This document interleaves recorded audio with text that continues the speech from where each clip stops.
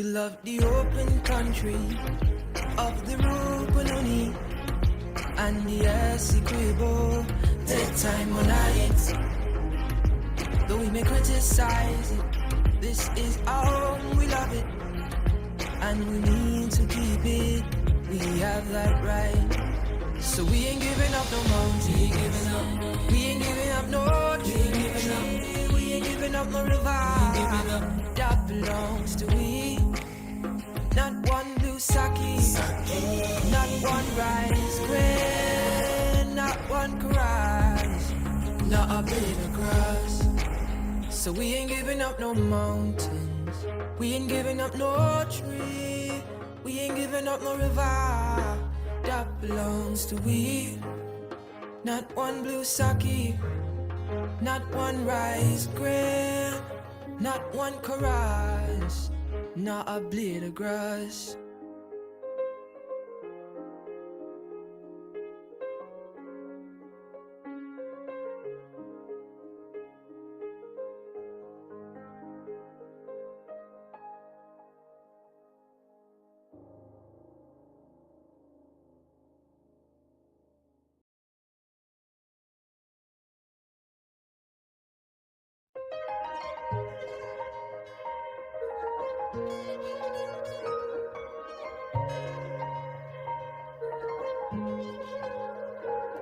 We are a peaceful people.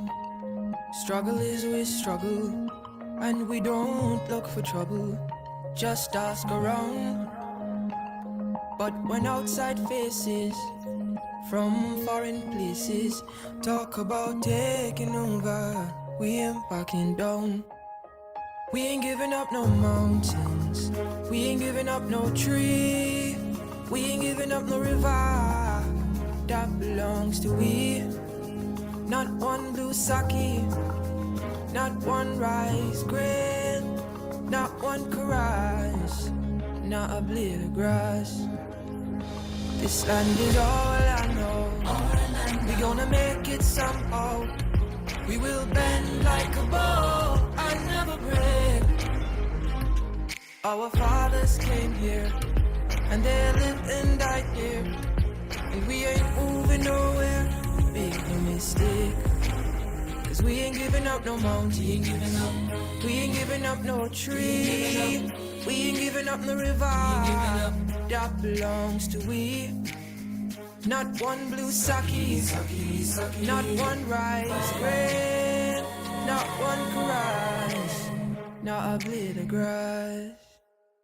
We love the open country of the Rupununi and the Essequibo.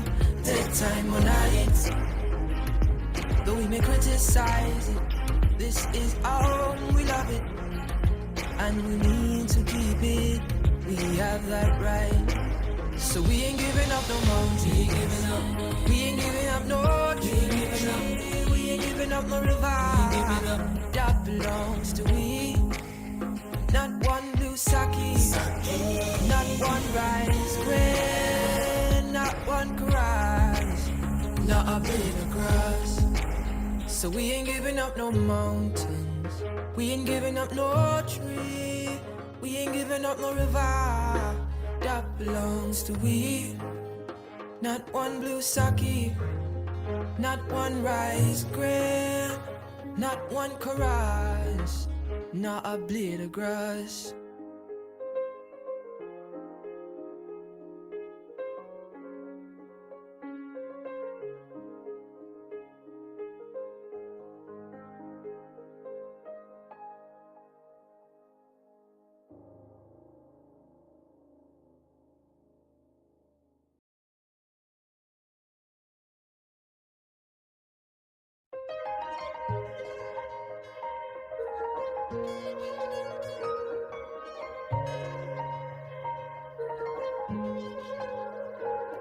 We are a peaceful people. Struggle is we struggle, and we don't look for trouble. Just ask around. But when outside faces from foreign places talk about taking over, we ain't backing down. We ain't giving up no mountains. mountains. We ain't giving up no tree. We ain't giving up no river. That belongs to we. Not one blue sake, not one rice grain, not one chorus, not a blade of grass. This land is all I know. We gonna make it somehow. We will bend like a bow and never break. Our fathers came here and they lived and died here, and we ain't moving nowhere. Make no mistake, 'cause we ain't giving up no mountain. We ain't giving up no tree. We ain't giving up no river. That belongs to we. Not one blue sake, not one rice grain, not one chorus, not a blade of grass. We love the open country of the Rubununi and the Essequibo, the time on night. Though we may criticize it, this is our home, we love it, and we need to keep it. We have that right. So we ain't giving up no mountain. We ain't giving up no tree. We ain't giving up no river. That belongs to we. Not one blue sake, not one rice grain, not one chorus, not a blade of grass. So we ain't giving up no mountains. We ain't giving up no tree. We ain't giving up no river. That belongs to we.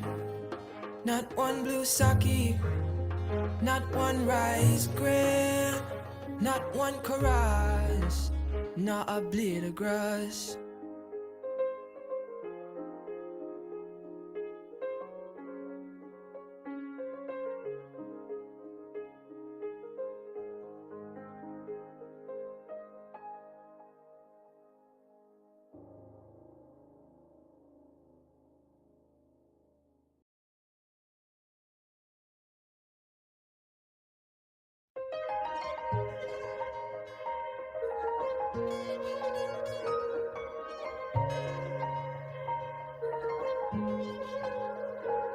We are a peaceful people.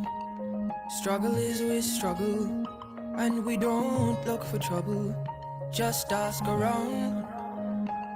But when outside faces from foreign places talk about taking over, we ain't backing down. We ain't giving up no mountains. We ain't giving up no tree. We ain't giving up no river. That belongs to we. Not one blue sake, not one rice grain, not one chorus, not a blade of grass. This land is all I know. We gonna make it somehow. We will bend like a bow and never break. Our fathers came here and they lived and died here, and we ain't moving nowhere. Make no mistake, 'cause we ain't giving up no mountain. We ain't giving up no tree. We ain't giving up no river. That belongs to we. Not one blue sake, not one rice grain, not one chorus, not a blade of grass. We love the open country of the Rubununi and the Essequibo, the time on night. Though we may criticize it, this is our home, we love it, and we need to keep it. We have that right. So we ain't giving up no mountain. We ain't giving up no tree. We ain't giving up no river. That belongs to we. Not one blue sake, not one rice grain, not one chorus, not a blade of grass. So we ain't giving up no mountains. We ain't giving up no tree. We ain't giving up no river. That belongs to we. Not one blue sake, not one rice grain, not one caress, not a blade of grass.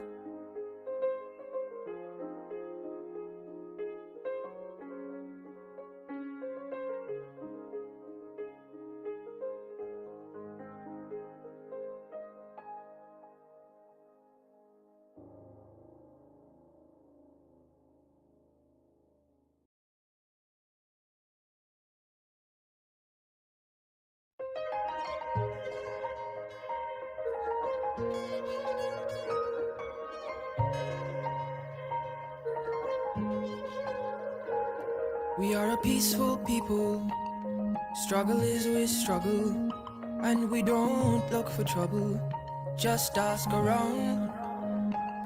But when outside faces from foreign places talk about taking over, we ain't backing down. We ain't giving up no mountains, we ain't giving up no tree, we ain't giving up no river that belongs to we. Not one blue sake, not one rice grain, not one caress, not a blade of grass. This land is all I know, we gonna make it somehow. We will bend like a bow and never break. Our fathers came here, and they lived and died here, and we ain't moving nowhere, make no mistake. Cause we ain't giving up no mountain, we ain't giving up no tree, we ain't giving up no river that belongs to we. Not one blue sake, not one rice grain, not one caress, not a blade of grass. We love the open country of the Rupununi and the Essequibo, take time on it. Though we may criticize it, this is our home, we love it, and we need to keep it. We have that right. So we ain't giving up no mountain, we ain't giving up no tree, we ain't giving up no river that belongs to we. Not one blue sake, not one rice grain, not one caress, not a blade of grass. So we ain't giving up no mountains, we ain't giving up no tree, we ain't giving up no river that belongs to we.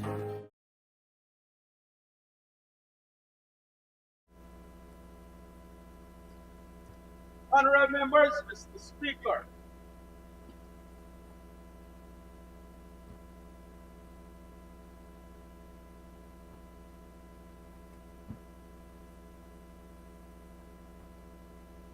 Thank you, honorable members. Please be seated. Let me now invite the honorable member, Ms. Annette Ferguson, to make her contribution.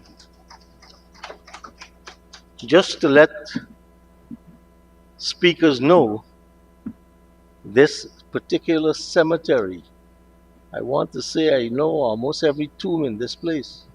I spent over 50 years catching fish, cooking, bush cook, playing cricket.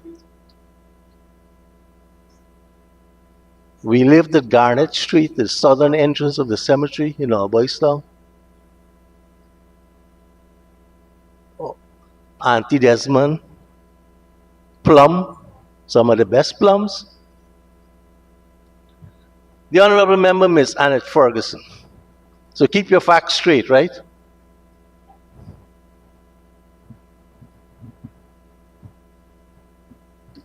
Mr. Speaker, you know, facts on this side, you don't have a problem with at all. Always straight. We're always truthful from this side of the house. A pleasant afternoon, Mr. Speaker. You know, coming and members of the House coming after lunch is a very, very difficult thing, but I will try my best to do what I have to do, nevertheless.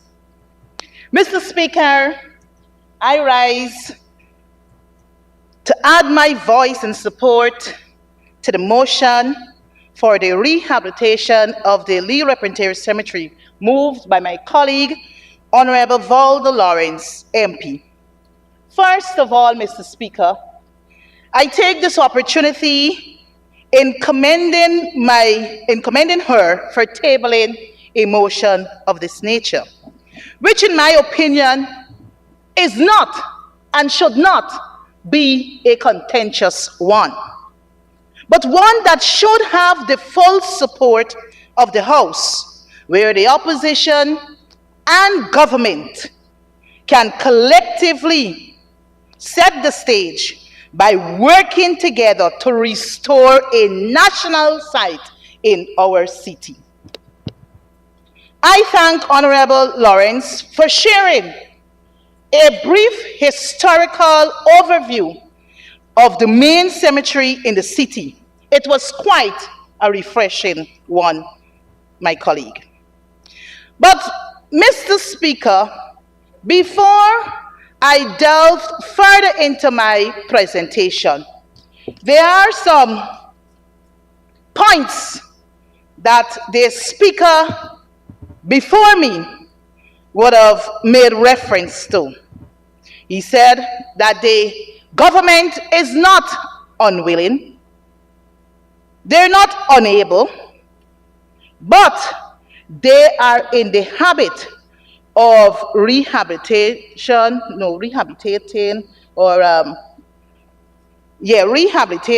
areas in the city to, beautifying areas around the city.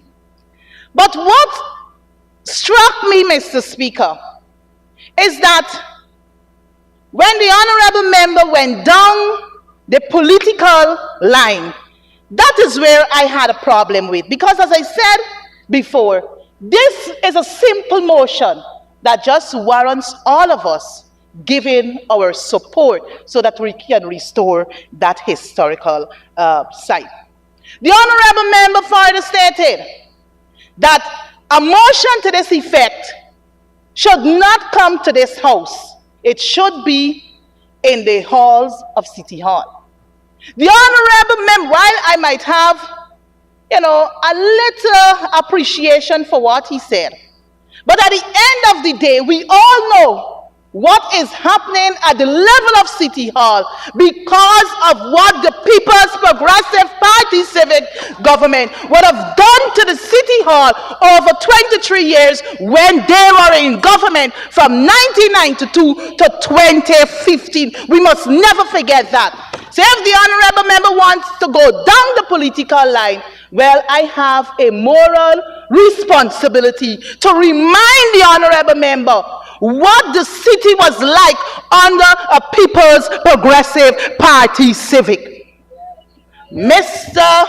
Chair, Mr. Speaker, the honorable member said in this House that the People's National Congress Reformer Party that I'm a proud member of, we owe some $6-something billion in taxes. But what the honorable member failed to say in this House is that his government, Mr. Speaker, and I'm going to the record, or his government. No, I'm going to go to his government. All right, just now let me find my facts, because the speaker say come with facts.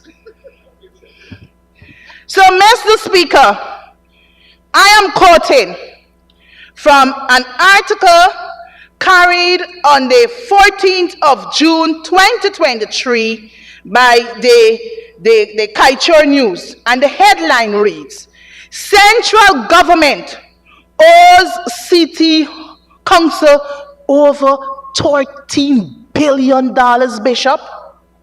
And this was according to Mayor Yubraj Narain. And Mr. Speaker, with your permission, may I highlight a few points from a press conference that this article was actually generated from.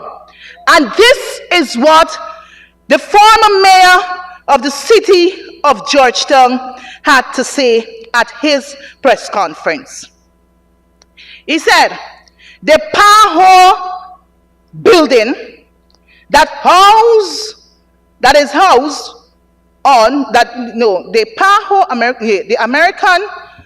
Pan American Health Organization building that PAHO is housed in owes council $200 must be probably $1 million, right? Something dollars. That building comes under which ministry? It comes under the Ministry of Health, for which no taxes on PAHO no taxes on PAHO, but the ministry ought to pay that taxes. This is what dead Mayor Ubraj had to say. Mr. Speaker, he further continued. Transport and Harbor at the Ministry of Public Works owe this council $100 and something million. If we get out money, the council, Bishop, the council will be able to do all the upgrade they want to do in the Lee Repentir Cemetery. Mr. Speaker, may I also remind this house that according to him, Ubraj Narayan, in 2020, the council got zero subvention, while budgetary allocation was $10 million for that year. He said, Bishop, in 2021, 2022, and 2023, the subvention was $30 million. And in that statement, Mr. Speaker, the question was asked by the mayor then, how can such a paltry, pitiful sum of money maintain this country's capital city? A city with a population of some 355,000 residents and visitors in an area of 70 square kilometers. No, Bishop, if I were you this morning, Honorable Member, Mr. Chair, I would not have gone there. So for you to say that the People's National Congress reform owes some how much billion dollars, and the government owes $13 billion. If we give the city the monies that the government owes, the city would be able to do what is required of them. But Mr. Speaker, we would remember, and I know the Honorable Bishop will know this verse well, taken from Matthew 12:17. And Matthew 12:17 says, Mr. Speaker, give unto Caesar the things that are due unto Caesar, and give unto God the things that are due unto God. So what I'm simply implying here, Mr. Speaker, is that if we all, whether PNC, PPP, the government, and individual, pay our fair share of taxes, we will be able to benefit tremendously from the services of the mayor and city council of Georgetown.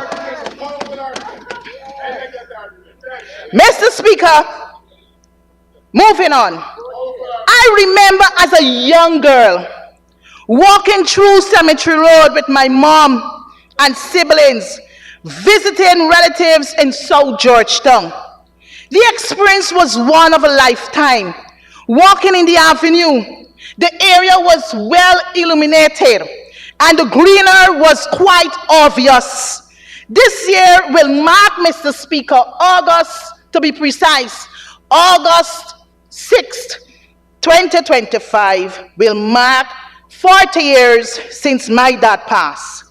Mr. Speaker, it is clear in my head he was buried in the Lee Repentir Cemetery. There, I recall the cemetery was well maintained. Running drains, Mr. Speaker, were ubiquitous, and roads in the cemetery were easy to traverse on. I also have great recollection riding as a young girl my bicycle and motorcycle through the cemetery, from Cemetery Road way up to Sussex, where they have the St. Stephen's Primary School. You could have seen on the northern side, you have the Princess Street. On the southern side, the Sussex Street. So all the houses in that catchment area, you could have seen them clear as day. Mr. Speaker, death is inevitable. And the Lee Repentir Cemetery is and will be the final resting place for all. It pains me to see the current state the Lee Repentir Cemetery is in. As a citizen who regularly, as I said earlier, Mr. Speaker, traversed that corridor up to yesterday, on my way to church and from church, that was my route, Mr. Speaker. And when I look to my left and look to my right, what do I see? Full jungle. You could hardly see tombs well maintained or well painted, Mr. Speaker. I have witnessed and heard of the difficulties, Mr. Speaker, loved ones face whenever they are putting their loved ones to rest or to maintain the areas where they are laid to rest. So, Mr. Speaker, you know, Guyanese got a culture these days. You know, Mother's Day, we would see many people going to the cemetery to, you know, maintain the mom's tomb or whatever the case may be. Special occasions, whether it's birthdays, whatever the case may be. But sometimes when you pass there, Mr. Speaker, rather than you can hardly make out human beings, living beings in that area because how the bushes are so high. So, Mr. Speaker, while the primary focus of this motion is on the Lee Repentir Cemetery, there are other cemeteries in the city. You know that, Mr. Speaker? St. James the Less, St. Sidwell's Anglican Church, and I think we have a new area around the Bel Air area there. When you pass in, Mr. Speaker, you can see the tombs, the area, they're well maintained. And we all know that these areas are not as dense as the Lee Repentir Cemetery, Mr. Speaker. So what you'll find, it is easy for churches or loved ones to upkeep the final resting place of their loved ones. According to a publication via the main City Council website, dated June 16, 2022, Mr. Speaker, it reported, and I quote, the council created its final draft report of the Lee Repentir Expansion Master Plan in March 2019, which highlighted the need for a re-envisioned burial site, which would be elevated to the status of a national memorial. Now, Mr. Speaker, we heard the speaker before us lament and boast about what central government has in place for the upgrade of the cemetery, or perhaps all the cemeteries in the city, or perhaps outside of the city of Georgetown. But what this honorable member failed to say, Mr. Speaker, I know he showed us, you know, a couple images, Google map and all kind of thing. But it will be good for the honorable member, after presenting his presentation to this house, to share the blueprint of what the Ministry of Public Works would have devised to enhance the cemeteries across this country.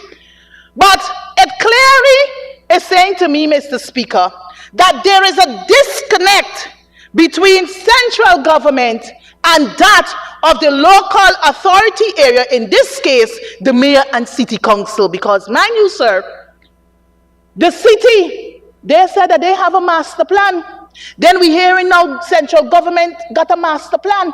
So I want to find out, and perhaps speakers coming from the government side, the honorable member, Ms. Parag, she would be better able to say to us, the honorable member, whether consultations, engagements were done with the elected officials at the city, at the mayor and city council. So we, later down in the year, we wouldn't be seeing a plan coming out from the Ministry of Public Works and a plan coming out from the mayor and city council. They're going to hear the mayor and city council complaining bitterly that there was no engagement with central government to the mayor and city council. Because, Mr. Speaker, what we have, while the honorable member, boasts about all the over $20 billion central government would have expended to improve the aesthetic of, the roads, the drains, and all kind of thing. What the honorable member hasn't said to us is whether the mayor and city council was engaged, because we have complaints, Mr. Speaker, from our elected officials that yes, while we appreciate what government is doing, I believe, Mr. Speaker, and we all believe that because the Constitution allows for that, we must have engagements when it comes to certain decisions of this country. But what you find happening, it is the bullyism tactic by this government. They believe that they're the government and they can control, do things as they like without engaging elected officials. This is wrong, Mr. Speaker. Mr. Speaker, the report further stated, and I quote, "In the council's plan, enhanced revetment works will prevent the further degradation of the land, which has resulted in tombs falling into the canals." We've heard our honorable member Valda Lawrence alluded to that fact earlier. "And others laying precariously.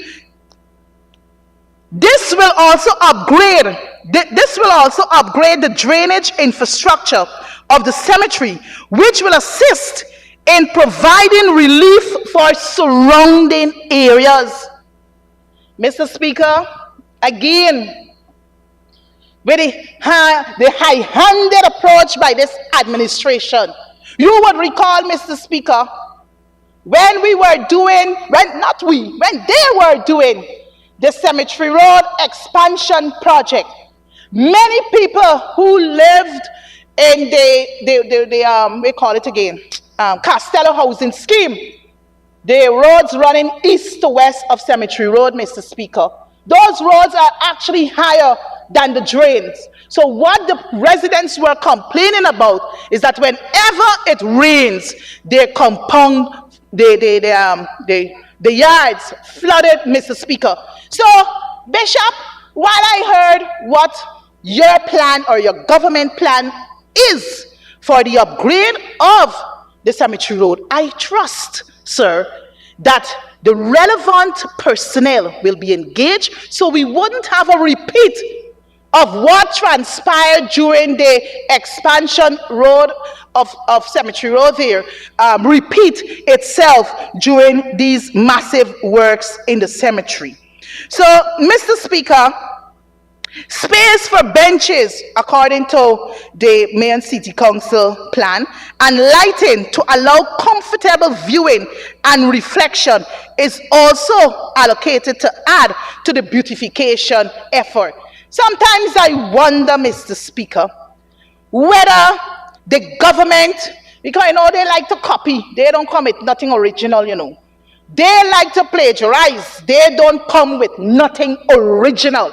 So I can only conclude, Mr. Speaker, that they were able to get a quick peep of their plan at the main city council, and the bishop know that he had to speak to this motion, hurriedly come up with something to say that, well, look, this is what central government is going to do, because nowhere in budget 2025, Mr. Speaker, nowhere in budget 2025, Bishop, have I seen allocation for the beautification of the Lee Repentir Cemetery. So perhaps your colleague, I don't know if it's not under your ministry, and I haven't seen it under her ministry, the Honorable Sonia Parad. So, Mr. Speaker, just under 3 weeks, and I'm building on the last point I made, just under 3 weeks, this National Assembly approved $1.38 trillion for budget 2025. And as I said before, during the consideration of the estimates for both ministries, this house, perhaps if I'm wrong, Sonia, you can correct me, but I cannot recall us discussing the cemeteries. What I know, what we discussed and approved sums for are rehabilitation works to be done at East La Penitence Market. I remember, Mr. Speaker, I remember you saying, oh, All Boys Town Market, when you asked her the question, right? East La Penitence Market, East Rumvelt Market, and Border Green. Those are I think it was 4, but I recall just those 3 offhand. But there is nothing for Lee Repentir Cemetery. So, Mr. Speaker, the resolve clause is basic and simple. Why am I saying this, sir? Because it is the request, it is seeking the request of this National Assembly, and we're also making an appeal through this National Assembly for the government to implement its maintenance plan, to restore this, our national memorial. From my readings and research, Mr. Speaker, which I shared earlier in my presentation, there is a blueprint already developed by the council. It is just for the implementation. And let's avoid the political rhetoric we heard here earlier. And I hope the colleagues on that side of the house coming to speak to this bill will yield to my advice, and petty politics, which will get us nowhere, but continues to hinder development and progress, which ultimately, sir, affects our ordinary citizens, whose only desire, Mr. Speaker, is to see their political leaders mature and work in the interest of nation building. Therefore, Mr. Speaker, without hesitation, I fully support this motion moved by my colleague, Comrade Valdo and Lawrence.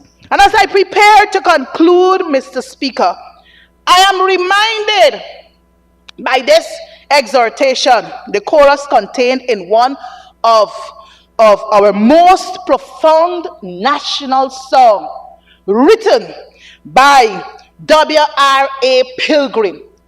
And what the stanza says, Mr. Speaker, let us, I'm a good singer, but I wouldn't do so today. Let us cooperate for Guyana. Let us cooperate for our land. Let us resolve to fight together. See we do it right together. Can we do it? Yes, we can. It is reminding us, Mr. Speaker, of what our national motto of who we are. We are one people, not this one Guyana thing we're floating around the place.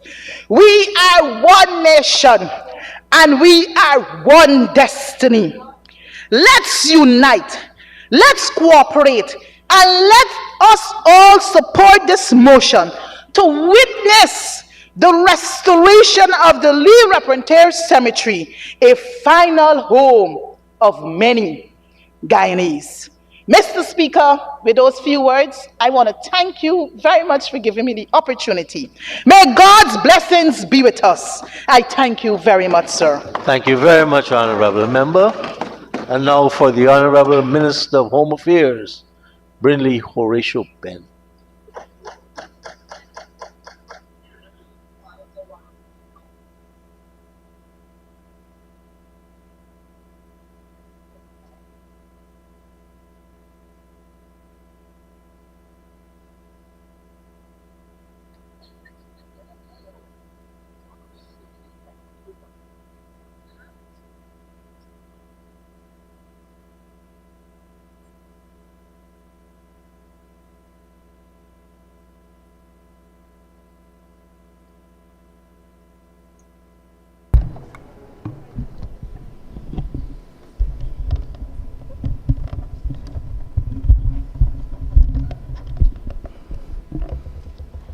Thank you, Mr. Speaker and honorable members.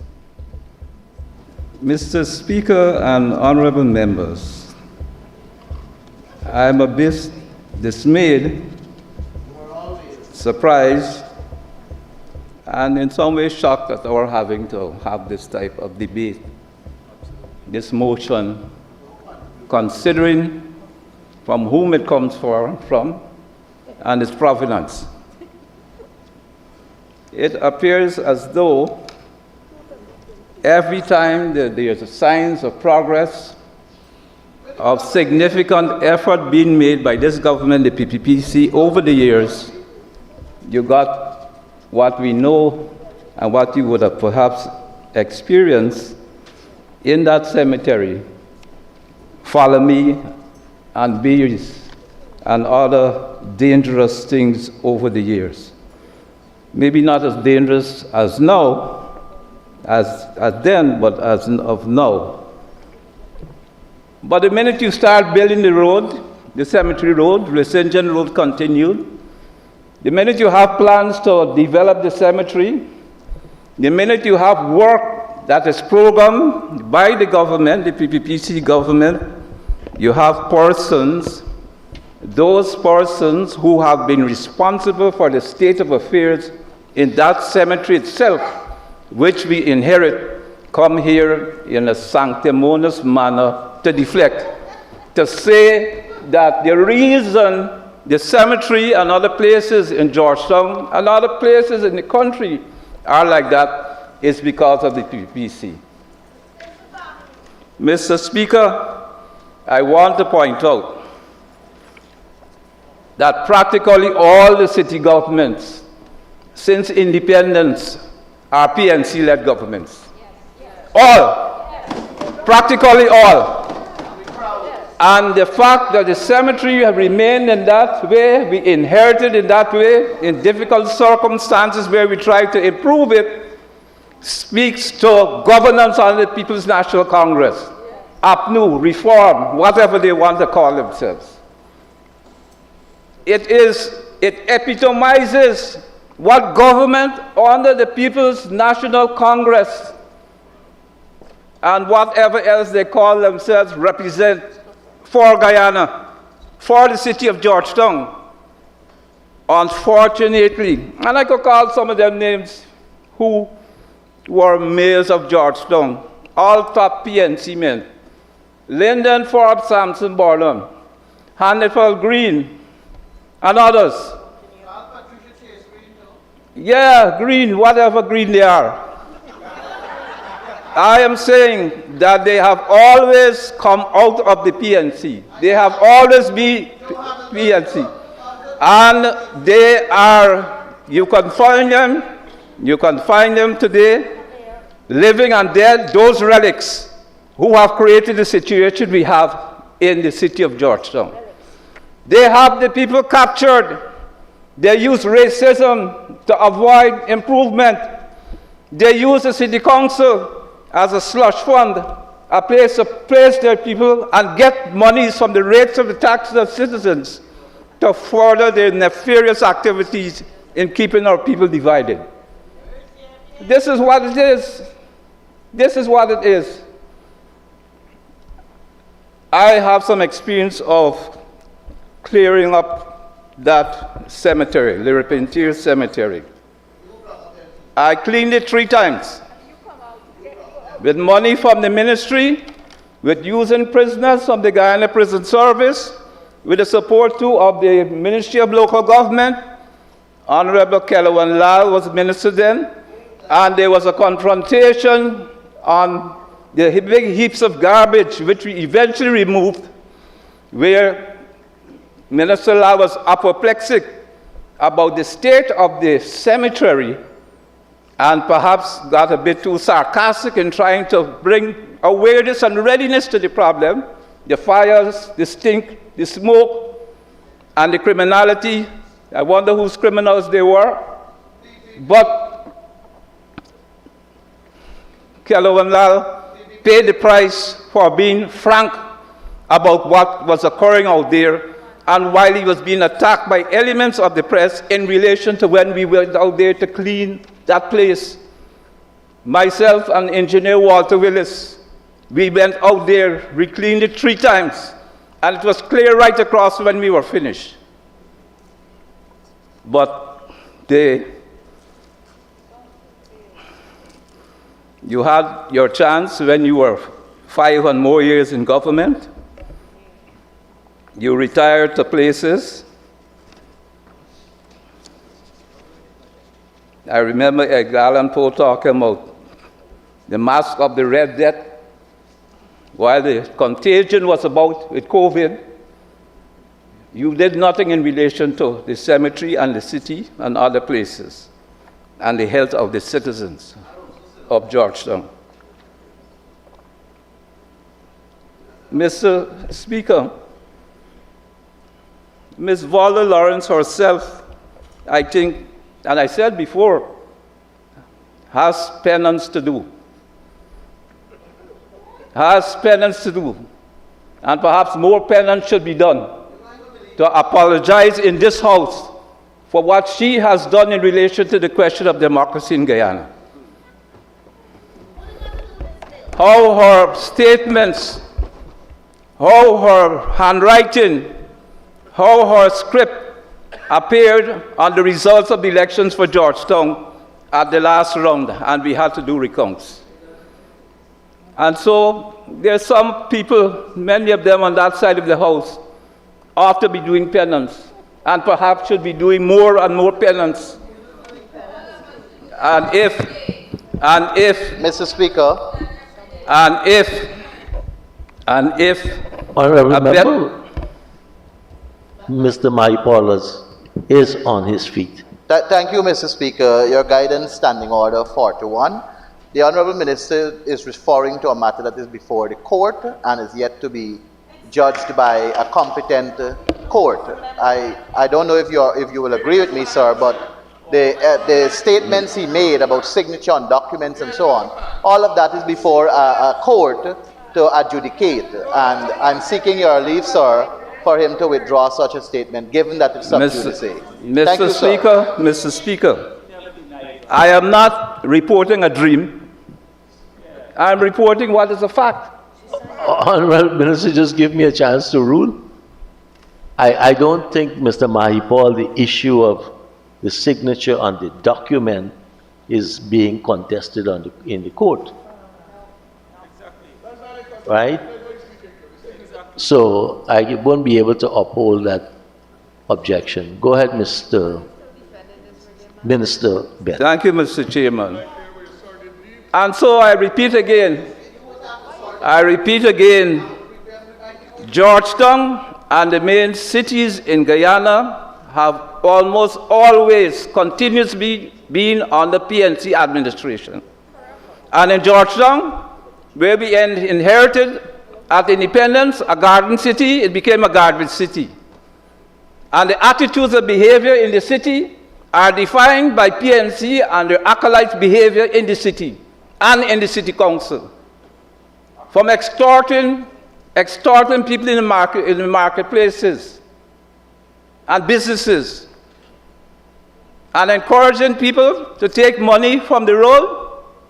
I think there was an incident where a chief constable had money in a pickup, bags of money. The attitude you've spoken, madam, yes, and you are destined therefore. Mr. Speaker, I want to point out that at the time that we cleared out the cemetery, particularly on the eastern side, hundreds of truckloads, and we had set up the Hags Bosch facility, having a modern waste management and disposal facility. We were being attacked by people who were sent out there to interfere with the work. There were people, and when they had the opportunity later to make payments to Sevons, to Purans, And Crawler and Wheeler, if I remember, those are some of the contractors. They didn't pay them. The city council, we had to pay them. Again, other than the rates and taxes which were garnered by the city council for these purposes, the government had to step in to pay. That's it. And you come here sanctimonious without any apologies or regrets on these matters. Mr.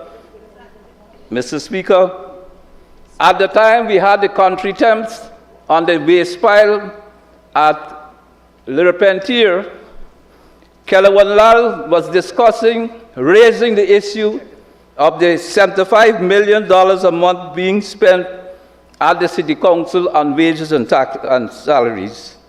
And on the question of why the city council workers couldn't be made to work.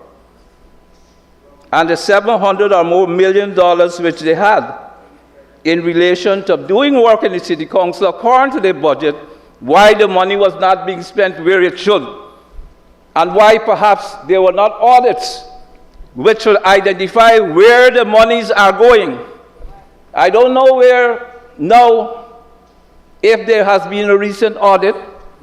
We should call for an audit now. Yes, yes. And one of the issues which Kellerwan Lal, also known as PEC, raised was that we should have an interim management committee in relation to the running of the affairs of City of Georgetown. And that was sabotaged, that was shut down by the members of the party on the other side.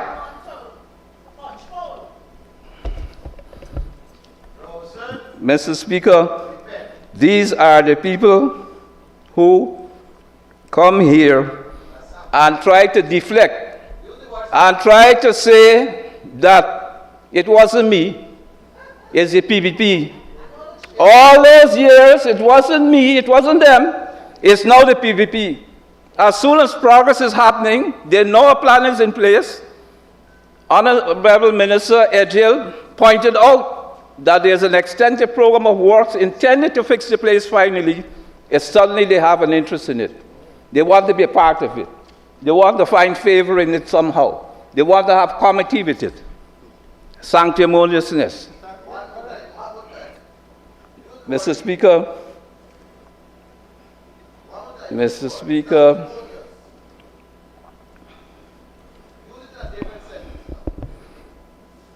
Mr. Speaker, the Le Repentier Cemetery was established out of the estates of Baron Louis Pierre de Saffon.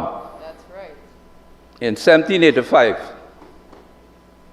And de Saffon came here, and which is why he named his estate Le Souvenir, Saffron Street is named after him. and La Penitence, the Penitence, And Le Souvenir. and Le Souvenir, because he found himself in a state of penance after having had a duel in France with his brother, whom he killed in a fight over a woman. So he came grief-stricken. During the COVID time, the estate house collapsed on Saffron Street. You can go and see the place there now. And I think he's buried in St. Saviour's Churchyard. There's a memorial to him in St. Saviour's Churchyard. And one of the things one would say in terms of the things which we benefit from, which we get in our country, and which we should uplift. And I want to totally reject the suggestion that the PPP will allow these places to fall into disrepair and neglect. We will never forget. We will always maintain, we will always take the opportunity to build up back these places. Our people, my grandfather, my father-in-law, my cousins, they're all buried there and I can't get to their places. But where the Enmore martyrs are buried, where Walter Rodney is buried, where all these Guyanese of renown, Michael Ford, who I knew personally as a child growing up, they're buried there. We will never forget them. We'll never forget their places to memorialize their sacrifice in this country. We in the PPPC we will never. And that is why the minister has a mandate to fix the roadways into there, to clean it up, to drain it up, to fix it, to bring it back to the state which it was once again. But the problem we've had is after we clean it and fix it, there's no maintenance, no cleaning. The honorable lady before suggested that they have a plan, and she talked about plagiarism, and she read out 3/4 of our presentation from supposedly the plan.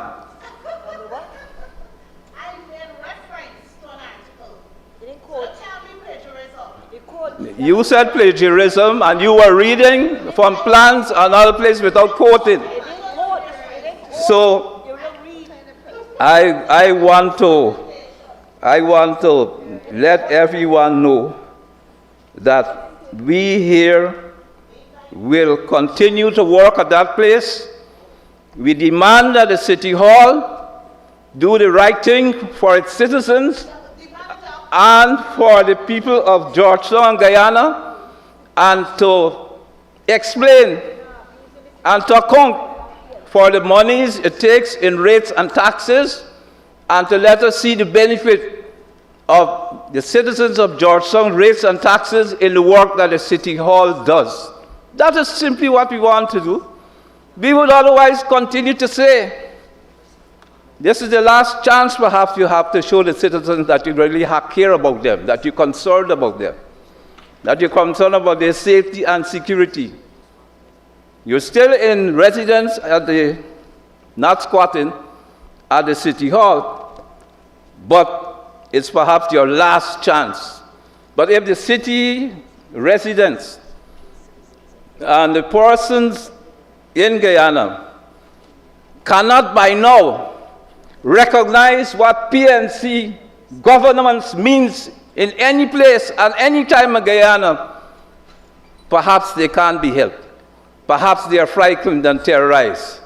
Perhaps they are not allowed to express themselves publicly and at the ballot box in relation to rejecting the kind of lives and living they're forced to live under PNC, APNU governance. This is what it is about. And so, when, yes, I'm glad that the lady is running ahead of our demons.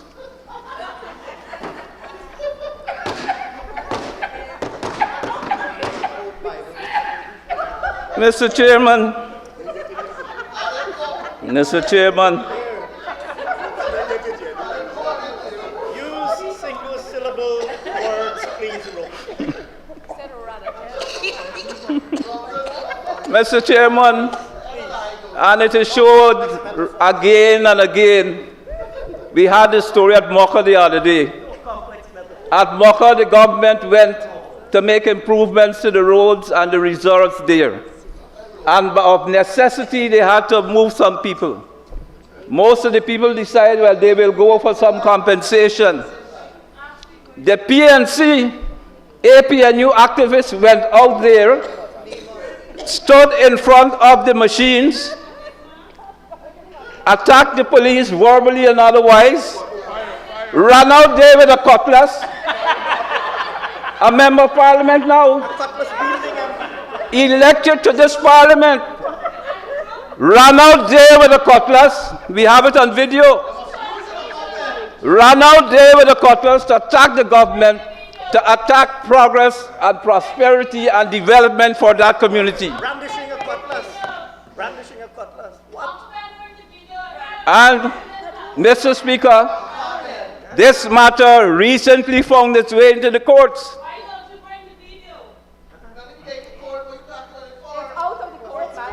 This matter recently went to the courts, where those residents were made to spend their monies to go to the courts to go against everything, clear rationality, the laws and everything, to protest and to say that they have to get compensation, that their rights were taken away, and all kinds of things which they usually talk about. Authoritarianism. That's what they talk about, our government. And what happened in the courts again? They lost.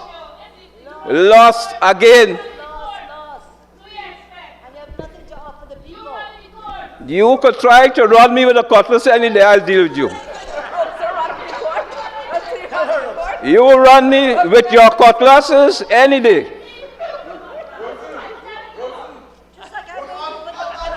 Tell her, Rob, so you tell her, Rob.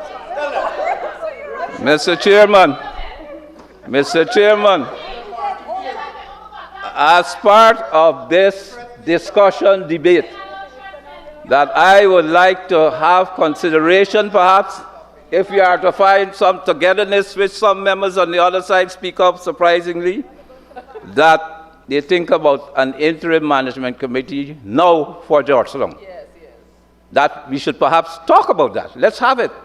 Let's add it to the motion. The citizens deserve better. We all want better. Georgetown is that which everyone sees when they come to Guyana, and Georgetown is the example of Guyana which they would think of when they see what is happening in Georgetown.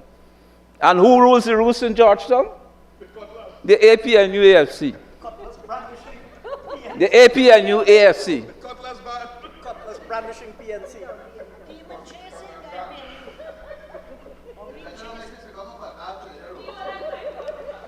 Mr. Speaker, honorable members, Mr. Speaker,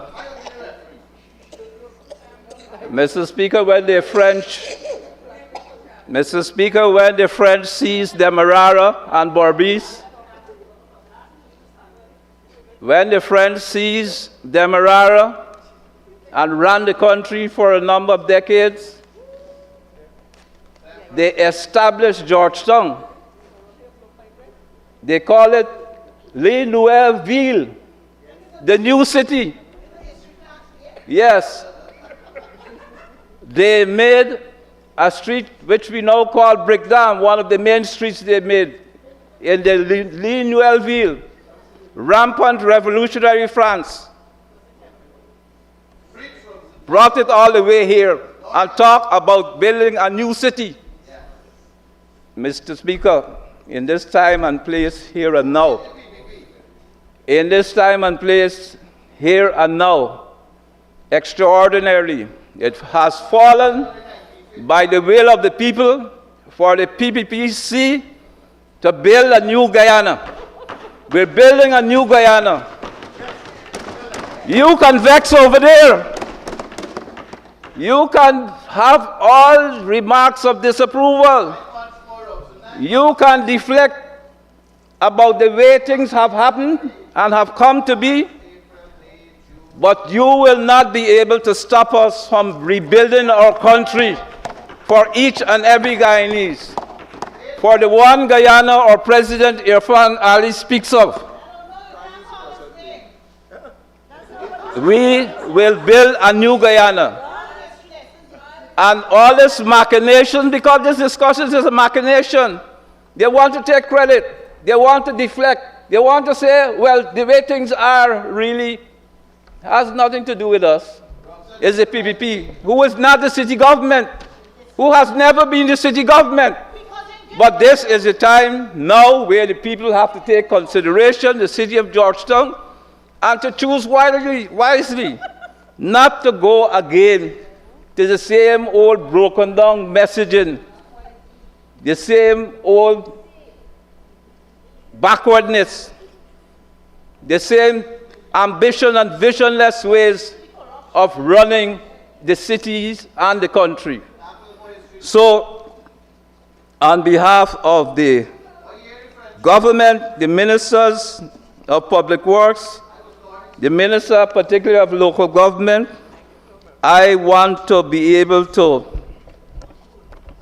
support the efforts of the government and the amendment in relation to rebuilding the city of Georgetown, clearing out, pumping out, and refashioning the Le Repentier Cemetery so that those who went before us, who worked to build the country, can rest in peace, can be gratefully dead when the work would have been done to build a new cemetery, a new environment, new ambition, new perspectives.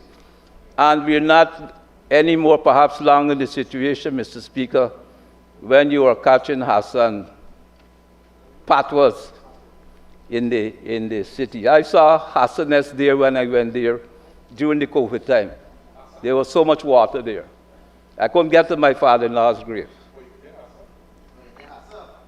So with that, I support the amendment, and I can only say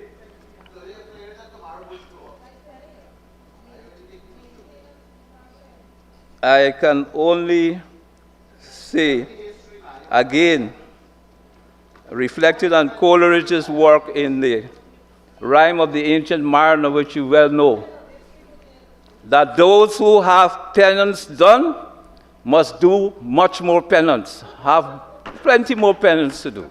I thank you, Mr. Speaker, and honorable members. Thank you, Honorable Minister Robeson Ben. And now for one of the younger citizens of South Georgetown who may not know that history, the Honorable Chief Whip of the Opposition, Christopher Jones.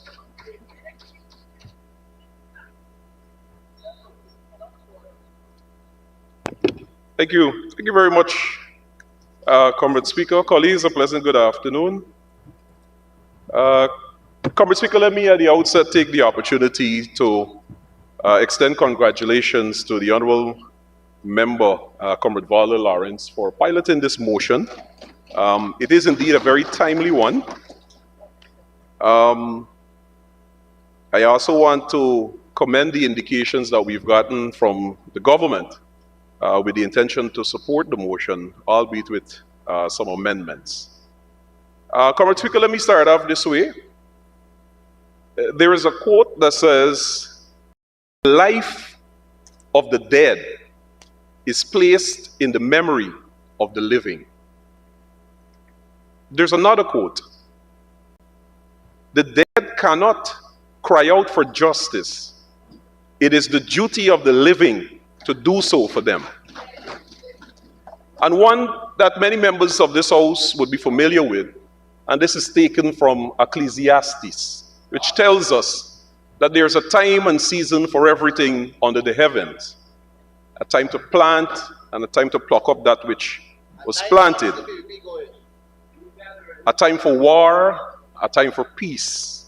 And of course, sir, a time to be born and a time to die. The one question all of us on these earthly planes will continue to ask ourselves, where would our final resting place be? And would it be a place in which our loved ones will be able to find us? And of course, remember us. But, Comrade Speaker, when the Honorable Minister, Juan Edgil, started off, I was expecting just to simply hear support of the motion and so forth. Of course, we're politicians, and therefore it is expected that you will take the opportunity to do a little bit of politicking. So, of course, I can't pass it out, it's too sweet.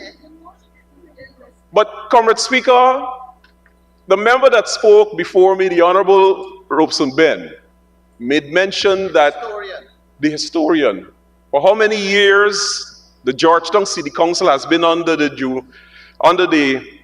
leadership of the People's National Congress Reform. And many successful efforts has been made by the People's Progressive Party Civic to gain control of the city, but they have failed to do so. And of course, being the political party that they are, they set out to do everything possible to make it a difficult or near impossible task of the Georgetown City Council to administer the city's affairs. Comrade Speaker, in terms of funding for the Georgetown City Council to do what is necessary, I'll take this house back to 1995. Under the then leadership of former Mayor, His Worship the Mayor Hamilton Green, former Prime Minister of Ghana, who in his effort, and the City Council at the time, made efforts to introduce Lotto to Ghana. This Lotto that we know now today was the brainchild of His Worship the Mayor Hamilton Green, which sought to have the Georgetown City Council receive 25% of the sales from the lottery that will go directly to the City Council's coffers so that they can take care of the affairs of the city. As far back as 1997, for the year, the lottery paid a sum of $4 million US, or in today's rate, equivalent to 840 million Ghana dollars. That is just the amount of money the Georgetown City Council would have been receiving from the Lotto from 1995 when it was piloted by then Mayor Hamilton Green. But the People's Progressive Party Civic rejected this, and what they did, sir, is took over the Lotto for central government. And therefore, all of these funds have since been going to the central government. And then what is more so, we were told, that is the citizens of the country, we were told that this Lotto fund is going to a special sport, to fund sport organization and athletes. And to date, sir, there isn't any sport discipline, federation, or association that could indicate how much monies they have received from this Lotto sports fund to date.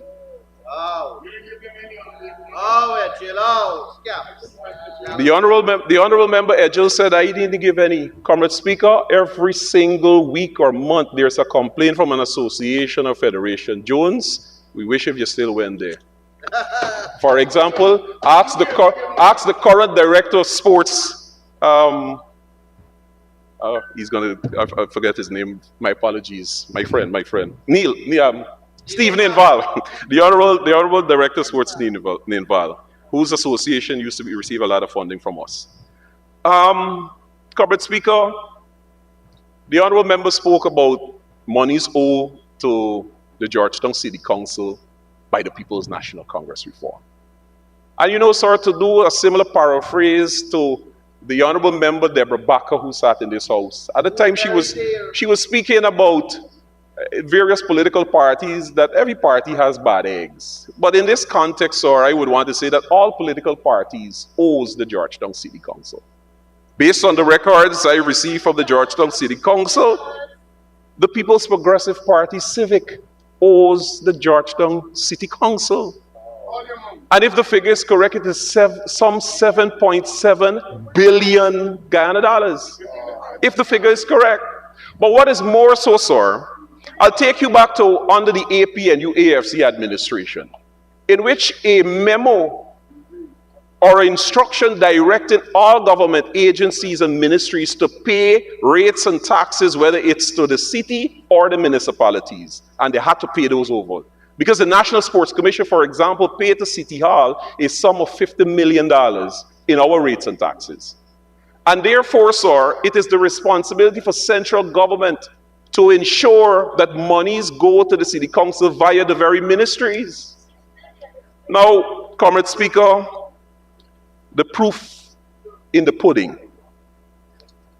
I have here, sir, a list of government agencies and ministries that owes rates and taxes to the Georgetown City Council. And in this list, sir, for example, I'll just go through a few. The Ministry of Health, Building, Battery Road, Kingston, $1.334024 million. Ministry of Public Works, Water Street, Kingston, $1,103,207 million. Ministry of Public Works, 16 Mud Water, Kingston, $606 million, $606,000. Ministry of Public Works, Water Street, Kingston, $15.865359 million. Guyana Police Force Revenue, Rumvelt location, $235,000, and the list goes on.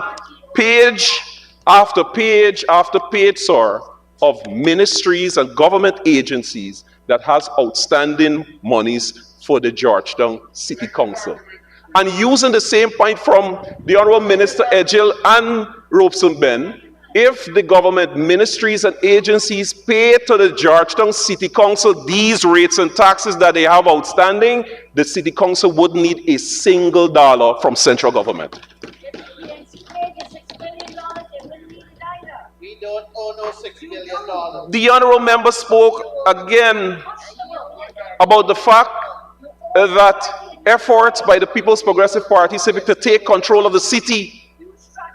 And as I mentioned before, it is a careful, orchestrated political plan by the current government to ensure that the city council or any municipality that comes under the opposition is starved for the resources that they need. The honorable member made several mention of former Minister of Local Government and Regional Development, Kalawan Lal. Comrade Speaker, I was shocked, or as some of the folks in Linden would say, I was shocked that the honorable member would mention the former minister's name, Kalawan Lal, because this honorable minister, after his efforts to get control of the Georgetown City Council and failed to do so, stated publicly, and I quote, Kalawan Lal, he publicly expressed the desire for a public health crisis to occur in the city of Georgetown. He said it is on tape, Keel. That is the extent in which the government will go. If they can't control it, then they will destroy it. It is unfortunate.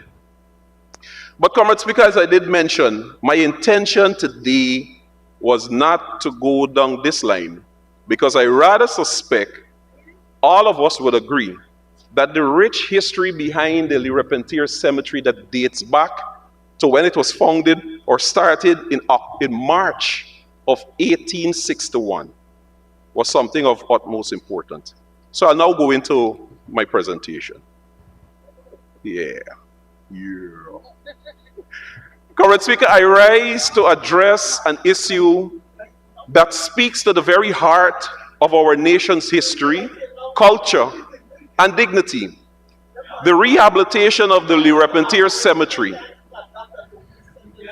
Le Repentier Cemetery, sir, established in March of 1861, is the country's largest burial site, spanning 106.5 acres. Its origin tracks back to plantation Le Repentier, owned by Frenchman Pierre-Louis de Safran, who traveled to the Demerara colony. De Safran. De Safran. Pierre-Louis de Safran, who fled to the Demerara colony in the 18th century after a fatal duel with his brother. In remorse, he named his estate Le Regret, La Penitence, and Le Repentier, reflecting themes of regret and repentance. For over a century, Le Repentier has been the final resting place for approximately over 125,000 Guyanese from all walks of life: workers, poets, freedom fighters, pioneers, who shaped this country's journey. With designated sections for Muslim, Hindus, Roman Catholics, Anglican, Lutherans, Chinese, Baha'is, and Presbyterians, it holds the remains of the Enmore martyrs, literary icon Egbert Martin, former Minister of Government, Just to name one, Dr. Faith Hardin, leader of the Working People's Alliance, Dr. Walter Rodney, former parliamentarian Deborah Bakker, Lakshmi Kalicharan, Father Dark, Father Rodriguez, just to name a few, and generations of our ancestors. However, what should be a sacred site reflecting reverence has now become an eyesore. Overgrown vegetation, vandalized tombstone, flooding has turned this historical landmark into an eyesore rather than a place of honor. Comrade Speaker, in Mexico, during the month of November, particularly the 1st and 2nd, a celebration to honor the deceased, which is called the Night of the Dead or the Day of the Dead. This celebration coincides with the All Saints and All Souls Day in the Catholic calendar. Though often compared to Halloween, it is unique and deeply spiritual. During this time, family members gather at the cemeteries to clean, decorate graves, light candles, spend the night praying, singing, and sharing memories of their loved one. In Guyana, however, family members would gather at these places, the cemeteries, to pay respect to their loved ones during Mother's Day and Father's Day, just to name a few. The challenge, however, sir, is accessing the ground or even to find where the family members are buried. Comrade Speaker, this is not just about a cemetery. This is about a national identity, our national identity. The people who do not respect the past cannot truly build a strong future. We must act with urgency to restore the Lerepentier, not just as a burial ground, but as a historical, cultural landmark that preserves the legacy of those who came before us. Some of the famous burial sites are those like the Arlington National Cemetery, the New Orleans Cemetery, the Westminster Abbey, which over time attract a large number of tourists. So noting that Guyana's cemetery, the Lerepentier, dates back to 1861, one could only assume the amount of historical value that could be found there. And that is why, sir, I'll make, in addition to the resolve clause in the motion, I'll make three proposals. One, that with the administration's assistance, a 3-phase rehabilitation plan to restore dignity to the Lerepentier. Immediately clean up and secure enhancement, cleaning overgrown sections, repairing pathways, and establishing a regular maintenance schedule. Additionally, we must introduce better security measures to prevent vandalism. 2, structural restoration and modernization. Restoring damaged tombstones, improving drainage system to prevent flooding, and the installation of proper lighting and signage to ensure safe access. 3, cultural and education integration. Transforming the Lerepentier into a historical site that educates future generations. We can create guided tours, digital recordings, and of course, the historical space to honor notable figures buried there. I mentioned a few above, but I know for certain there are much more. The Be It Resolved clause states, and I quote, "The National Assembly calls on the government to upgrade this historical facility and implement a plan for its maintenance, including drainage infrastructure, thereby elevating the status to a national memorial.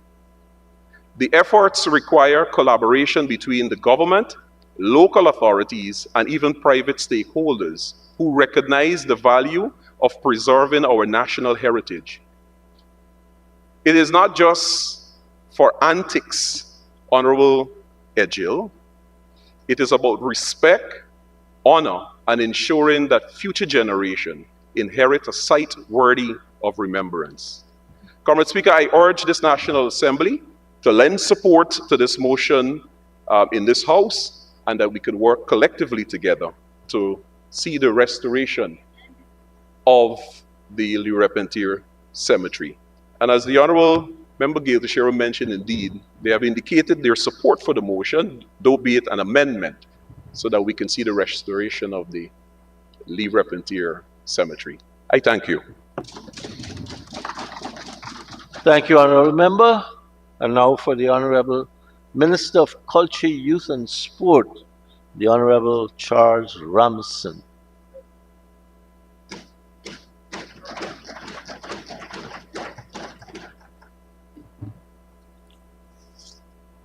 Thank you very much, Mr. Speaker.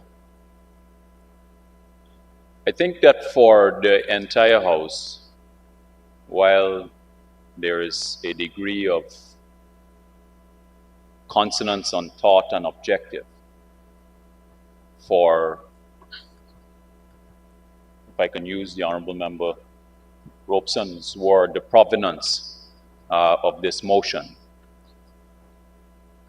I want to be very clear that the government of Guyana takes very seriously the responsibility of all of the affairs of Guyanese, Guyana, and no motion is required for us to undertake and execute the work that is required of government.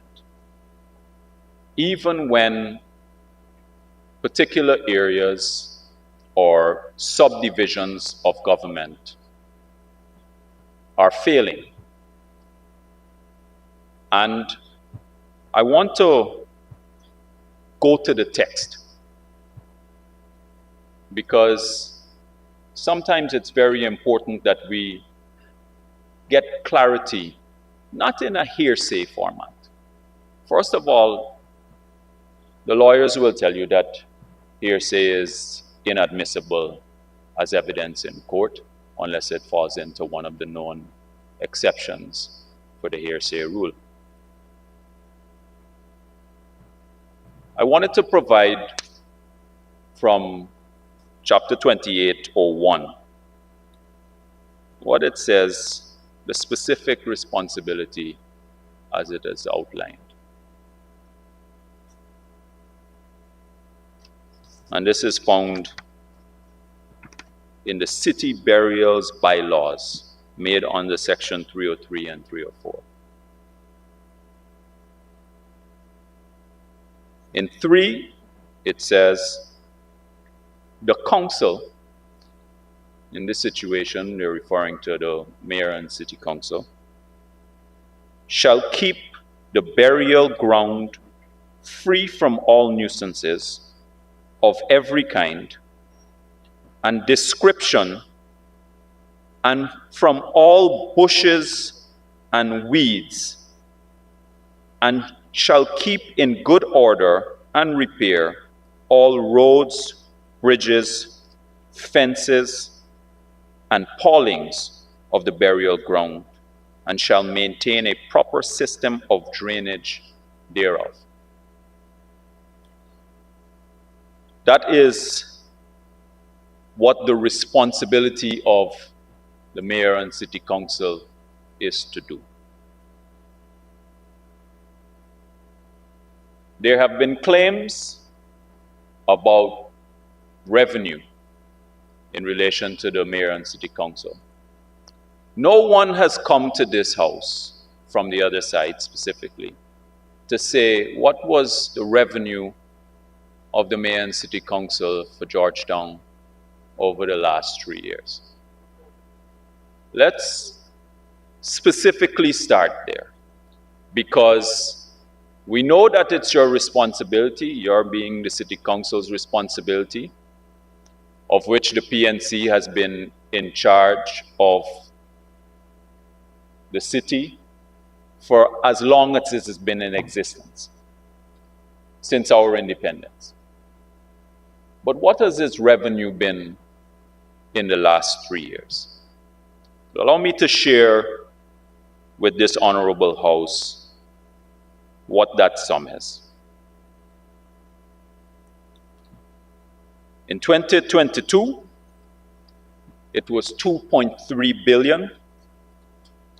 In 2023, it was 2.5 billion. In 2024, it was 2.1 billion. Government, central government, has undertaken the responsibility entirely for the roads, which there's hardly a road in the city of Georgetown and now almost getting to every part of Guyana that is in a state of disrepair. So there's no road, or if there are, there are very few, and they're being addressed. This is being undertaken, the expenditure is being undertaken by central government, even though it is the city's responsibility. There was no motion that was required for us to execute that function. But we did it because we knew that it's important for the welfare and livelihood of people and people's comfort, etc. It's important for economic activity. All of that is important for roads, obviously. There wasn't a motion required also to have been submitted by any member of the opposition for us to commence the upgrade of the 34 community grounds across Georgetown. The government of Guyana, we decided that as we have moved beyond the basic infrastructure, important infrastructure that increases welfare and quality of life, central government made that decision to start to upgrade all of the community grounds in Georgetown, all 34 grounds in Georgetown. Now, it's not that these grounds didn't exist before. There will always be a need for that investment to be made. But why I'm mentioning the point about whether there was a motion for that or not, it is unfortunate that this subject matter has become one where it has to be brought to this house for us to expose the state of affairs of our burial grounds, the condition that it's in, because it is really a very sad state of affairs. Not just because it is a burial ground, but no one in this house, regardless of which side of the aisle you sit on, no one is happy to see burial grounds in the state of condition that it is in. But it is also unfortunate that the motion is limited to Le Repentir, as though all of the other burial grounds in the country, that they are in great condition, and that somehow it is the opposition now that is making a demand of government as if they are taking a high road because they left us a burial ground in the most glowing and pristine condition, which is ludicrous, complete ludicrous.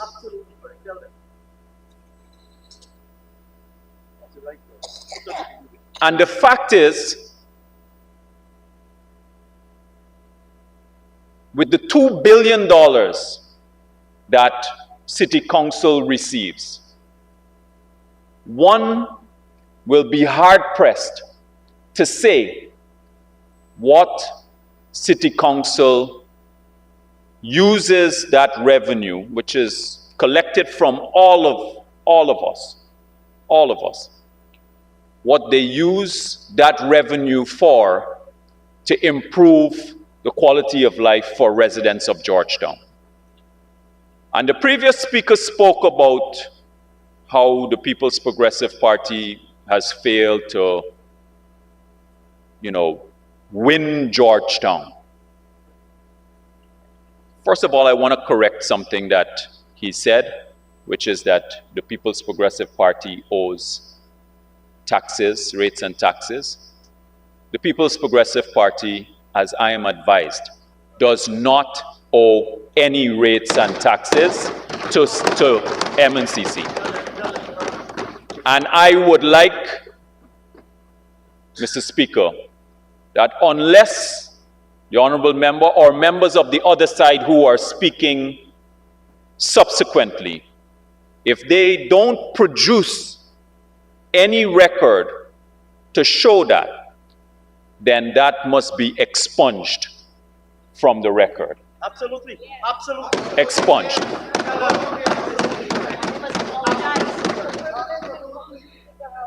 The General Secretary of the People's Progressive Party. They must apologize.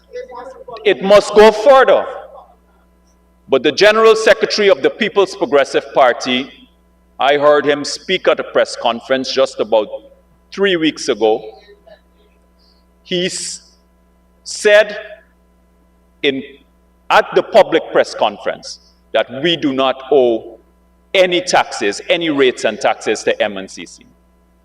And no one has since challenged it. So I find it to be highly inappropriate that the statement can be made here when, without providing any evidentiary material to support the claim. Anyway, leaving that to one side. What has not been challenged, however, is the fact that the People's National Congress owes over $6 billion in rates and taxes to the same council that they have controlled for the last 50 plus years. Now, here is what the honorable member or the honorable members on the other side will not say. That the first time that we had a local government election in 2016, after many, many years, and it was agreed on, by the way, it was agreed that those local government elections would be deferred, but the first time it was had. The People's Progressive Party, we had 2 seats at City Council. By the next one, which was in 2018, we moved to 7. From 2 to 7. And then now, with the last one being held in 2023, we now have 11.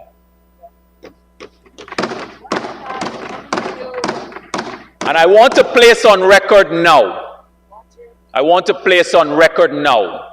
by the next local government election, the People's Progressive Party will control the city of Georgetown with number of seats. We will have the majority of seats at the next local government election.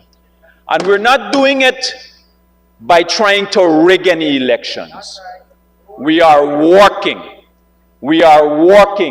in every single community, every single day. We are working with residents of the community with the intention so that people can see. They can see the difference in what the People's Progressive Party is offering, and that change has already begun. Changes sometimes don't happen in a cataclysmic way, where you may fall off an edge Sometimes it doesn't happen in that way. Sometimes revolutions happen, and it does. But change, in many instances, happens in a gradual way. And I have shown the trend from 2 to 7 to 11, and with the work that we will continue to do, our goal is to continue to show the country what our party will deliver in terms of improvement of governance for this country. That's right. It takes work. It takes hard work. Go and ask.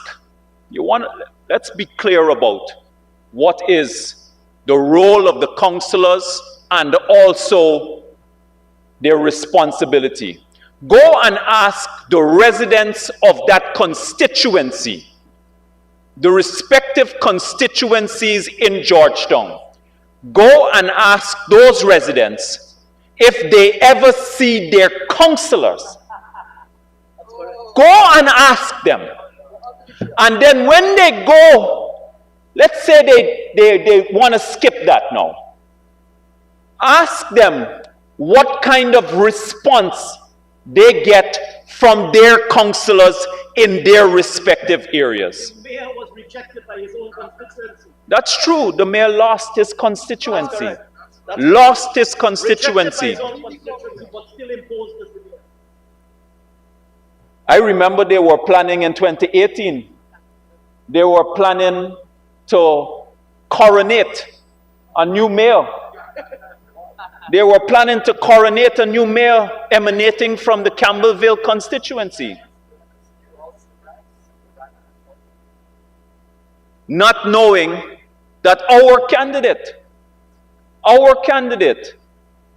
beat their candidate for the first time.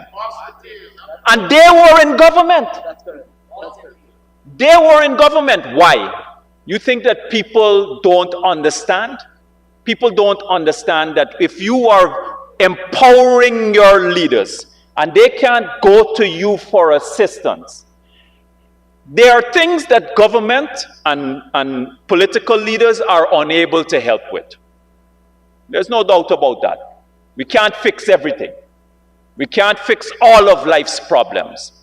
But if there are things that can be done to assist people, every effort must be made to do that.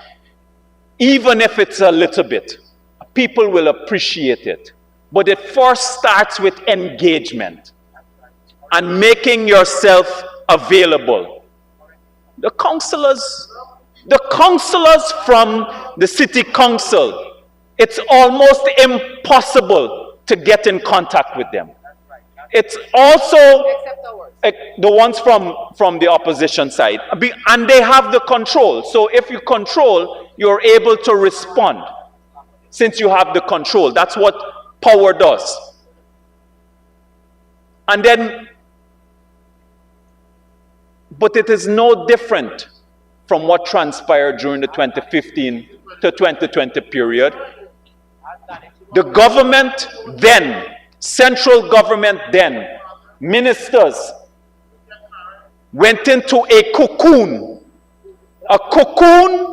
where no one, they were entirely isolating themselves from people. No different from the previous president, David Granger. It became so bad that they had to get cardboard cutouts. That's correct. Cardboard cutouts so that people could engage with, interact with a semblance of their president. Own MPs couldn't Ministers could not even get in touch with their president. Some of the ministers didn't even talk to them, to each other. So let's understand this, that this role of government is a very serious role. It is not unskilled work. It is not unskilled work. And Many people believe too that the more you shout or the more you talk, somehow that gives you some magical acquisition of skills. It does not. It does not. And that's why when you examine the individuals too, who are placed in the positions on what is it that they are offering to people, it's very limited. Very limited. I am raising this here because the constant request, first of all, government pays hundreds of millions of dollars in rates and taxes every single year to city council. Every single year, government, central government. I know my ministry, we have lines that is catered for rates and taxes that we pay. I know that it is there, I know we pay to central government, to city council, which means that they have a revenue stream. And I already said that they were able to collect over $2 billion every year for the last 3 years. So you have to show what you have been doing with the money. You can tell me, because they're not doing the roads, they're not clearing the canals. Look at the state of the condition of the markets. Go into the markets, which central government now has to budget for. And when they say, pay people the money, that's what they're saying. We will not pay money into a black hole. That's correct. You cannot put money into a black hole. That's not the way that it functions. Check to see when is the last time there were audited reports from the mayor and city council. Go and check and see. Just maybe I think around 2017, 2018, sometime around that time. The previous, or one of the previous town clerks attempted to sell off an entire swath of land in Bel Air. And it wasn't until the residents started to raise serious objection about what was happening there that the attempt was aborted. Right now, people are being pressured right now for rates and taxes, but anyway, I don't want to say this because I shouldn't say what is happening behind closed doors that other people are reporting to me.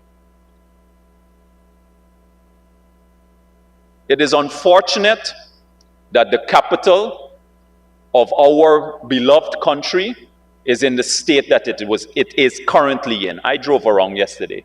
Yesterday.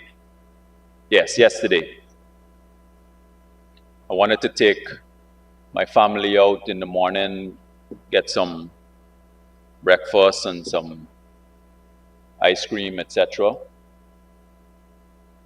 You drive around the state, you drive around the city, and you see the buildup of garbage, the neglect of our public spaces, and no one in this country could be happy that this is the capital that we're living in currently. The government of Guyana has started a very important beautification and transformation process. You've seen some of it happen already.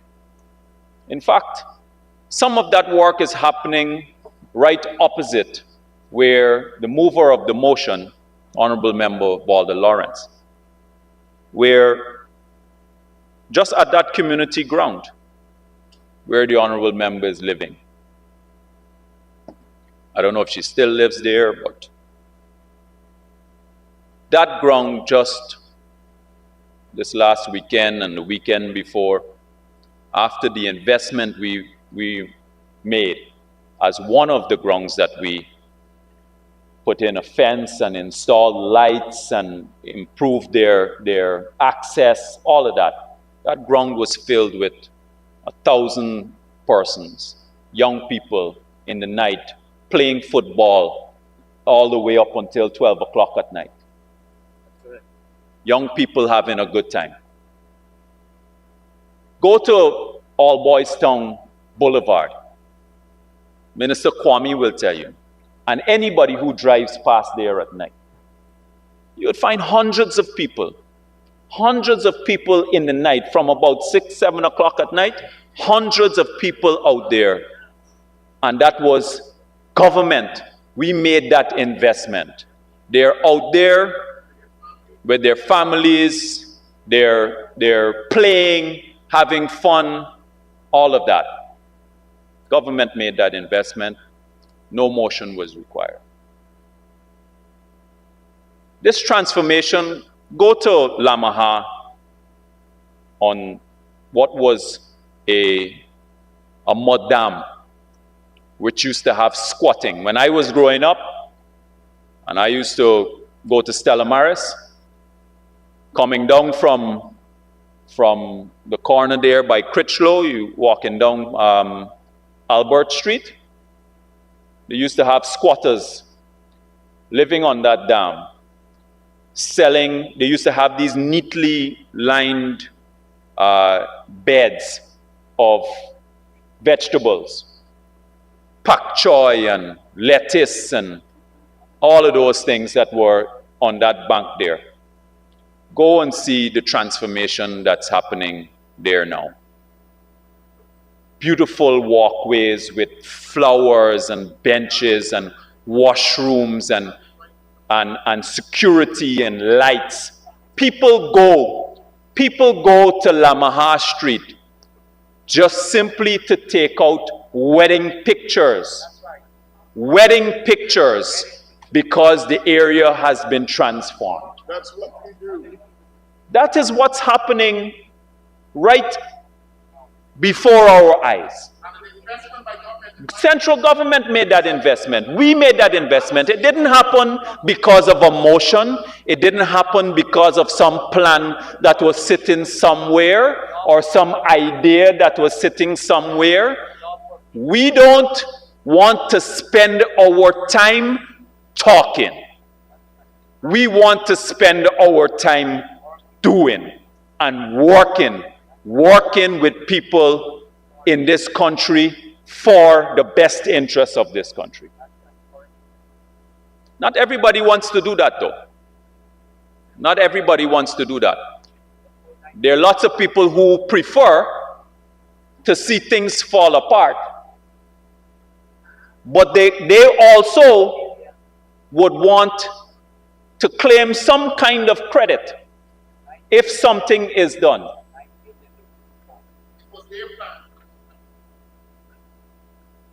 Go by the seawalls. Go by the seawalls from the back of the Marriott all the way to Camp Street. Go and see the transformation that has already happened, not is happening, has already happened. The whole area has now turned into a picturesque space for families and young people and entertainment, and clean entertainment too, and small businesses where people can get opportunities to come and experience the great coast that we have. The breeze, the zephyr. That transformation not is happening, it has happened.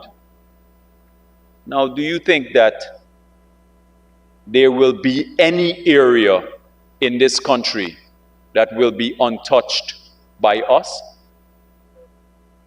We will not leave anything and anyone behind. We will not. Honorable Minister, to continue, you require an extension, please. May the honorable member please be given some time to complete and conclude his presentation. Continue.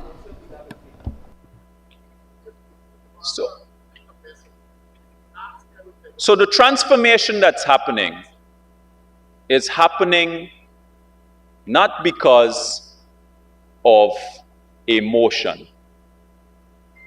It's happening because of intent.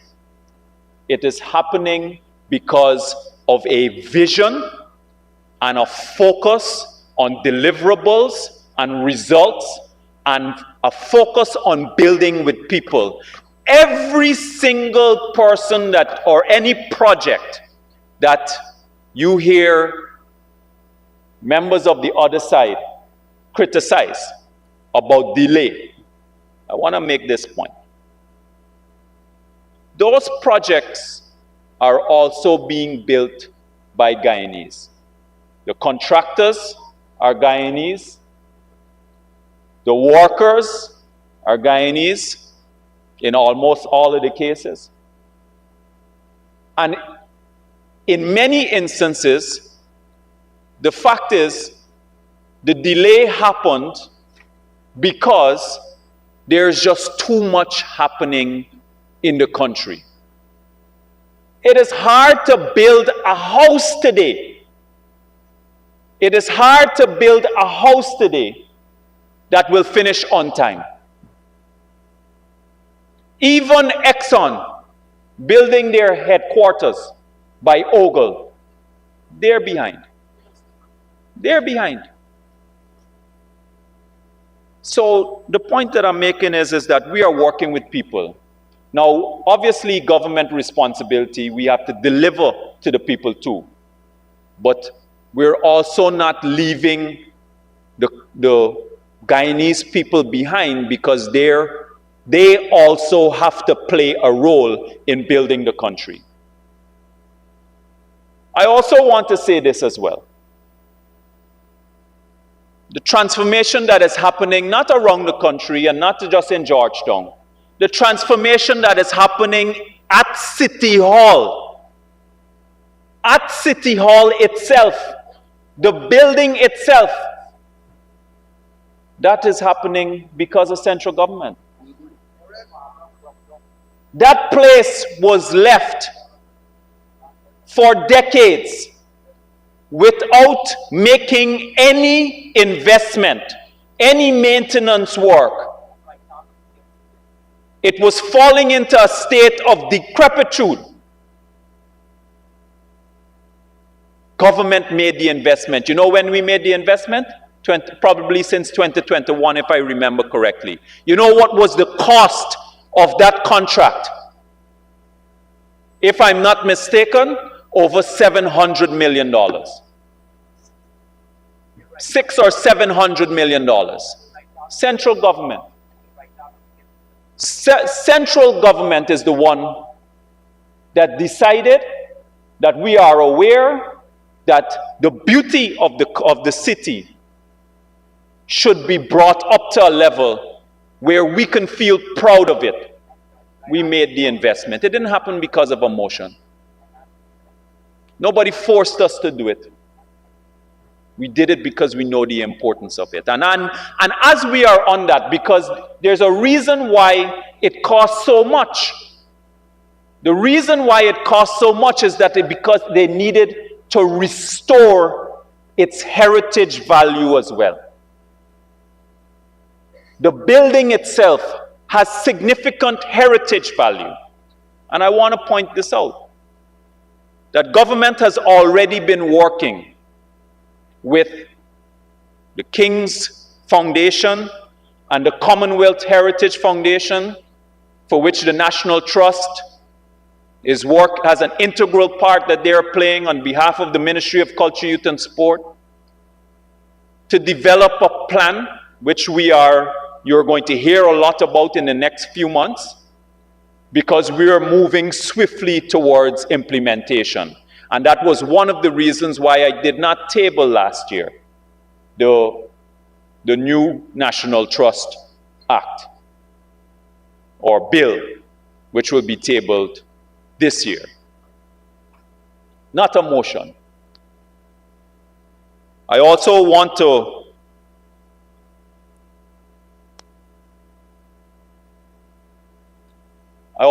to emphasize the point that no one benefits from the city being in the condition that it's in right now. Le Repentir correctly identified that it was established in 1861, and very important persons have been buried there, including the Enmore martyrs. And Egbert Martin, who is considered the founder of Guyanese literature, he is also buried there too. Some other names which have already been mentioned. What I'm going to say, and I want to emphasize this point here. On our side, we take our responsibility of government extremely seriously. Extremely seriously. And it is very difficult for any group of people to maintain this level of intensity and focus to delivery of government work, because there is a maniacal focus on ensuring that we use this period as the transformative period for everyone in this country.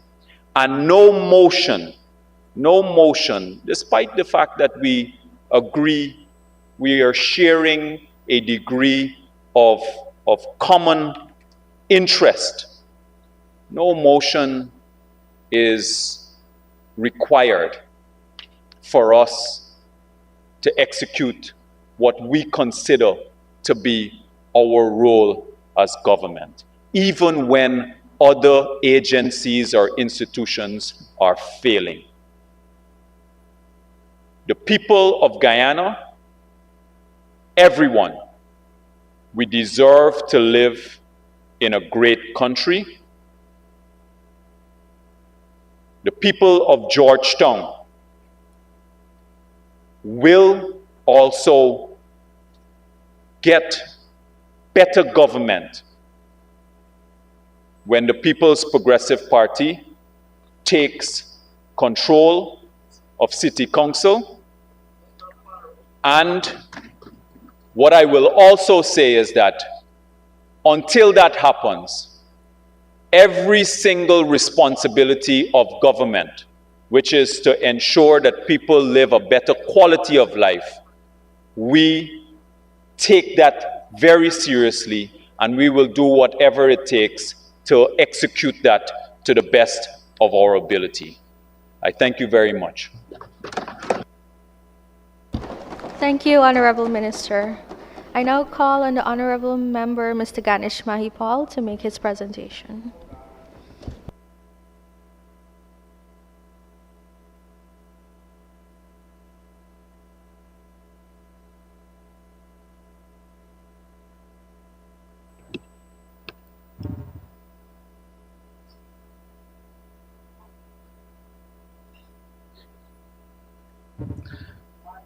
I rise today in full support of this motion, which calls for the urgent restoration and maintenance of the Le Repentir Cemetery, a site of deep historical and cultural significance to all Guyanese.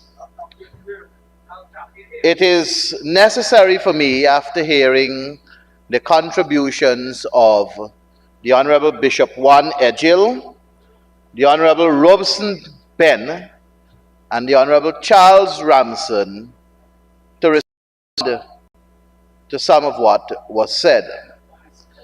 It is necessary for me to put on record, Madam Deputy Speaker, that this motion is a simple motion.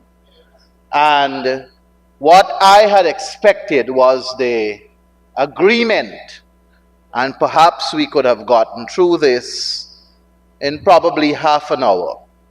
But instead, my honorable friends on the other side sought to introduce the usual politicking, thinking that the Guyanese people can easily be fooled.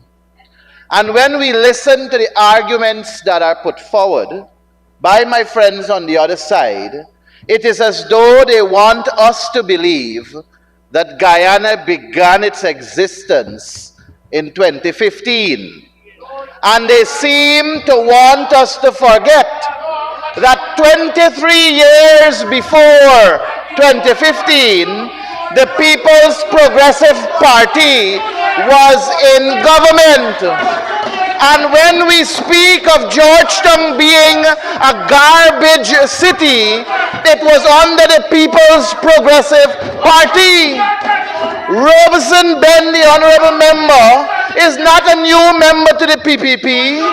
He served in government under that 23 years when Georgetown became a garbage city.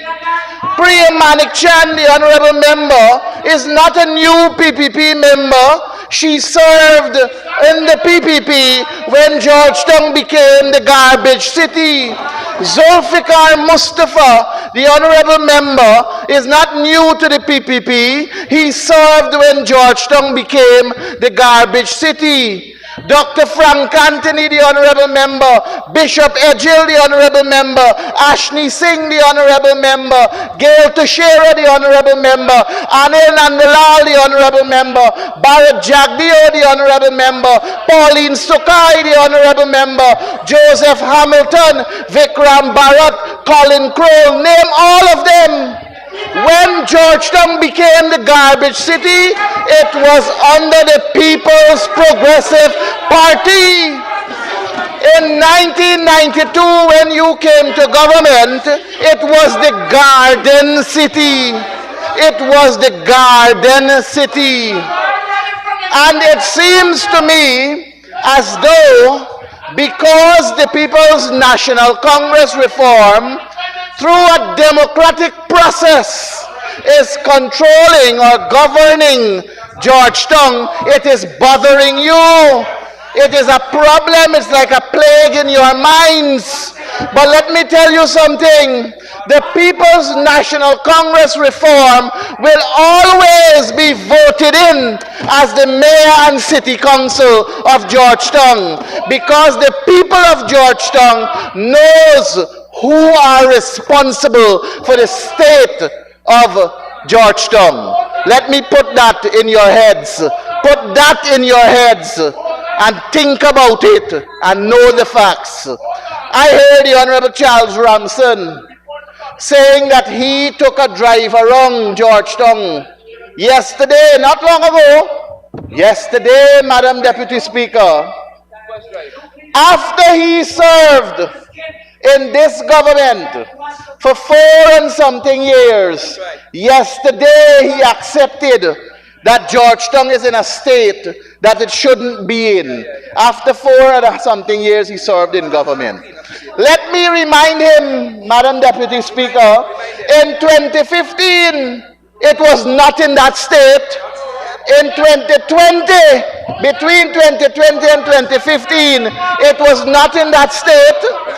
2015, when the very David Granger came to government with his government, it was people, it was the private sector, it wasn't the government, it wasn't the AP and UFC government, the people, Guyanese, ordinary people, how fed up they were with the 23 years.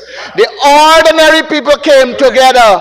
The ordinary people formed themselves into teams, and they created a movement to clean Georgetown because of what it was. And it is from then that Georgetown was restored to the Garden City. The last time it was the Garden City, Before 2015 was 1992, just before the PPP comes to government. So the PPP has always had a problem with Georgetown. And from 2015 to 2020, there were high praises for the coalition government because there were worthy investment made in restoring Georgetown to the glories it was supposed to be and was during that period. After 4.5 years of this People's Progressive Party, they come now to tell us that it's in a state it should not have been. You created it in that state. All of you over there, you are responsible for the state of Georgetown right now. You are responsible for it. We must not forget that. We must remember, Madam Deputy Speaker, when Honorable David Patterson served as Minister of Public Infrastructure, rainfall today and water come off the land in half an hour. We must remember when Robertson Ben, the honorable member, served as Minister of Public Works, rainfall today and weeks after water still on the land. So it's not a case where it cannot be addressed. David Patterson, the honorable member, showed us that we can fix Georgetown. The Minister of Communities at the time, Honorable Ronald Bulkan, showed us that we can fix Georgetown. The APNU AFC showed this nation that we can restore Georgetown to its glorious days of being the Garden City. But the People's Progressive Party, they simply have a problem because they're not controlling Georgetown. Well, you will never control Georgetown because the people of Georgetown are sensible and they know who are responsible for having them in the state they currently find themselves in. And in 9 months' time, they will show you what is it that they can do. Madam Deputy Speaker, let me also tell you that the Honorable Charles Ramsey said that the Mayor and City Council collects around $2 billion from the people in Georgetown. But what he didn't tell us is that central government collects hundreds of billions of dollars from this environment of Georgetown. So when the people of Georgetown calls for an investment from central government, you are collecting money from the people of Georgetown too. Central government is collecting several billions of dollars from the people of Georgetown. So don't make it sound as though you over there don't have that responsibility for the people of Georgetown. Don't make it sound as though Georgetown people are not entitled to be given developmental projects. Billions of dollars you collect from them. And that is why it is necessary, Madam Deputy Speaker, for me to mention that when the coalition was in government, we made significant investment in Georgetown. But not just Georgetown, Madam Deputy Speaker. That's right. It must be recalled that when we talk about these tongues and their subventions, the People's Progressive Party had subvention for Georgetown in 2015 at $22 million. $22 million. We had no oil money. No. Absolutely no oil money. But we were able to raise that subvention to $30 million. A 36.4% increase. 36.4% increase without oil money. From 2020 to now, I would love to hear the Honorable Sonia Parak tell me where it is. Not a single dollar. The subvention after 4.5 years is still at $30 million. And the thing is, Madam Speaker, we got the oil money now. Yes. So we got the aisle money for do everything else. Their salary went up by 35%. The same 50% they're talking about every minute they get the time. They're enjoying that 50% and they increase it 35% more. But the subvention for Georgetown has not been increased. $0 in subvention. And they will stand here and they're going to tell me everything else what they do for Georgetown.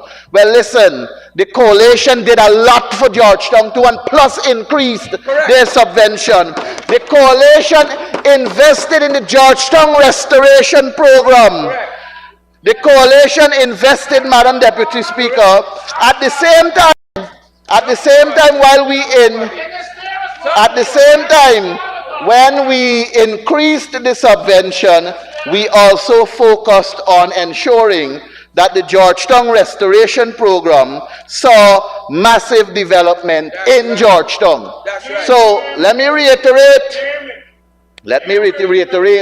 not only did we increase the subvention, but between 2015 to May of 2020, $988.999 million was spent under the Georgetown restoration program without a cent from oil to assist in rebuilding and strengthening the capacity of the mayor and city council to develop and to enhance and deliver economic and environmental services.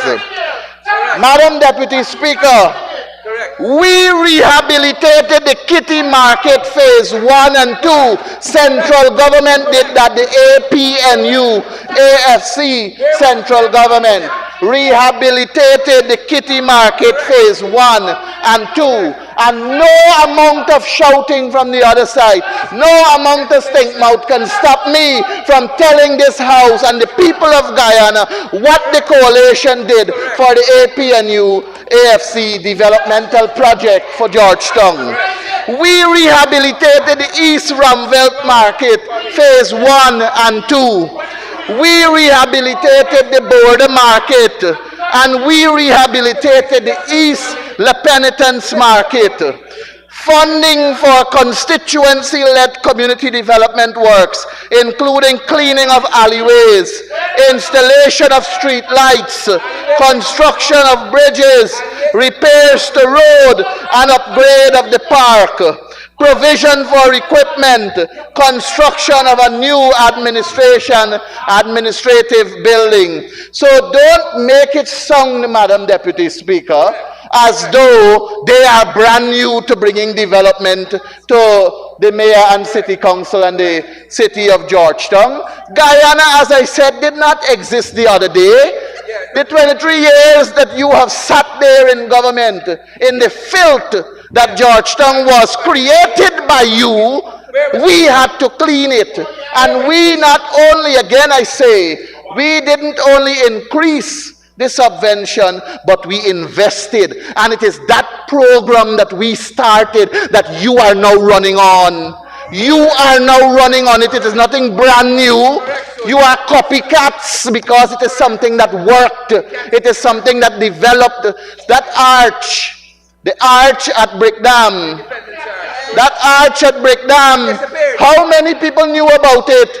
They only knew about it when David Granger came to power, when the APNU AFC came to power. Madam Deputy Speaker, I have to come now to what I will have to now talk about something that Comrade Edgell spoke about. Honorable Edgell, you need to apologize to that father that is mourning the death of his 13-year-old. I told you that already. Madam Deputy Speaker, when we look at what Comrade Edgell said in terms of Georgetown, I want to put on record that the mayor and city council, and this is taken from the Auditor General's report, submitted their financial statements for up to the year 2018-2019. It is detailed here. They submitted their financial statements for 2005, 2007, 2012 to 2016, 2018 to 2019. That is in the Auditor General's report. But it is not them who have to deal with the audit. The Auditor General got to find the time to go there.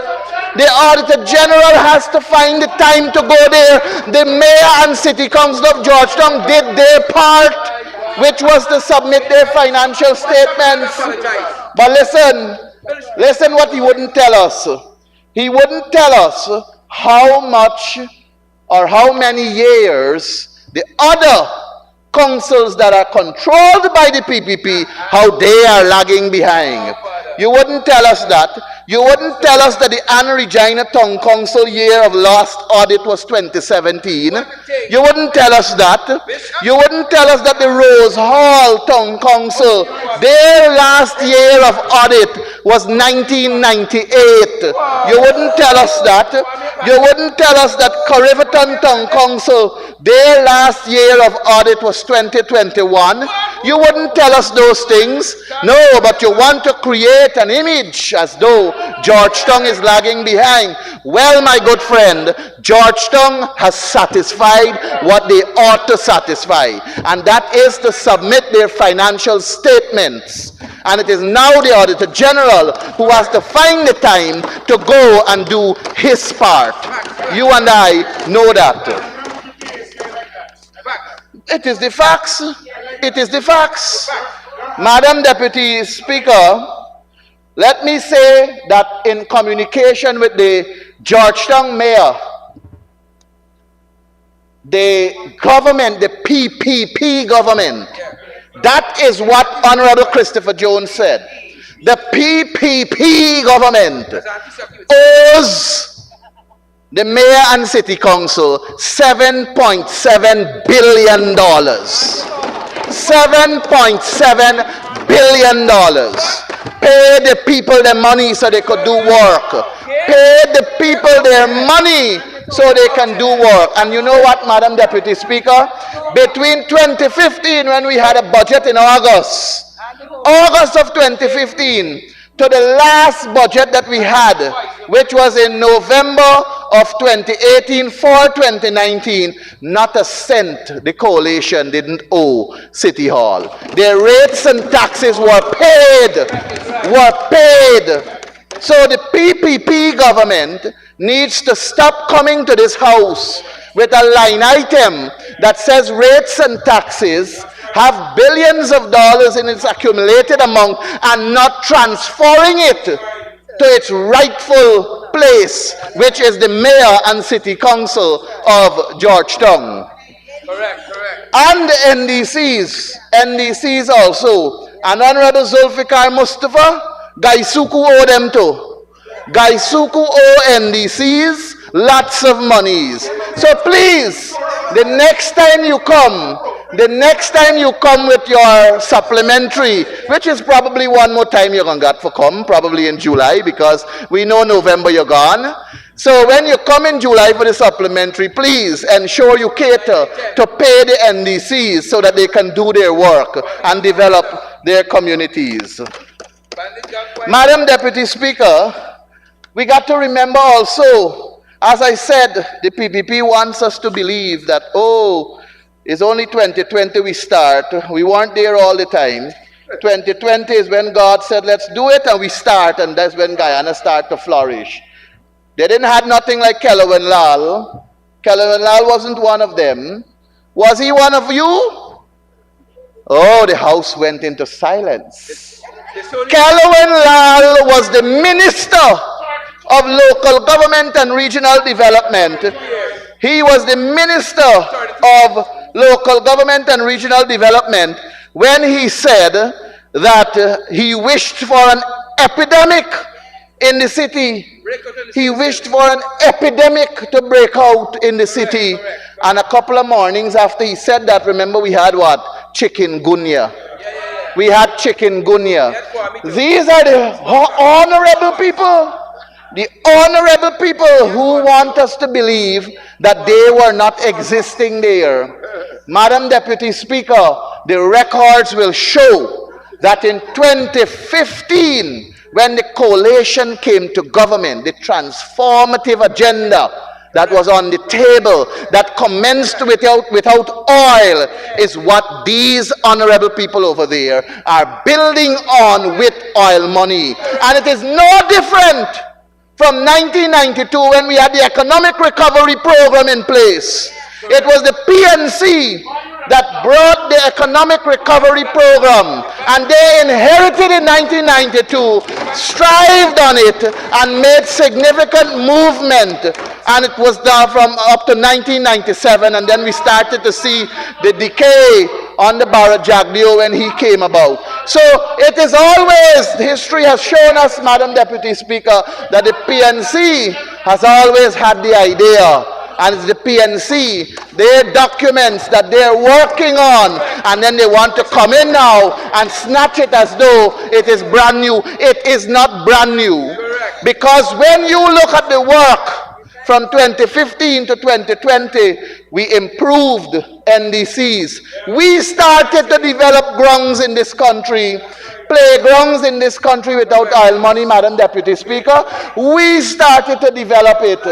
Wakenham Maria Juana Community Center ground, we developed it for children to play on, for the community to enjoy.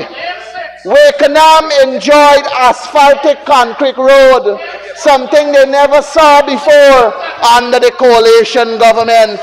They started to enjoy street lighting under the coalition government.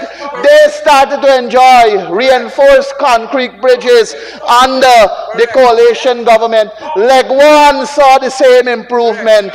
Rip-rap structure across the coastline. The coalition invested billions of dollars. We created new tongues in this country. Zealot Sugar Welfare Scheme, which was a stronghold of the PPP, never had light water nor proper roads for 23 years. The coalition came to government. We give them asphaltic concrete roads. We give them street lights. We give them proper drainage. And you come here to tell us that we did nothing? Those people know what we did for them. And they know that we did it without a cent from oil. They know that we did it without a cent from oil, Madam Deputy Speaker. I can list several farm-to-market roads that we created, we built, we focused on, because they were all not existing for the 23 years those people, those honorable Kavakamites were in office. And they only became visually accessible, and it only became operationalized because of the vision of the APNU AFC. Can you imagine, Madam Deputy Speaker, if we had oil resource? Can you imagine if we had oil resource at our disposal? Madam Deputy Speaker, the people of Guyana, they now have 4.5 years of the PPP and 4.5 years of the coalition. And they see what is it that the PPPC has done, and they know what is it that we have done. And they have not seen anything of transformation from the PPP. I am not going to stand here and attribute the road, the 4-lane road, to the PPP. Sherrod Duncan has said, Honorable Member Sherrod Duncan has said it before, that plot of land was always there for that road. It was always there for that 4-lane road. Since Linden, Forbes, Sampson, Burnham time, the vision was always there for a road to go there. But we didn't have the resources, we didn't have the money. The need for that Demerara River Bridge always was in the pipeline. Demerara Harbor Bridge was a vision from Burnham. And we always knew that that floating bridge had a lifespan. So we knew that there was need for a new bridge. So it's not something that is new that the PPP brought. You know what is new that the PPP has brought to this country? You know what is new that they have brought to this country? Madam Deputy Speaker, the corruption. It's stinking. That is what you have brought.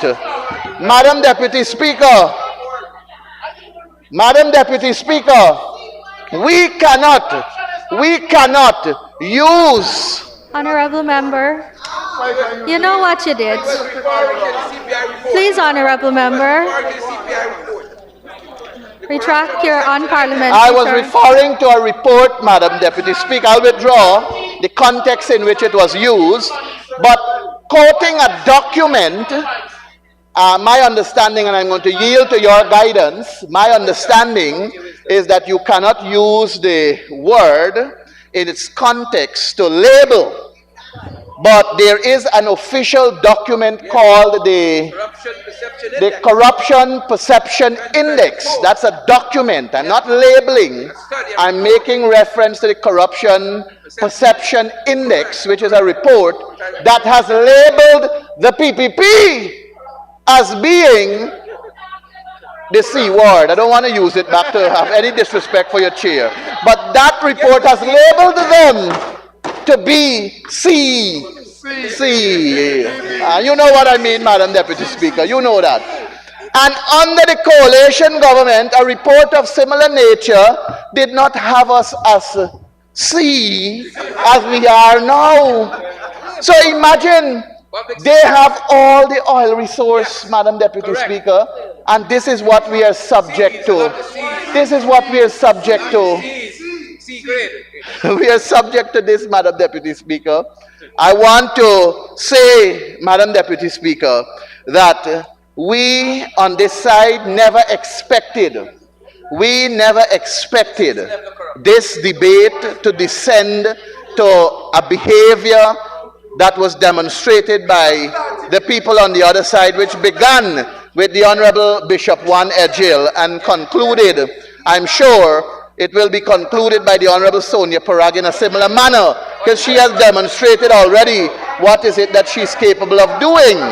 But I had to use my time to inform the Guyanese people that they must not fall prey into believing Guyana began in 2015. Guyana had 23 years of the People's Progressive Party, and they damaged our country in that 23 years. And in 2015 to 2020, we saw some degree of transformation, and it is that transformation that they are now building on with the oil money. And they are simultaneously filling their pockets, getting rich by the day, and engaging only friends, families, and favorites. But we on this side of the house, we are assuring the people that the rising tide will hoist every boat and not just a few. We are assuring the people that we will continue from where we began, with the interest of making the small man the real man. We will bridge that gap that currently exists between the haves and the have-nots.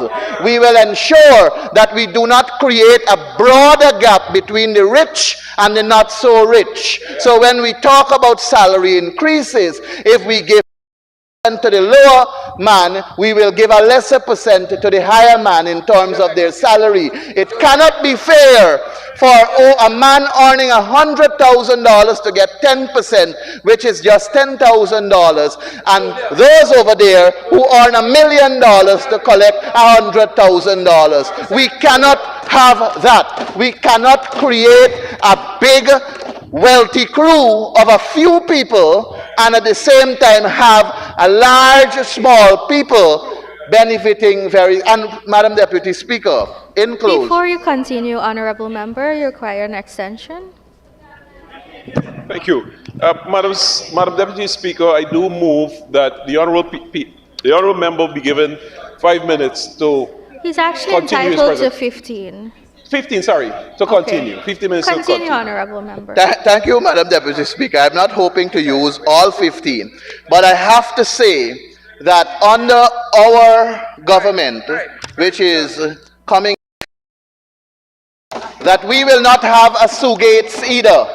We will not have a scandal where any Chinese individual will be seated in the living room of any of our government minister. None of them. And if any of our government minister engage in such, they gotta go. They gotta go. We will not have a Sugates. Mr. Speaker, I was mistakenly going to say Madam Speaker there. Forgive Mr. me, Speaker. sir. But Mr. Speaker. Mr. Speaker. I heard what seemed to be a racial attack on a member of the Guyanese community. And I'd like the honorable member to withdraw the statement he just made about Chinese people. Any Chinese person. Honorable member, you ought to have raised on a point of order.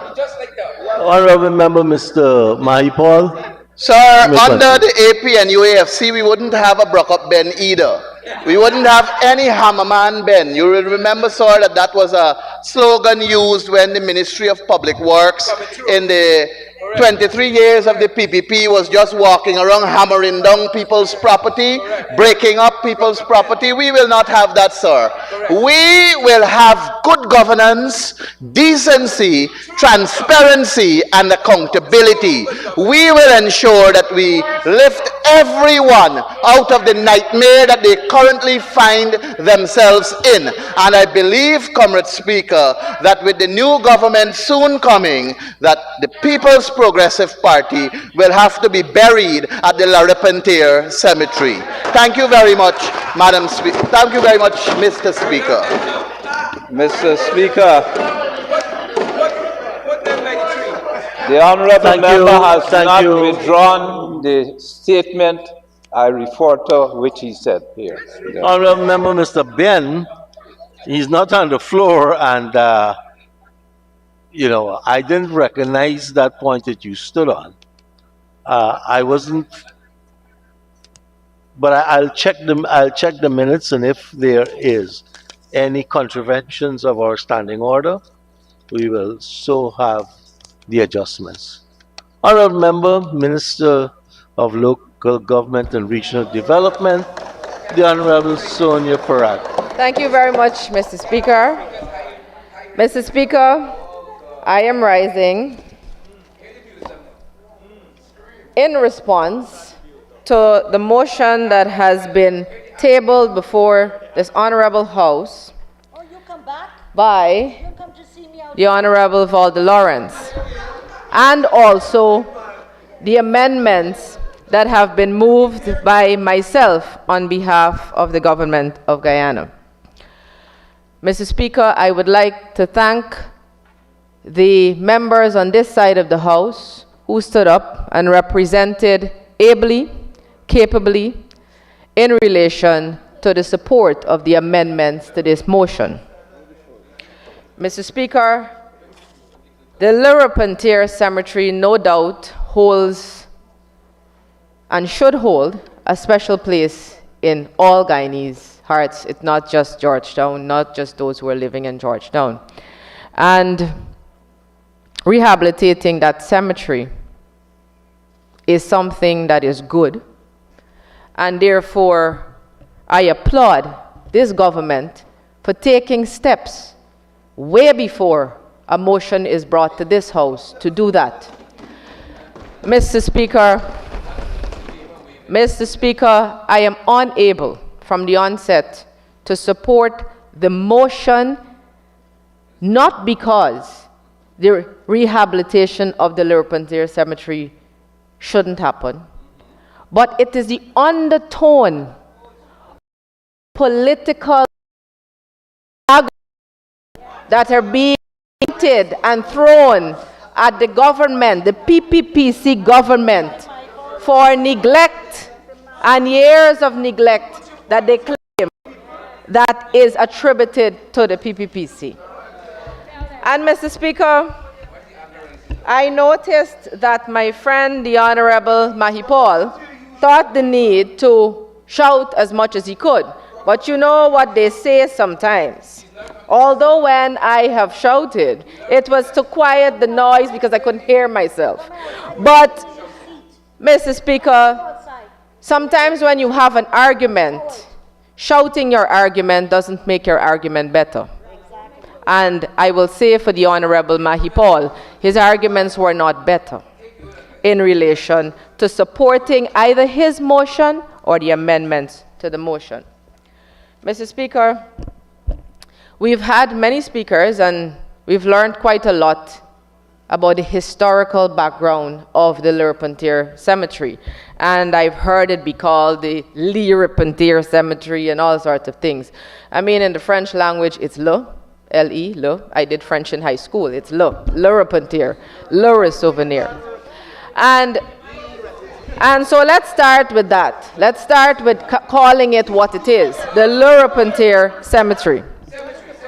Now, the Le Repentir Cemetery. No, let's get to the history is wonderful.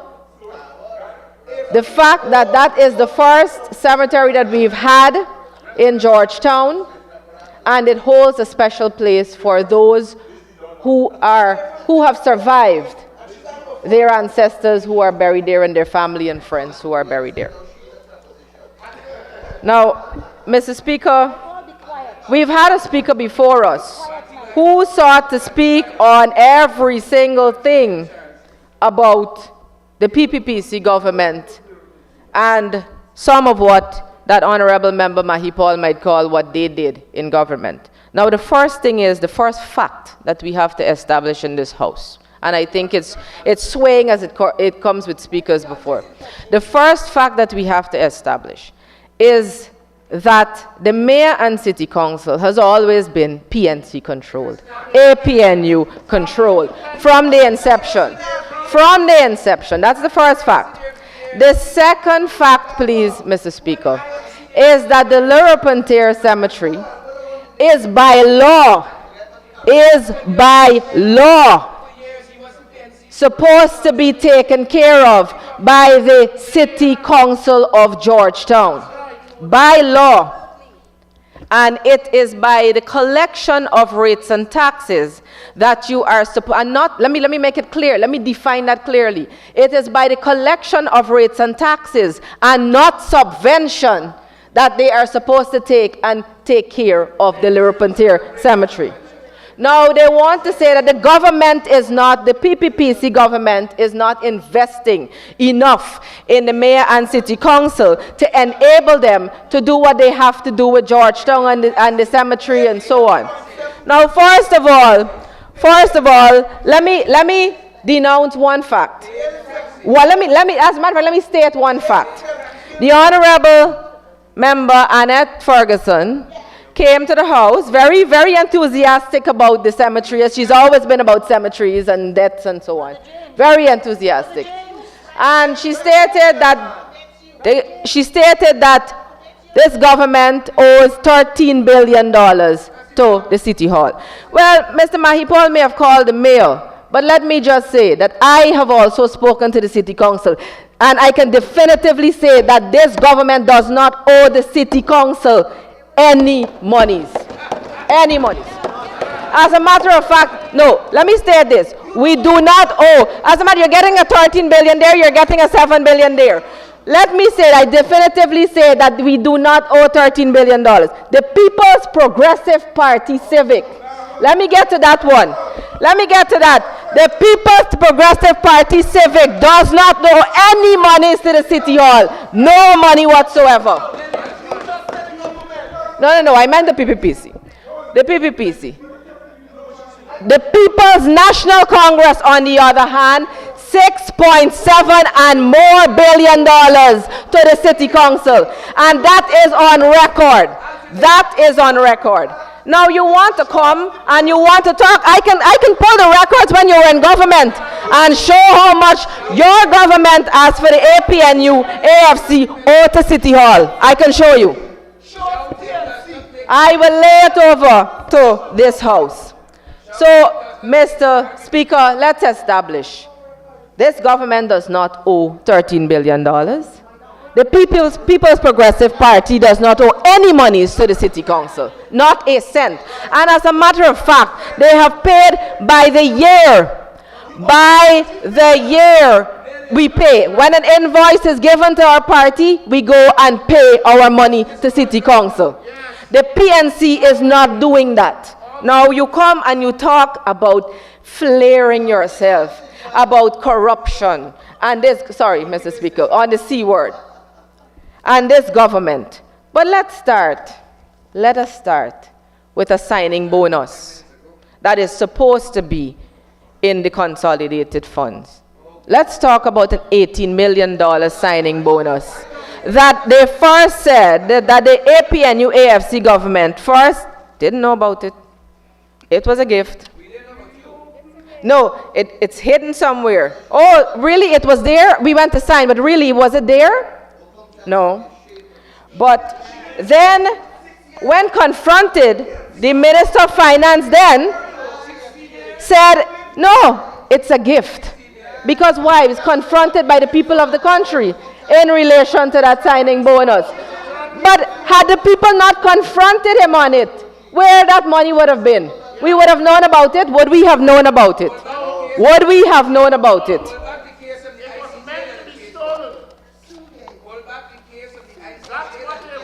Mr. Speaker, the Honorable Mr. Mahipal also stood in this house and say, let's talk about the 23 years of government. Yes, we've been down a whole historical path.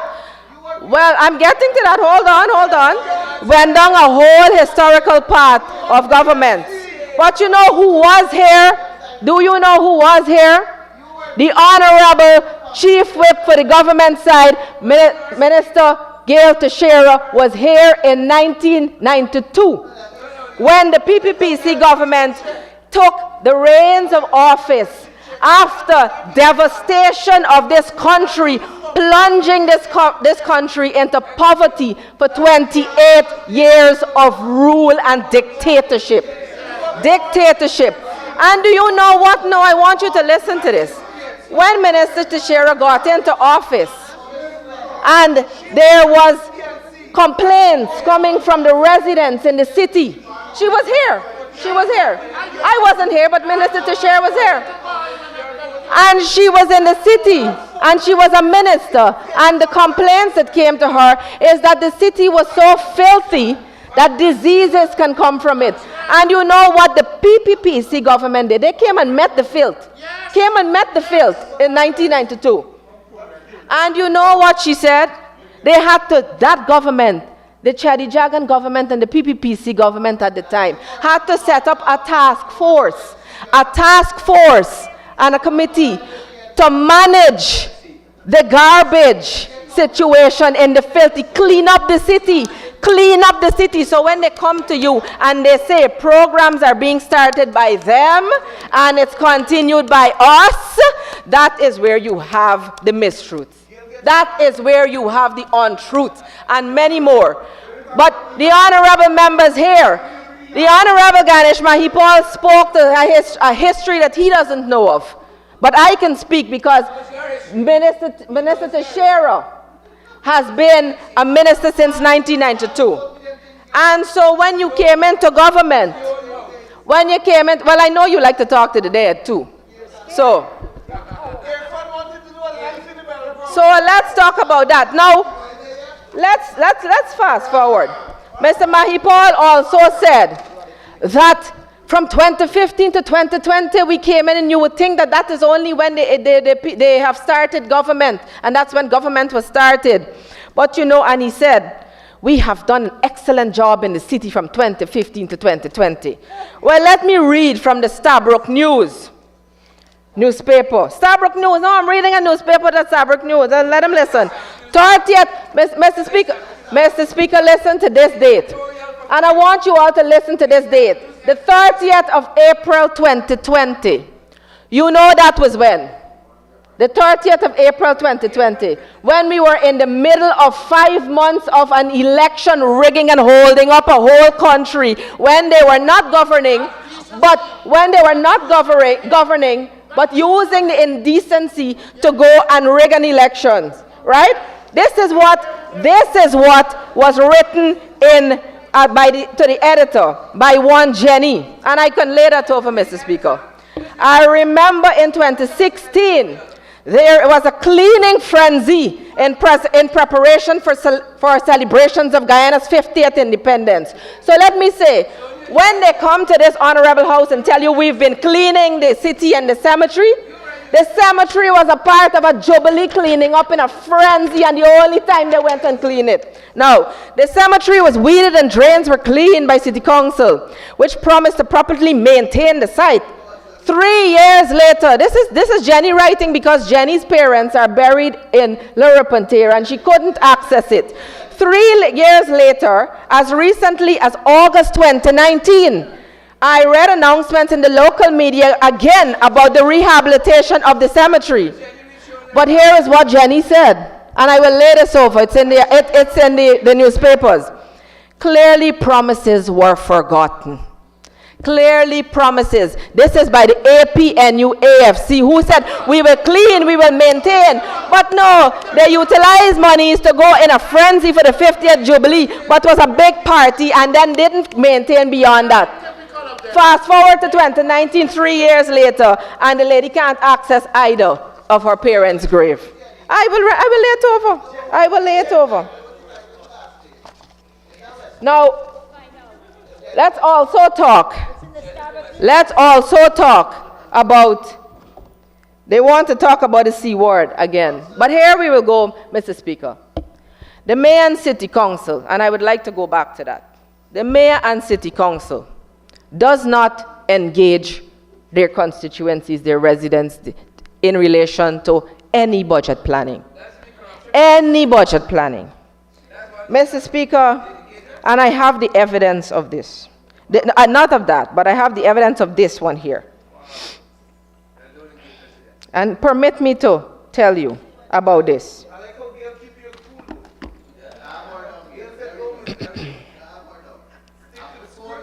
The mayor and city council has deducted from employees PAYE, and they have not remitted $1.7 billion to the GRA. No one knows where that $1.7 billion deduced from the employees. No one knows where that is. And it is circulated in a document. It is circulated in a document. And I can tell you, the Human Resource Management Department administered and approved one monthly payroll amounting to $103,437,900, inclusive of $5,008,801 in overtime. Statutory deductions were made. This is only a part of the 1.7. Statutory deductions were made, but they were not remitted to the GRE. Mr. Speaker, no one knows what the City Council has done with that money. So they want to come into this House and tell this government that when the PPPC is in office, the PPPC starve them of funds so that they cannot. I can get it laid over, don't worry. Don't worry. Now, they come to this House and tell this honorable House that the PPPC government is starving the Mayor and City Council of subventions. Mr. Speaker, the Mayor and City Council has continuously breached the Fiscal Management Act in not submitting its estimates for budget on time ever, always a month later. Now, Mr. Speaker, if this government is going to invest in this city, and we have been, we are going to ensure that the implementation of projects is managed by the government, because we cannot trust from the breach and the mismanagement of the Financial Act and the finances of the City Council. We cannot have confidence that they will execute these projects. So, Mr. Speaker, the government makes no apologies at this time because the Mayor and City Council submits a work plan to the Ministry of Local Government. And that work plan is fitting within a subvention allocation. And according to that work plan, the Ministry of Local Government releases the subvention to the Mayor and City Council. Let's talk about increase of subvention. For all 70 of the NDCs that we have in this country, inclusive of those controlled by the APNU-AFC, have not only received $5 million in subvention, but an additional $4 million under a grant under the subvention program. So, Mr. Speaker, we have added to the subvention for each NDC, even controlled by them, even controlled by the APNU-AFC, in which they are grateful and they have expressed that. They have expressed that.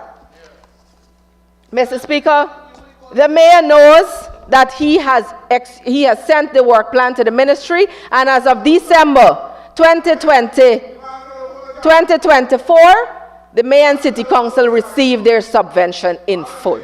In full.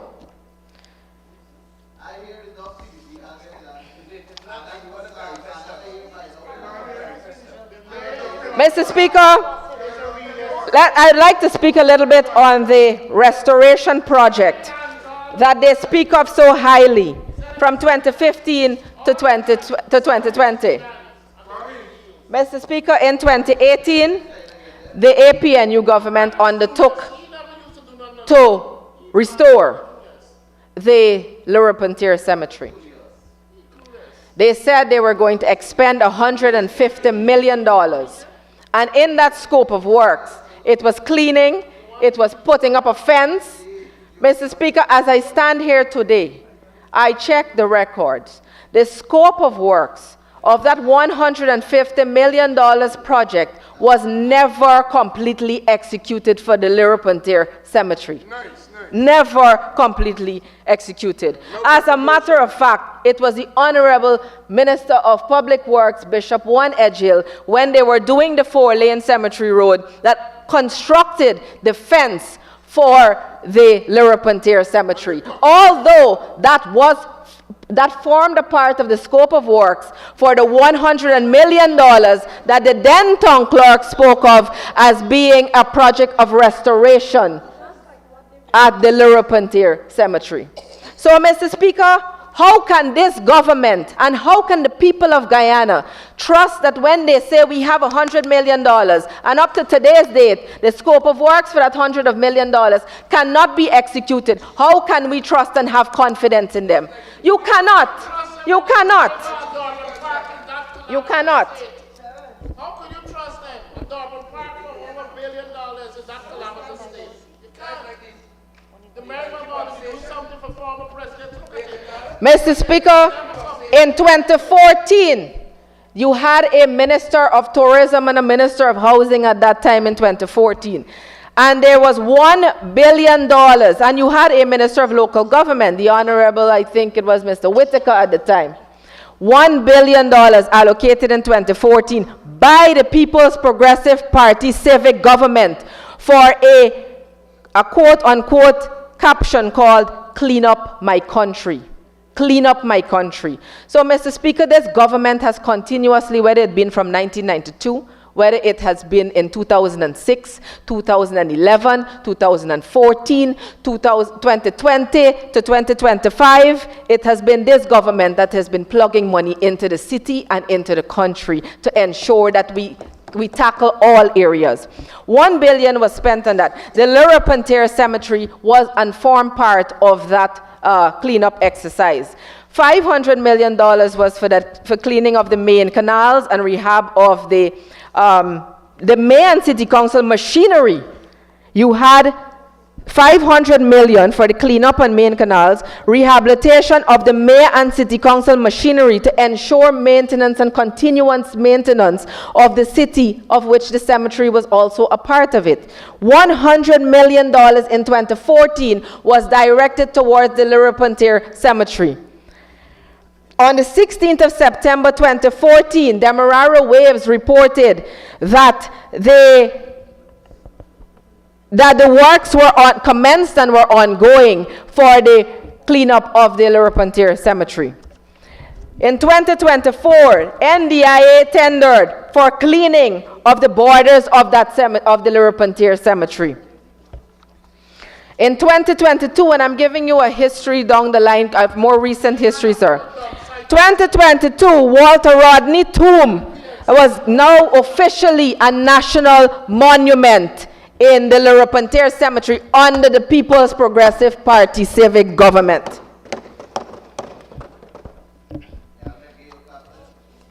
Mr. Speaker, the government, Mr. Speaker, I'd like to speak on the honorable member, Mr. Bishop Juan Edgehill, spoke on his projects under the Ministry of Public Works. But the honorable member didn't know that last night I looked at a YouTube video of a citizen of Guyana just wanting to see what the works were that were being done and how it was being executed and the impact that it will have. And they started from one part of that cemetery road and they came all the way down. And they were showing you the fence that was done. They were showing you how the 4-lane will connect to the other roads that were being done. And while they thought it was ordinary drainage work, they realized it was far more complex than that in terms of connectivity with other areas. Internal roads are being done. And the cemetery of itself, and that is the first phase, Mr. Speaker, of the restoration and rehabilitation of the Lerpentir Cemetery under the urban renewal plan. And Mr. Speaker, let's talk a little bit about the urban renewal plan. That is a project and a program under the People's Progressive Party civic government. Over $19 billion have been executed by the Ministry of Public Works for main access roads in Georgetown. Over $19 billion from 2022 to 2024. The walkway on Lamaha Street was also done through the Ministry of Public Works as a part of the urban renewal plan. Look at the view and look at the beauty of the Lamaha walkway now, lined with benches, lined with beautiful trees with flowers. People love lovely lights. People can go and have a seat there with their family. People can take their birds out in the early morning. I see them with their birds out. They now have another space that they can safely go, and it beautifies our town. You have $1.5 billion being expended on Independence Boulevard, which I have also taken a drive along, and it is beautiful. You can look at December when you had the Christmas tree light up. Look how many citizens came out and enjoyed, and on a weekend basis and a daily basis, people enjoy that space. The Esplanade, which is the First Lady's project that enhances the urban renewal plan, is an area where you can find, no matter what day of the week that you go on, you can find families out there with their pets, go by themselves, you're just going for a run, you can find them in that space and having a wonderful time in that space. Mr. Speaker, $475 million was the investment on the 4-lane road, that is the cemetery road now, that we can drive safely, we can commute, we can connect to other roadways that will ensure that for efficiency of movement as well as less traffic congestion. You have concrete drains on both sides of those 4-lane, and I dare say that is the beginning of the restoration of the Lerpentir Cemetery. You have concrete drainage that lines the border of that cemetery, along with the fence that have been put up for safety and security that the APNU AFC have been talking about, but they have never done. They have never done.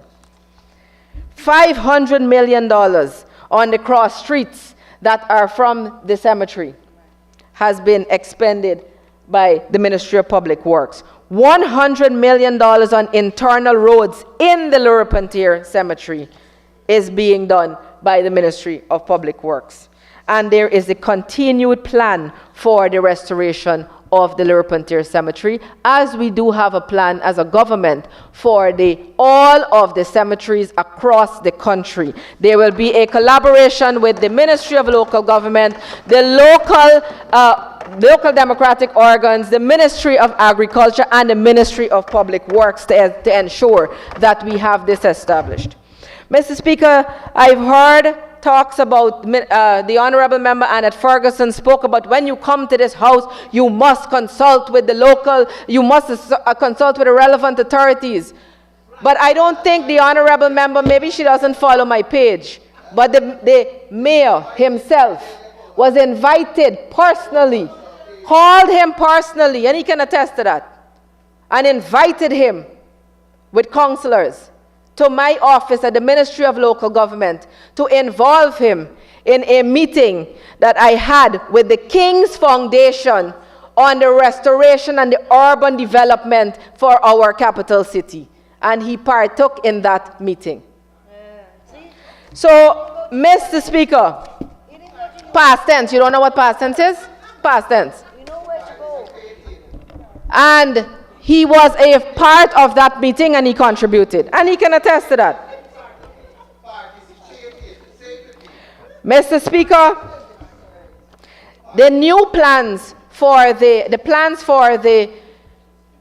Le Repentir Cemetery will also include constant debushing and cleaning, maintenance. And this is the part that I believe that will assist very well. In between the tombs that you have, and the Honorable Valda Lawrence can hear me on this. In between the tombs that you have some narrow spots and you may have some wide spots. And in between that you have the grass that is growing up very quickly, and as the rain falls it may grow even faster. So the government has put a plan in place that we will execute shortly to ensure that we will now be putting concrete strips in between the tombs to prevent that kind of grass and vegetation growing up, so that there's less maintenance and it can have a better look and people can be able to visit the tombs of their loved ones with ease. So those are some of the things that we're putting in place in relation to the Le Repentir Cemetery.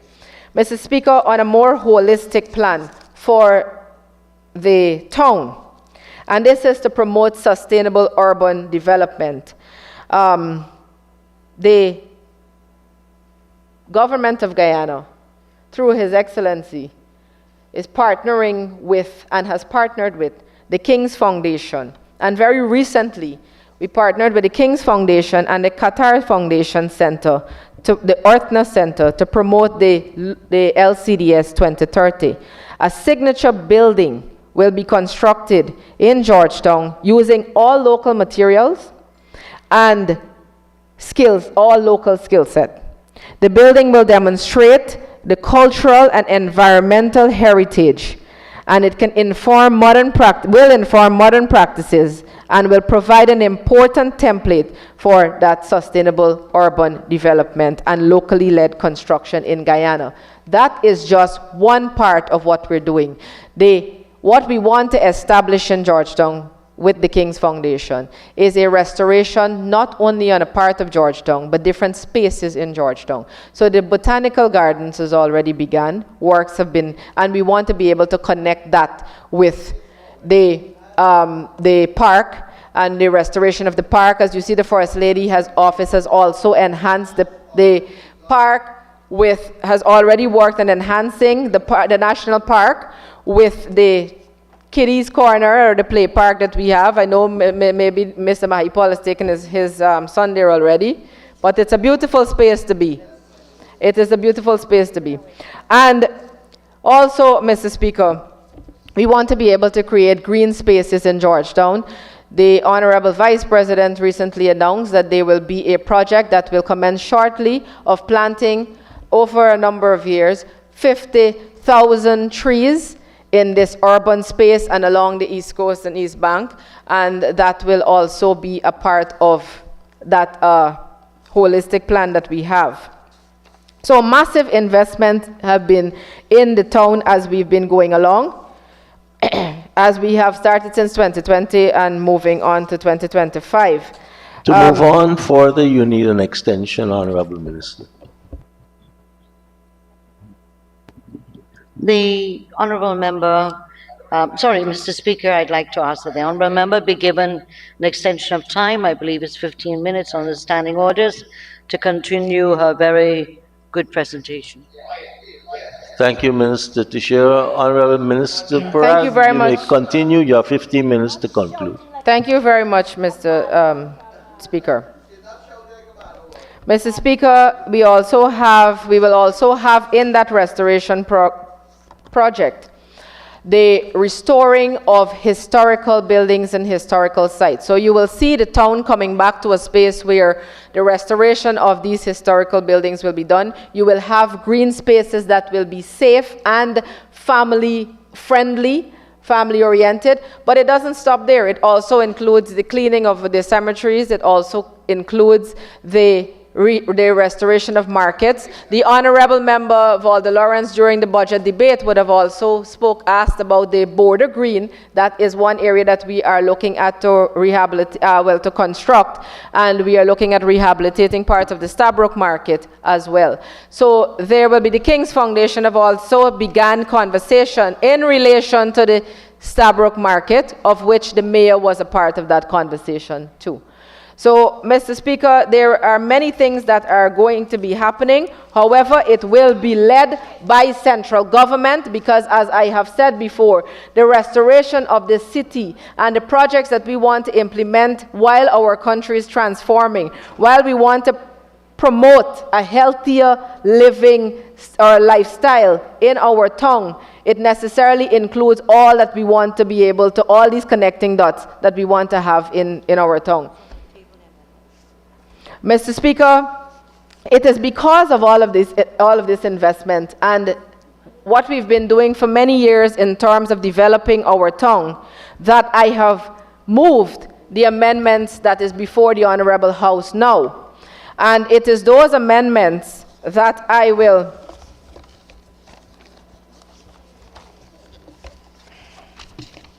One second, Mr. Speaker. Yeah. I have it. Mr. Speaker, so because of those efforts and investment, and you would have seen in what I have put forward, that be it resolved that this National Assembly supports the government in its effort to upgrade its historic facility and to implement the plan for its maintenance, including drainage infrastructure, thereby elevating it to the status of a national memorial, it forms part and parcel of the government's effort and financial investment in the township. And it is to promote a healthier and better lifestyle for the residents of Georgetown and those who are coming from different areas in our country to Georgetown.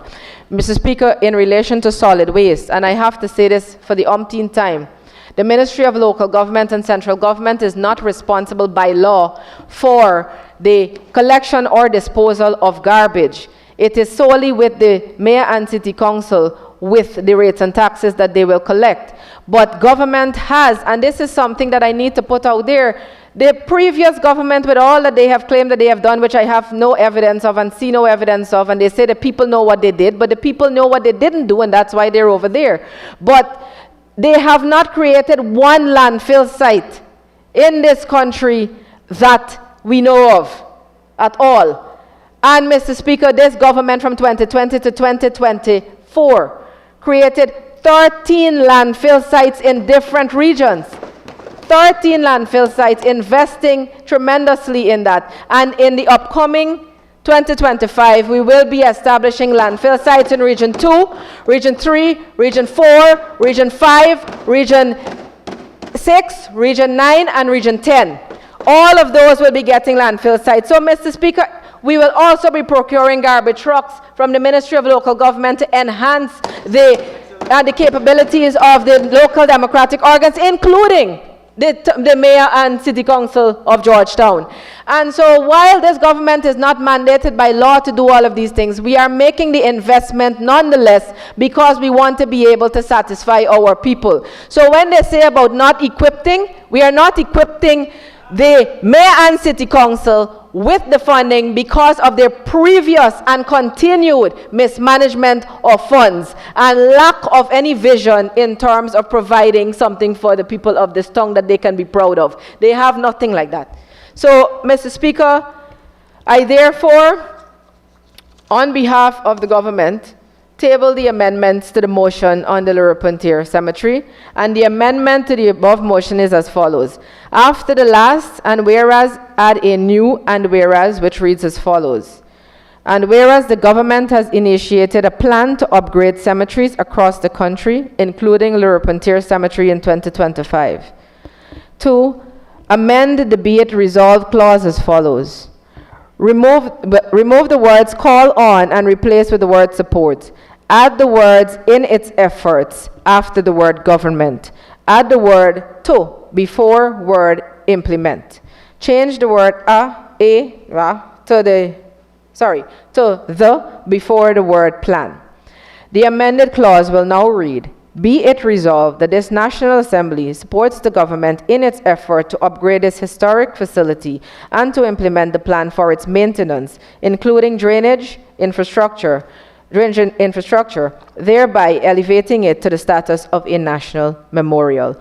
Mr. Speaker, the government understands fully well that our citizens need to have a place where they are proud to have their ancestors be buried, where they can go with ease and comfort, and we have continuously executed works to maintain the Lerpentier Cemetery. And despite all that have been projected in this honorable house and onto the media, the only time that the mayor and city council and the PNC-led mayor and city council would have taken this seriously was when they were holding a jubilee for the Republic anniversary, and when in 2018 they knew their 5 years of a term was coming to an end and they decided to do something, but however, that something was never done and completed. So, Mr. Speaker, it is always this government that helps and invests and makes sure that every sector gets better. Every sector gets better. And most of everything that was done in 2014, everything that was done in 1992 for the cleanup of the city was also done without oil money, far from oil money. It was actually done with a debt hanging over every single Guyanese head. And still, it was done. So, Mr. Speaker, when you want to talk about the C word, when you want to talk about not having oil money, then you should not have spent over $70 million on scholarships for yourselves. You should not have gone and increased your salaries before you looked at the people. You should not have gone and hide a signing bonus which you didn't think the people would know about. So, Mr. Speaker, you should not have gone and spent $150 million on a feasibility study which you didn't use. So, Mr. Speaker, we have to talk facts when we come to this honorable house. And if you are going to start your presentation with, we always come here and talk facts, make sure that you have the evidence of the fact. Because, Mr. Speaker, what is publicly known is otherwise. Thank you very much, Mr. Speaker, and I ask the Honorable House to support the amendments that have been proposed by the Government of Guyana. Thank you. Thank you, Honorable Minister. Honorable Member, Ms. Valda Lawrence.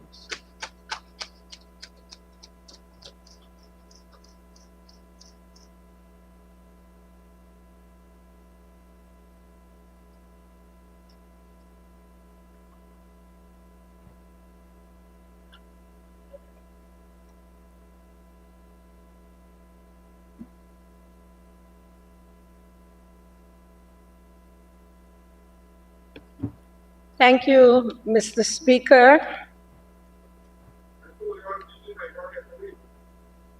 Mr. Speaker, I wish to begin by responding to some of the many things which were said, first by the Honorable Warner Jill, and then I'll move on to the others.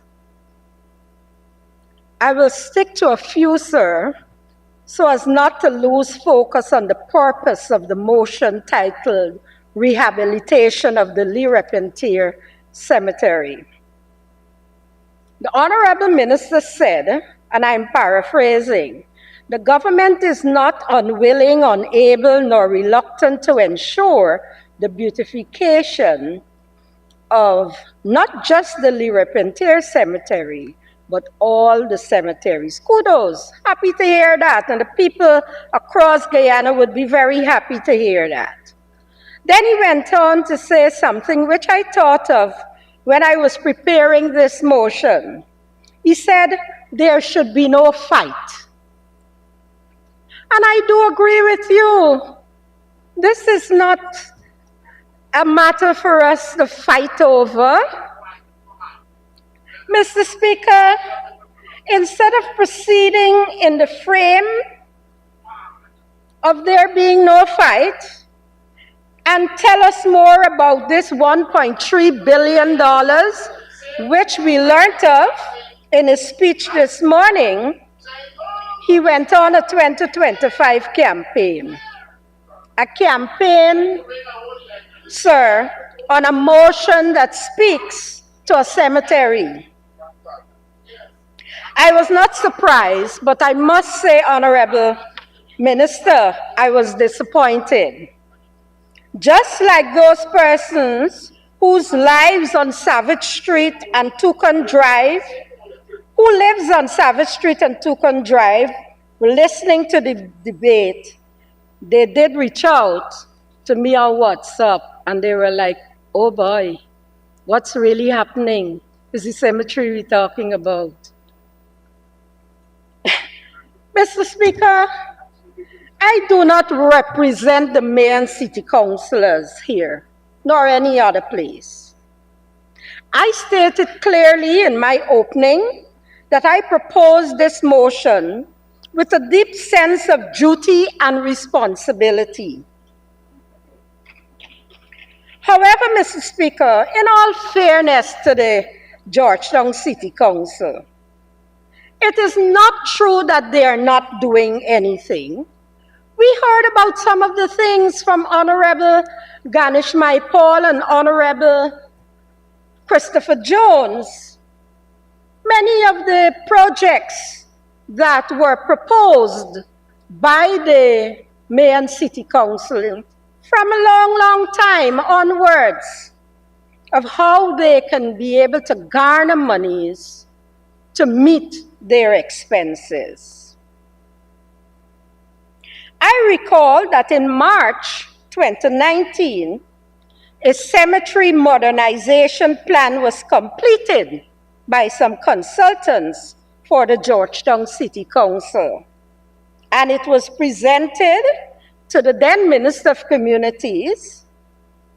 And in 2020, it was also presented to the Minister of Local Government. So we can't say they're not doing anything. There is a plan.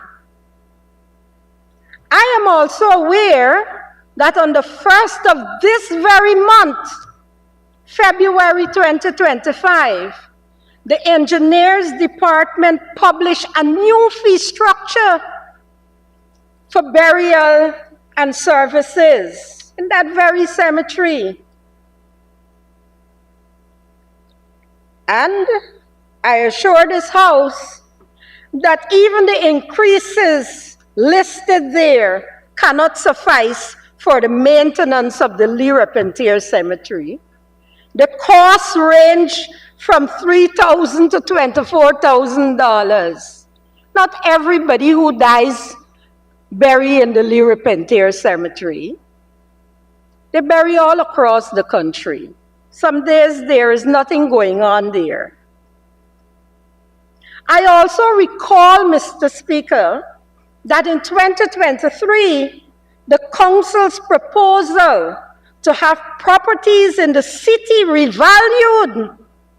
Sir, as you are aware, that many persons have turned what used to be cottages into 5- and 6-story buildings, and they're still paying the same rates as though it was a cottage. More services more people, more housing, more businesses, and they're expected to provide the services, but they cannot revalue the properties.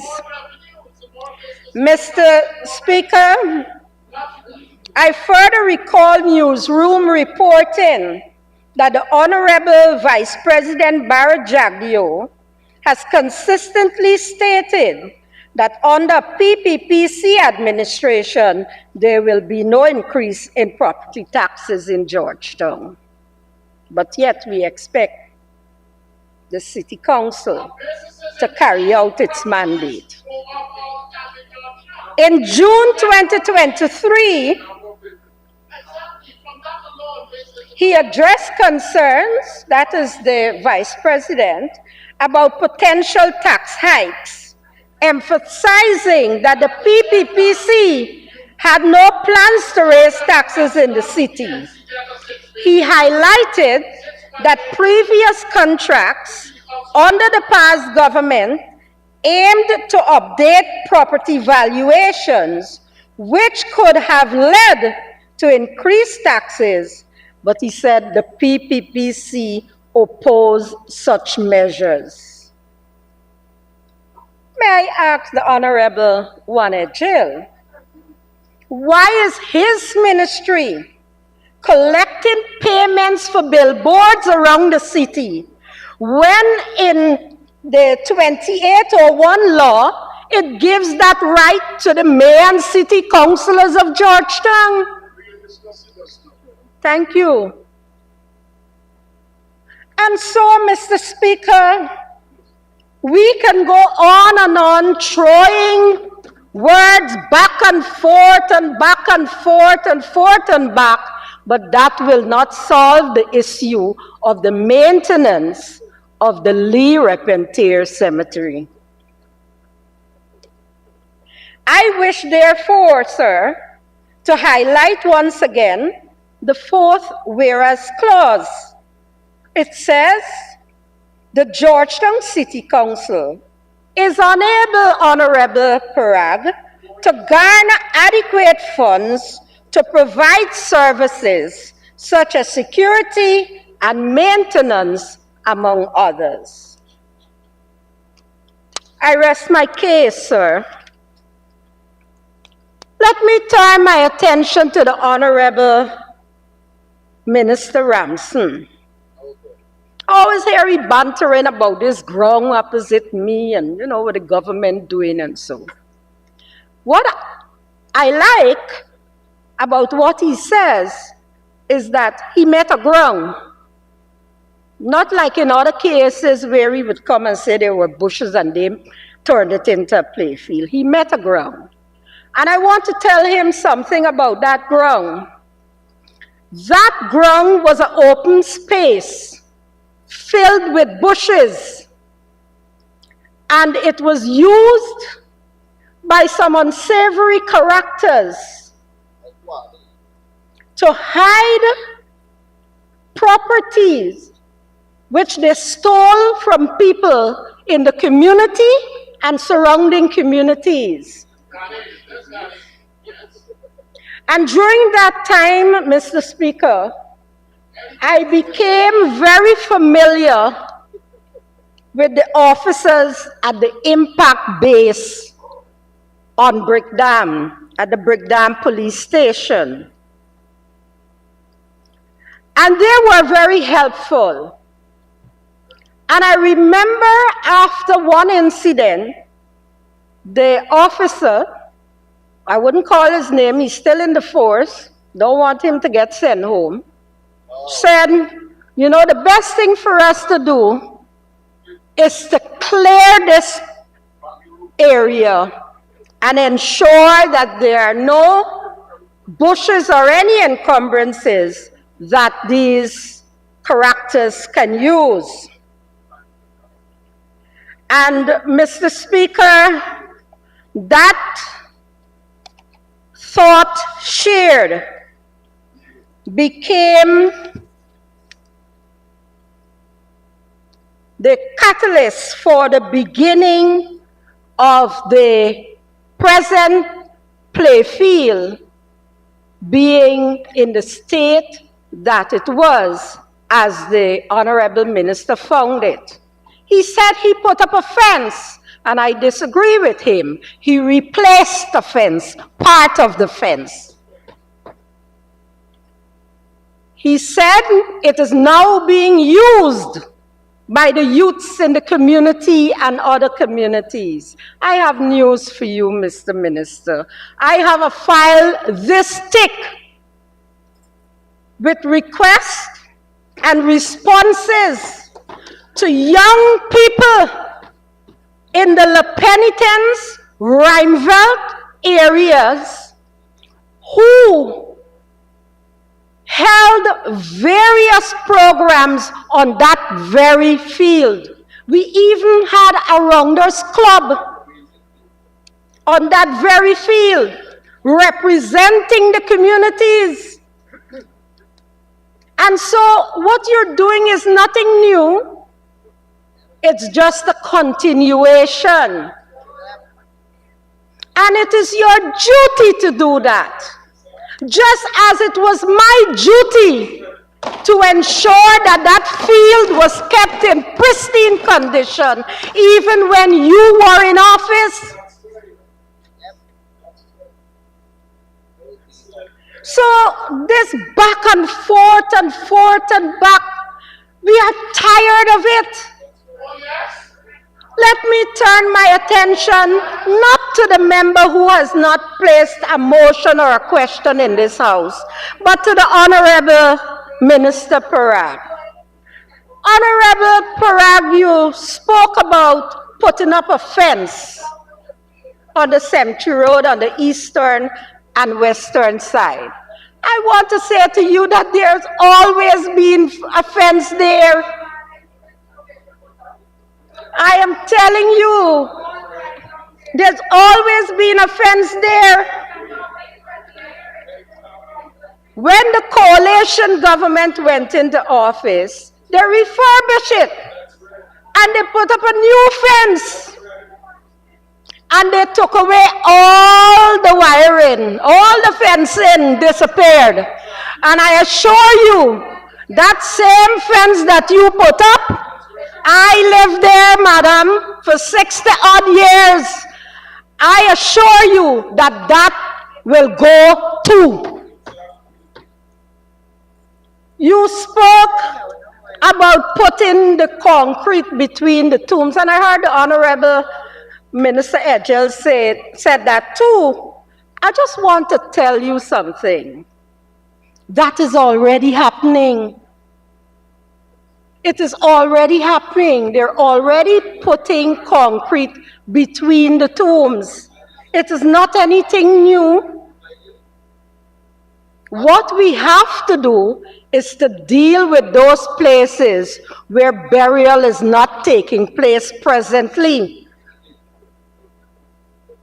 You speak about the city council's mismanagement. Madam Minister, if there is mismanagement at the City Council of Georgetown as the minister, call in the police. But what I would advise you is for you and your government to rethink of the present structure of our city council. It's long outdated. We need to change it and make it more modern so that they can operate in a manner that can be able to not only manage the city properly, but also to have a tier whereby we can have more participation and it can be run from a business perspective. Mr. Speaker, I know that there are some of us who come to this house just to make noise. But I will not,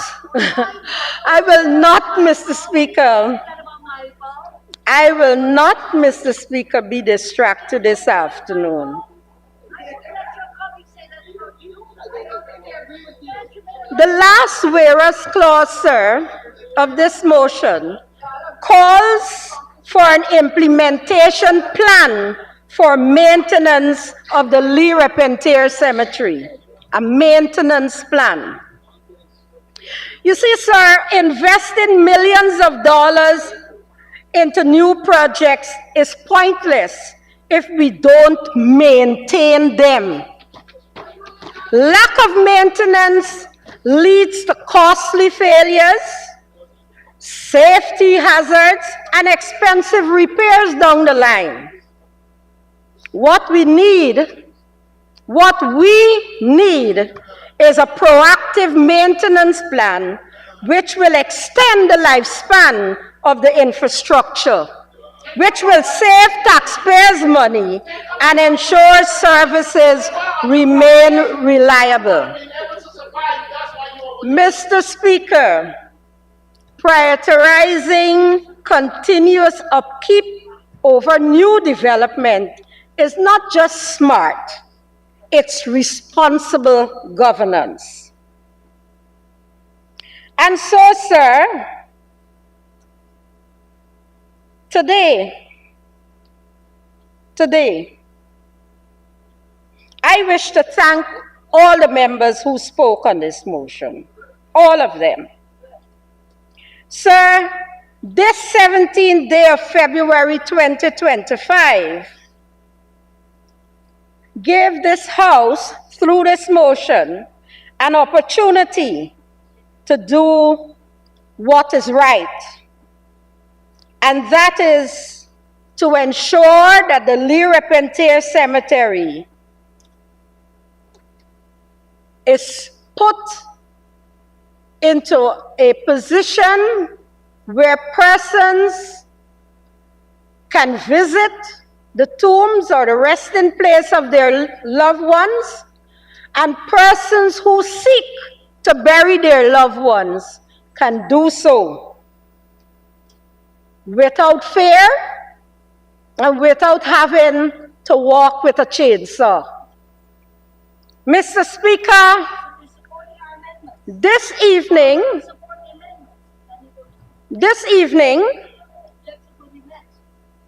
the true test of democracy is not in the victory of which side win. The true test, sir, would be for the people of Guyana, in this House and out of this House, to be able to visit the Lee Repentir Cemetery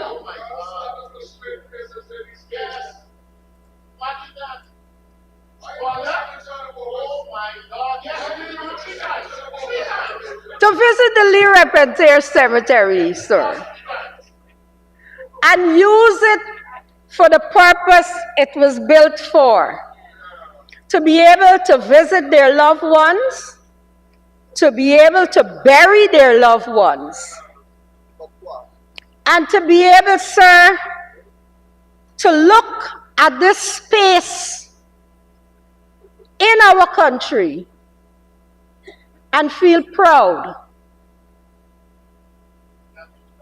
It would be able to allow persons, sir, not to be afraid to enter in, not to have to pay for police escort to take them in, but rather, sir, to be able to enjoy the ambience, to enjoy their visits, and most of all, to be able to recognize that their taxpayers' dollars is being spent for the upkeep, the maintenance of the Lee Repentir Cemetery.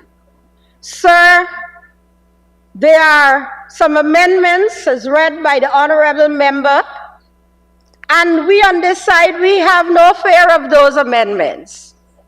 And we support the amendment because, sir, we would like to see the people of Georgetown and Guyana as a whole benefit from the use of the Lee Repentier Cemetery. I thank you. Thank you very much, Honorable Member, Ms. Lawrence, and Honorable Member, Ms. Minister Ejel. Yes, sir. Mr. Speaker, I rise on the standing orders 39-2. A minister may conclude a debate on any motion which is critical of the government or reflects adversely on or is calculated to bring discredit upon the government or a government officer. It is in the spirit of this standing order, sir, that I stand to correct a number of misinformation and inaccuracies and to ensure that the record properly reflects what are the facts. Well, thank you, Minister. Let me acknowledge your right of reply under that standing order and give you the floor. Thank you very much, sir. A few days ago, Mr. Speaker, it looked like we were having troubles with our platforms, with WhatsApp. And I'm glad that we were able to get that fixed, because just like the Honorable Member, Ms. Lawrence, who received a WhatsApp from someone in a particular named street, my WhatsApp is also working. And I did receive a message that says, what is happening in Parliament today? The same people who took away the cash grant from the children, the same people who took away the money from the joint services, the same people who took away monies and livelihoods from 7,000 sugar workers, the same people who took away benefits from loggers and miners, the same people who took away benefits from the Guyanese people that are alive are now seeking to represent the dead. People who are alive were punished, and now we are having a big discussion about the dead. But I did reply. Yes, I will reply. Yes, yours is coming too soon. So I did reply,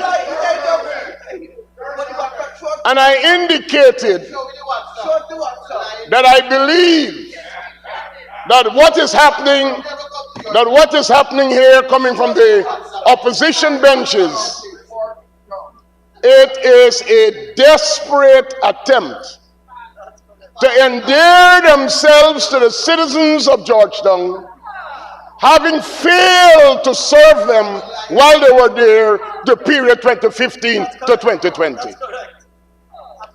It is a battle for minds, and it is because of Mr. Mahaipal's lack of content presentation.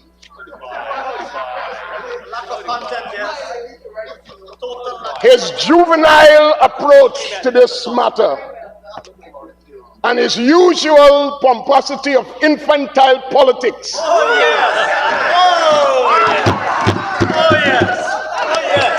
That I will bring to this honorable house, that his colleague who is sitting right next to him, who chairs the PAC, would have said, "My Paul, you should shut your mouth. You know you're just in the house." I want to read from the Auditor General's report 2017. The Honorable Member, Director of Finance, is smiling. She knows exactly where I'm going. Mr. Chair, Mr. Speaker, While the APNU AFC was in office, the APNU AFC said they love the people of Georgetown and they will do something for the people of Georgetown, and they gave monies to the city council of Georgetown to execute some works in Georgetown. So, this is what the Auditor General had to say in 2017 about the monies, 300 million that was allocated in 2015 under the Ministry of Communities. The project profile as included in national estimate stated that the allocation was for the Georgetown restoration initiatives. The intended benefits included 1, environmental improvement, and 2, improve the health and well-being. According to the appropriation accounts, the full sum was expended, all 300 million. An analysis of the expenditure as contained in the Integrated Financial Management and Accounting System, the IFMAS, report summarized in the table below. Purchase of vehicle, debushing of the La Frontiere Cemetery, 52,163,000. Restoration of Georgetown, 241,637,000. Listen to the findings of the Auditor General of Guyana. 261 payment vouchers for expenses totaling 247.558 million were submitted. This was 5.92 more million more than the 241.637 million paid over to the council. Expenditure totaling 182.610 million were not certified by the relevant officer.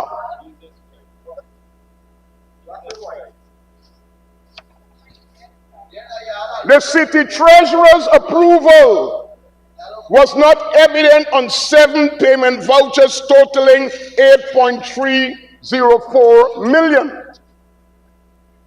The Finance Committee full approval was not evident on 21 payment vouchers totaling 30 million. There was no evidence of acknowledgement from payees for payments totaling 12.816 million, which means you pay somebody, you ain't got no signature to say the person collect the money or a receipt to say the person collect the money. The correctness, accuracy, and validity of 5 payments totaling 4.890 million could not be verified. 6 payments totaling 15.7 million were made on 6 contracts that were above the 1.5 million contract ceiling for the cleanup program. Payments totaling 42 million could not be validated in respect to 27 contracts.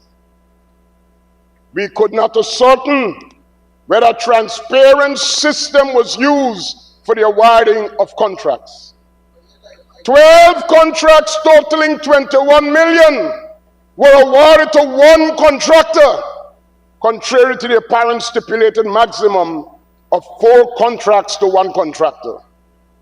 There were 11 instances that indicated contractors may have provided false addresses to satisfy the criteria of having to reside within the area where the work was being done.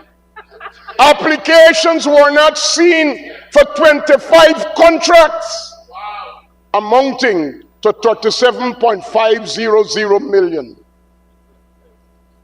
The contract register was not properly written up. Moreover, not all contracts were recorded in the contract register. Key information including payments on contracts, was also not regarded. I can go on and on. This is the record of the Auditor General of Guyana 2017 that was discussed in the PAC, of which Mr. Figueroa, the honorable member, is the chairman, and my good colleague who made lots of fanfare and noise, my Paul, is a very active and aggressive member. And now you come to this house in a year when there is an election where the people of Georgetown has been consistently rejecting you, of which the Honorable Member Charles Ramson has shown the progression of how we have moved and where we will end up, seeking to endear yourselves back to them. You know what the people need to know? When you control central government and city government, you fail the people of Georgetown. And not only the people of Georgetown, but the people of Linden as well. That's correct. And the people of New Amsterdam. And the people of New Amsterdam. And Bartica. And that is why we are here discussing this. So, I also want to correct some things.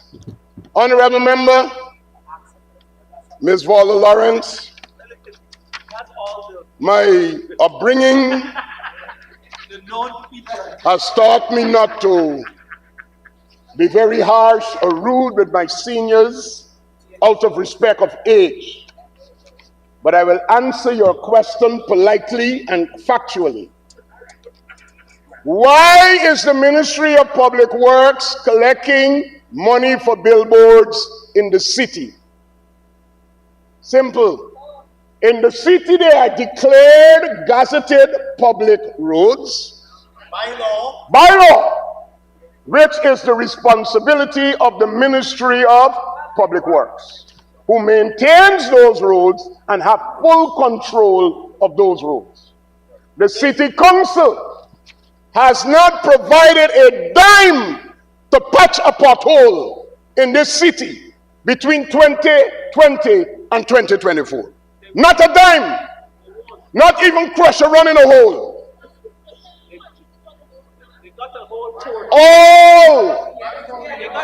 All the road maintenance work in the city of Georgetown, whether it is gazetted main roads or roads that fall under the control of the main City Council 2801, were done by the Ministry of Public Works Special Projects Unit, totaling more than $1 billion. They got a whole cortege. That's why they can't. So that's the answer, Honorable Member. I want to move on. It seems that members of this House don't have an appreciation between, on that side I should say, except the Deputy Chairman, the Deputy Speaker. They don't have an appreciation of central government versus local government. City Hall has always been controlled by the PNC from independence until now. And you are coming to this house to blame central government, for the failure of a local government that Congress presides over. The logic is, all right, Honorable Mr. Jones, all right. You said if central government did not allow you to do your thing. You were in central government, 2015 to 2020, and I just read what you did with the money that central government gave to Georgetown. Here what they did though, they tried to keep out the land in Epen. That's what they tried to do. Right? So, that is what they tried to do. I want to give some information to the House and the people of Guyana, so that there will be no excuse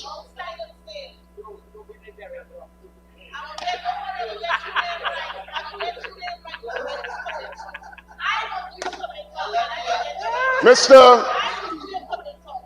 Speaker, You gotta learn the people name who you're going to now. everybody in Guyana knows. Mr. Speaker, everybody in Guyana knows that if you deduct monies from the salaries of workers to pay over NIS and GRA and you don't, it is a criminal offense.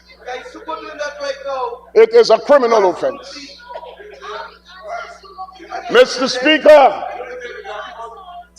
NIS is owed $196 million by the Mayor City Council.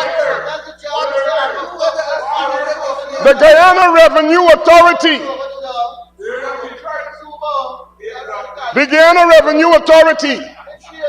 is owed $2.731 billion by the Mayor and City Council. GPL, Minister Ndar, they don't pay for their street lights. GPL, they owe GPL $3.5 billion for street lighting.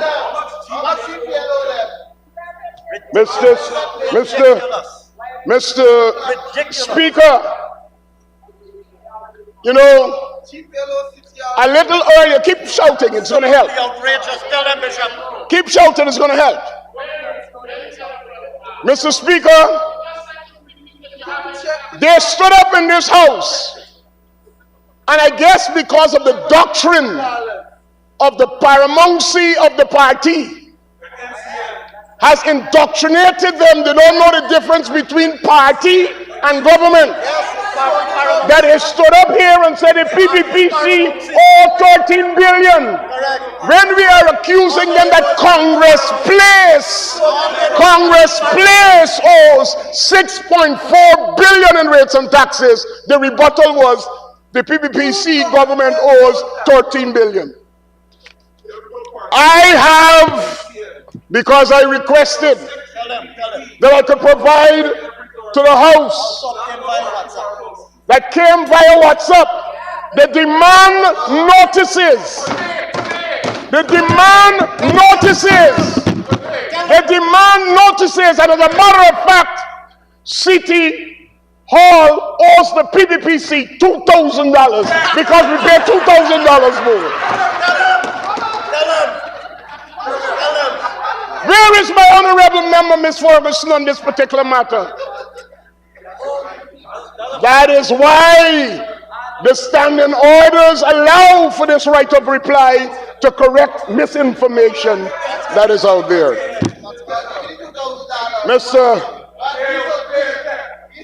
Mr. Speaker. Mr. Minister, are you going to lay over that receipt? Because we have to put this to bed officially once and for all. And they must apologize and withdraw. For misleading the House. Mr. Speaker, one of the biggest issues that has to be addressed in Georgetown, and the honorable member, Ms. Lawrence, when she spoke to the motion, raised the issue of drainage. And I heard with the usual big tent fanfare, where we spin narratives about how Georgetown was not flooded. And I want to tell you about the drainage work. I know time up because truth is being told. Aye, that's correct. They can't take it. Tell them. In 2024, just last year, we spent putting local people to work in their own communities for the cleaning of drains and desilting of alleyways. And that is apart from the machines that were engaged by the NDIA to deal with the big canals. The Ministry of Public Works spent $1.101 billion to execute drainage work in Georgetown. In 2023, we expended $1.020 billion. In 2022, $425 million. In 2021, 800. In 2020, 390 million. The people of Georgetown are there to see that even though we are in central government and the mayor and city council has neglected to carry out their functions, Georgetown is not starved. The PPPC is making the necessary interventions to improve the lives and livelihoods of people in Georgetown. And that is why we could stand up here and boldly debate a motion like this. And we could represent our interests anywhere. And no motion was ever needed. The National Drainage and Irrigation Authority added to this. You know, we don't sit on our hands, you know. South Rungveld, Festival City, North Rungveld, that entire area is a basin. The Honorable Member Chris Jones, no rain in fall for the whole week, but the place still got water on the road. So we didn't sit on our hands. We went into the area. The president himself, Minister Zulfikar, and we did a drainage work. You know what we did? Put in a brand new pump at Liliendal that will help to drain that entire basin. 2 pumps. And go to the Auditor General's report and go to the Auditor General's report and find out what happened under the APNU AFC. Mr. Speaker, the APNU AFC bought pumps to drainage, but you know what they bought? Fire wheel pumps, fire engine pumps, not drainage pumps. It's not fire engine pumps? Fire engine pumps. It is in the record.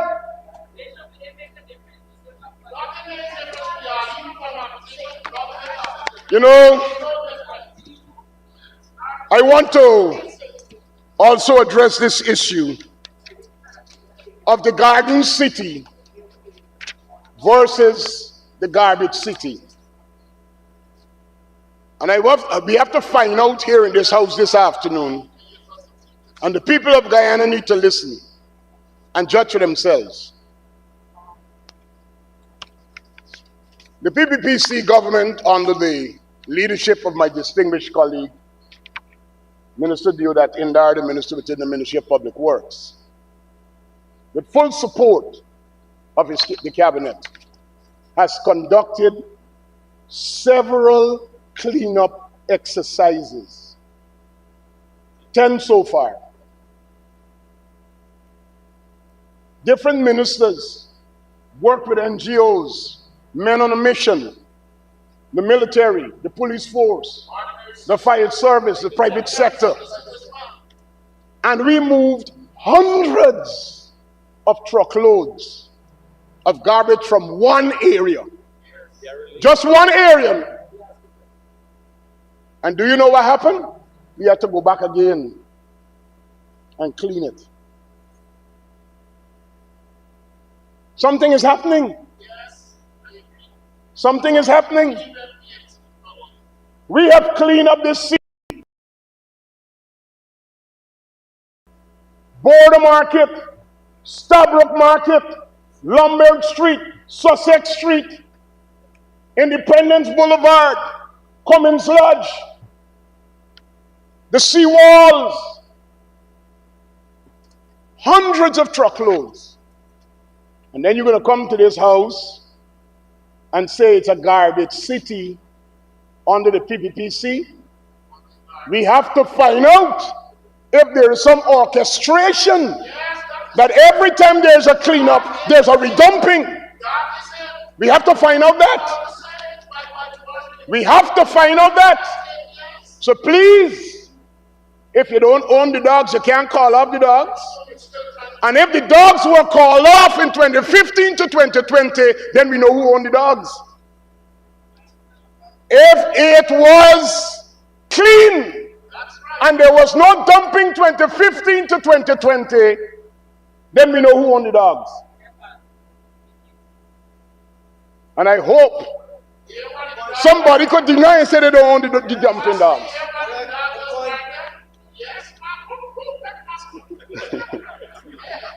You know, the honorable member got up and spoke about the various projects that was done. And I was asking them to name the projects that were done for the enhancement and the beautification of Georgetown. And the name Kitty Market. The Auditor General had something to say about Kitty Market today. 70 million cannot be accounted for. 70 million cannot be accounted for. Kitty Market done? Could anybody advise me if Kitty Market phase 1, phase 2 is over and it is now usable?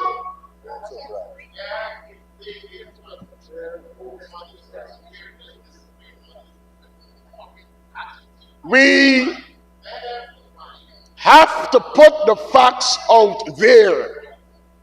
My colleague, the Honorable Sonia Parag, has already indicated to this House what is our position as it relates to this motion with the amendments that we are making. But don't let us come here and pull wool over people's faces as if to suggest that there is some big neglect in Georgetown and the PPPC hate the people of Georgetown and we're not doing anything for the people of Georgetown. So it is the PNC that had to come now and force the PPP to clean up the cemetery because they're neglecting Georgetown. Georgetown has never looked as beautiful as it is right now. Whether it's North Georgetown or South Georgetown. And I know you're going to go wrong.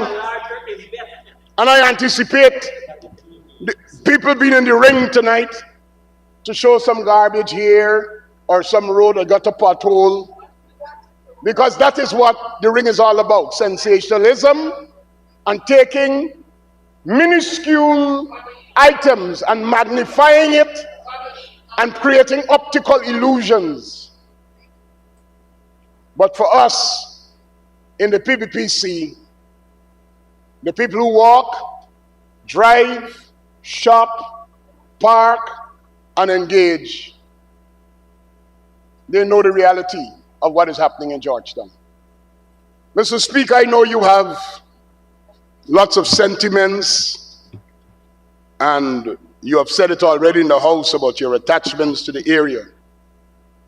I could assure you and all the other people of Georgetown and all the people of Guyana, this PPPC that is here now and the PPPC that will come after the next election, because the people will put us back, will not neglect Georgetown.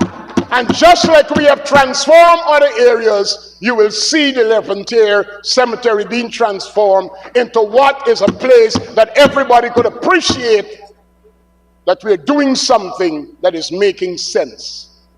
People can visit their loved ones, and because we're a government that believes in equity, it's not only Levantier, it's cemeteries across the length and breadth of Guyana. I thank you very much, and God bless you all.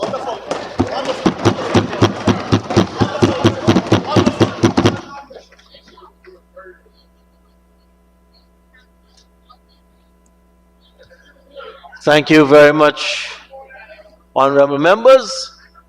And while we're speaking about all of the physical work I want to also implore we look at the records, because those who maintain the burial records have done an excellent job, the old-time way, and they can locate those graves within hours if you go there.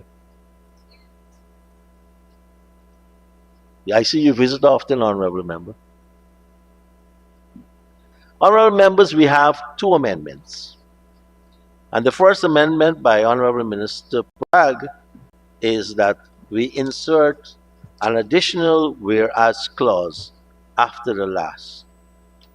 And that reads, and whereas the government has initiated a plan to upgrade cemeteries across the country, including the Repentier Cemetery 2025. And I propose the question that we accept this proposal. Minister Parag, the standing order say we have to propose and then put. But if there's nothing, no one wanted to speak. Thank you, Mr. Speaker. I do propose that the amendment tabled in the House be passed as printed. Passed as put, sorry. Honorable members, I put the amendment as proposed. Those in favor say aye. Those against say no.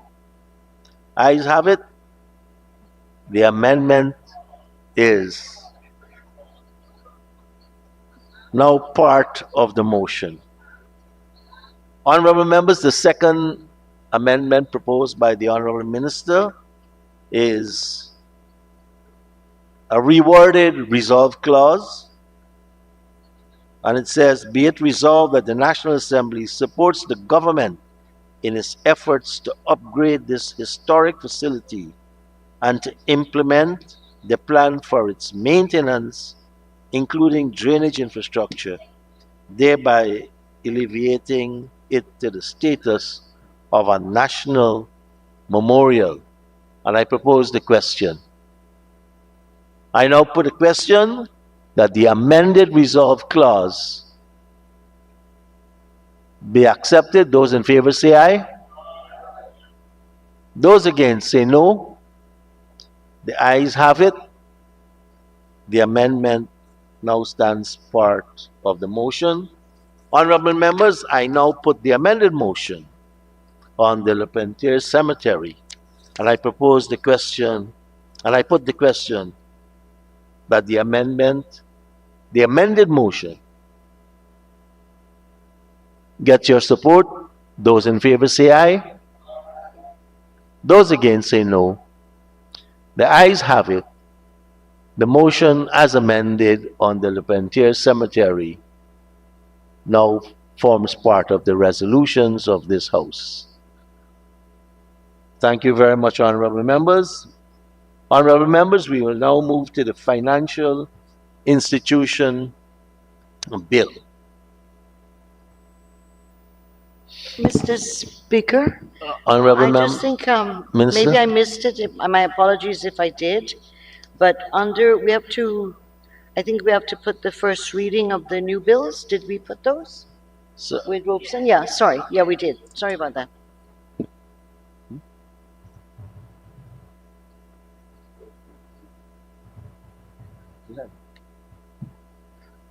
Yes, we had them, Honorable Minister. Amply moved by the Honorable Minister Manik Chand and the Honorable Member Robeson Ben. Honorable Senior Minister in the Office of the President with responsibility for finance and the public service. Thank you very much, Mr. Speaker. I rise, sir, this afternoon to move that the Financial Institutions Amendment Bill 2024, Bill number 22 of 2024, which was published in the Official Gazette on the 18th of December 2024, be read the second time. Mr. Speaker, this bill seeks to amend its principal act, the Financial Institutions Act, found in Chapter 8503 of the laws of Guyana. It is, in fact, a relatively simple amendment, but nevertheless, and notwithstanding its simplicity, an extremely important and profound amendment. Simply, it inserts into the Principal Act, after Section 19, the extant Section 19, a new Section 19A. And that new Section 19A provides for the establishment in Guyana of representative offices by foreign financial institutions as defined in the said Section 19A now being inserted, with the prior approval of the authority vested with responsibility for supervision and regulation of the financial sector, that is to say, the Central Bank of Guyana.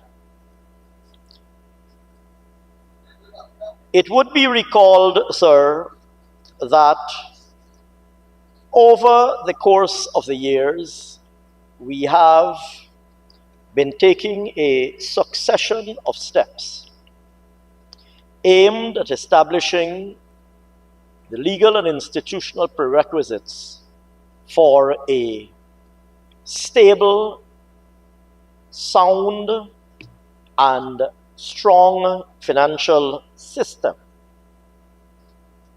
including legislation to establish the relevant regulatory and supervisory authorities, including and perhaps most prominently, new central banking legislation in the form of the Bank of Guyana Act and successive amendments over the years thereto, which now, when consolidated, provide a sound and strong basis for central banking in Guyana, including the vesting of responsibilities for regulation and supervision of the financial sector with the Central Bank of Guyana.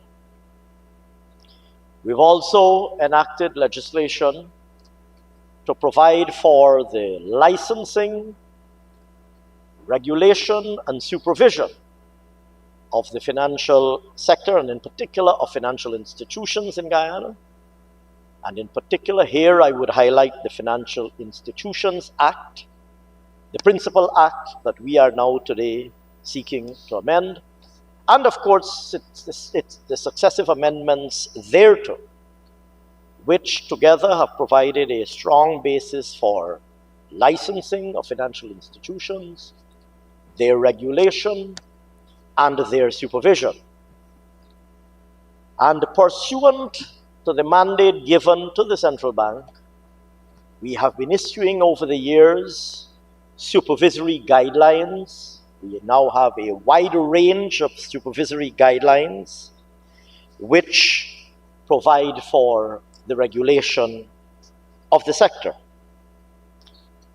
We've also enacted anti-money laundering legislation, starting, of course, with the original MLPA, enacted in 2000, Money Laundering Prevention Act, under which the FIU was originally established, and then subsequently successive AML-CFT legislation, anti-money laundering and countering the financing of terrorism. I believe the first act, if my memory serves me correctly, was enacted in 2009, and we have enacted successive amendments to that AML-CFT Act, including in the current session of Parliament. Not so long ago, we enacted further amendments to the AML-CFT Act in response to recommendations coming out of the FATF and CFATF processes, the processes under the International Financial Action Task Force and the Caribbean Financial Action Task Force, recommendations that would have come out of their successive reviews of our AML-CFT architecture, which led, of course, most recently to our successive completion of the latest mutual evaluation round, which saw our financial system being found to be in compliance with international standards and norms, much to the commendation of all of the relevant authorities operating in the sector and responsible and with respective mandates under which they are charged for regulation and supervision of the financial sector and other sectors that fall under the ambit of the AML-CFT legislation, and in fact, the operators under that sector, all of whom have reporting and compliance obligations. We have enacted a number of other legislation. We brought to this House, I recall bringing to this House in a previous term of office, legislation to license money transfer agencies for the first time, the Money Transfer Agencies Licensing Act. We brought to this House legislation to provide for credit reporting, the Credit Reporting Act. We brought to this House, of course, legislation in relation to other aspects of supervision, including legislation in relation to the real estate sector, the legislation in relation to hire purchase, legislation in relation to unregulated sectors that would need to comply with AML-CFT standards, etc. And the list goes on. Our supervisory guidelines, to which I've alluded, deal with all aspects of supervision and including things like branching, credit exposure review and classification, provisioning, limits on large loans and on related parties, acquisition of control, corporate governance of financial institutions, risk management, public disclosure of information, etc., including in connection with technology. I make these points really to say, Mr. Speaker, that the effort to build a strong and robust and well-regulated financial sector has not been an effort of yesterday. It has been an effort that has involved work, including work in previous sessions of this House and previous parliaments of Guyana, work to ensure that we have a robust legal architecture in place. And beneath that, or within that, having legislated, we have, of course, also been establishing and progressively strengthening the institutions tasked with the respective mandates granted under the legislation.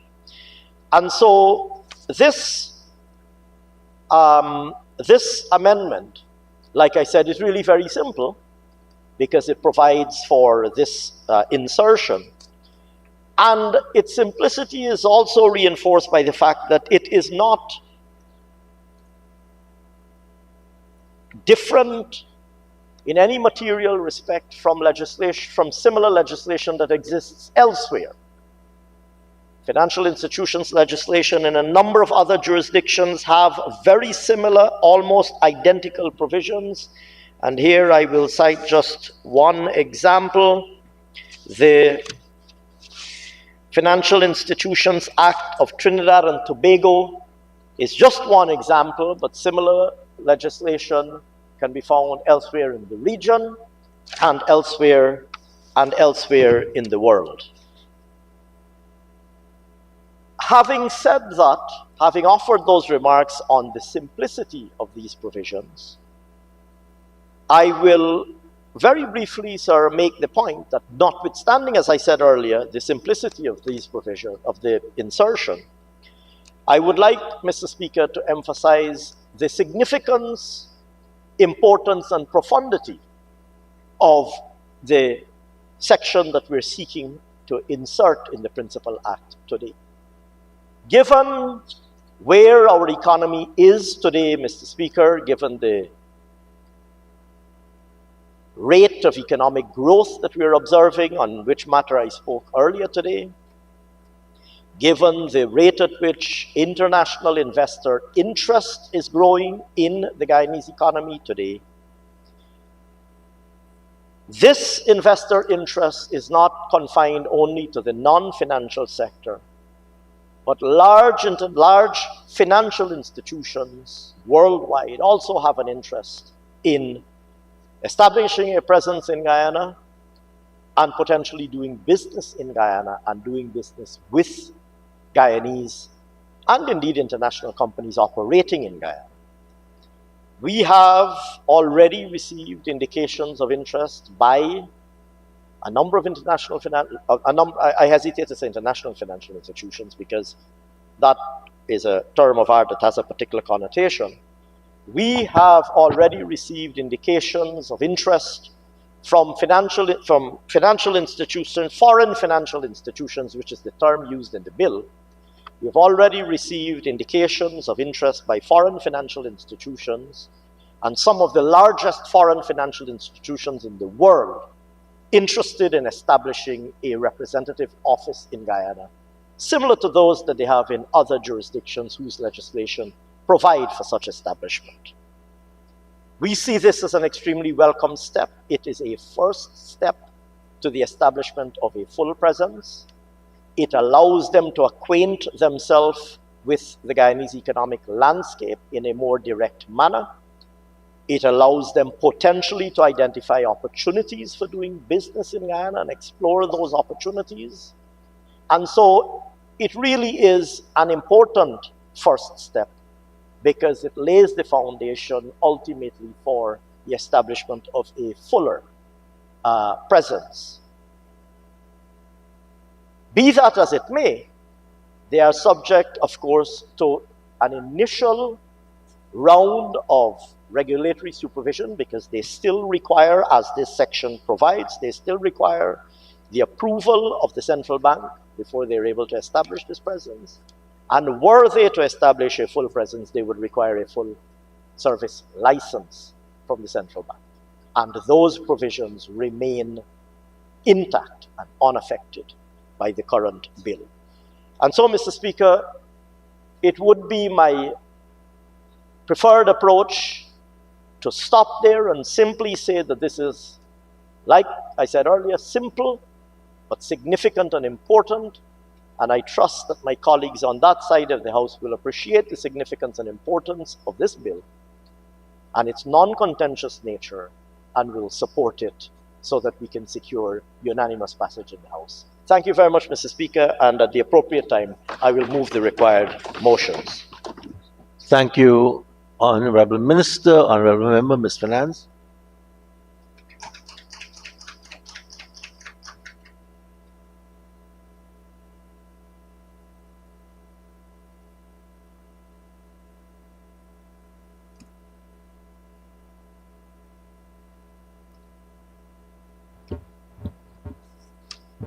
Thank you, Mr. Speaker.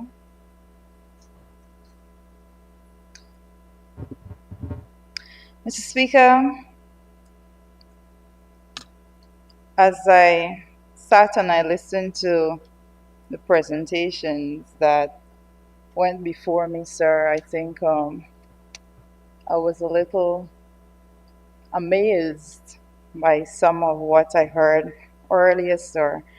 And it would be remiss of me to not say at this time, since I'm dealing with financial institutions, I heard our colleague earlier, the Honorable Edgel, spoke about the Auditor General's report from 2017.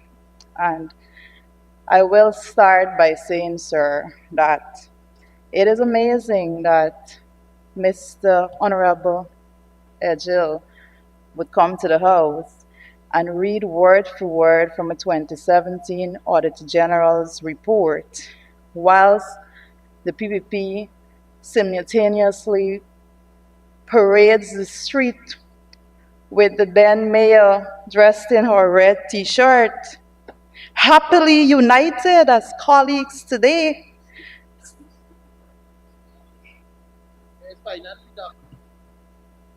To this bill?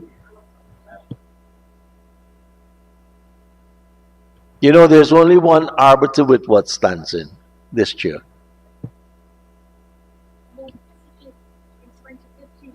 Sir, I think my point was made and I will proceed. Sir, looking at the Financial Institutions Amendment Bill of 2024, I know the Honourable Member Dr. Ashney Singh did say that he trusts and would appreciate the support, and I do hope that Dr. Singh also, I trust that he will appreciate my contribution to this bill as well, because at the end of the day, we're all looking to have a country and a strong financial institutional framework that is attractive to not only the international community, but locally as well. Mr. Speaker, I rise today to address the Financial Institution Bill of 2024. Sir, while the government presents this as a step forward in financial regulation, I must point out that it spectacularly misses the mark in addressing the real challenges facing Guyana's banking sector today.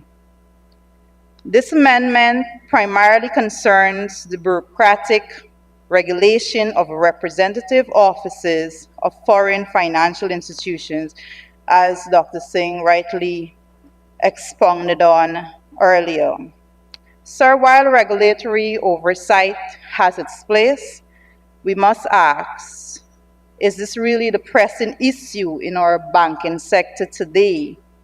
Or is this what our economy and the people is crying out for right now? Mr. Speaker, our economy has grown tenfold in recent years due to the oil sector. Yet, remarkably, sir, the number of licensed banks serving our people remains unchanged.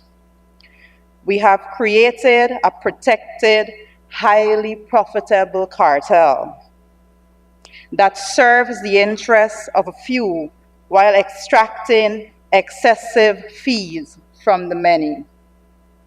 Every member of this House knows the complaints coming from their respective constituents: high fees, limited access to credit, poor service quality. These are the real issues we should be addressing before we move to the amendment that is being debated here today. The amendment also raises serious questions about its interaction with our laws, and I trust that Dr. Singh in his response would address such. Mr. Speaker, under current legislation, an entity registered in Guyana is deemed to be carrying on business here and therefore subject to our tax regime. How does this square with the bill's definition of representative offices that supposedly don't conduct business? This ambiguity could create uncertainty for foreign institutions considering establishing a presence here. Mr. Speaker, what Guyana needs urgently is not simply more bureaucratic oversight of representative offices.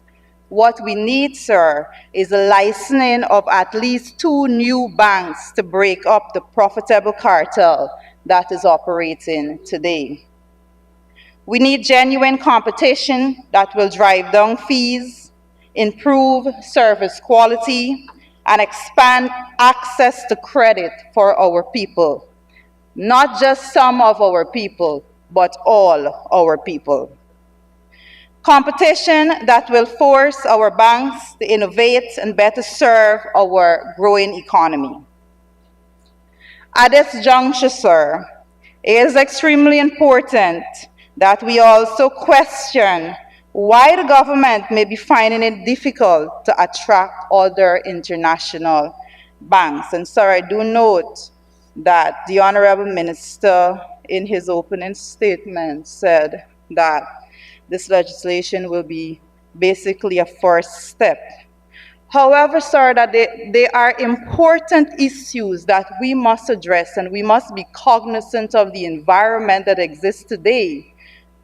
And we must question whether it is the lack of certain legislations that is causing those banks not to be willing to come forward and set up offices, but rather just wanting to have their toes dipped into the water to test to see what is going on.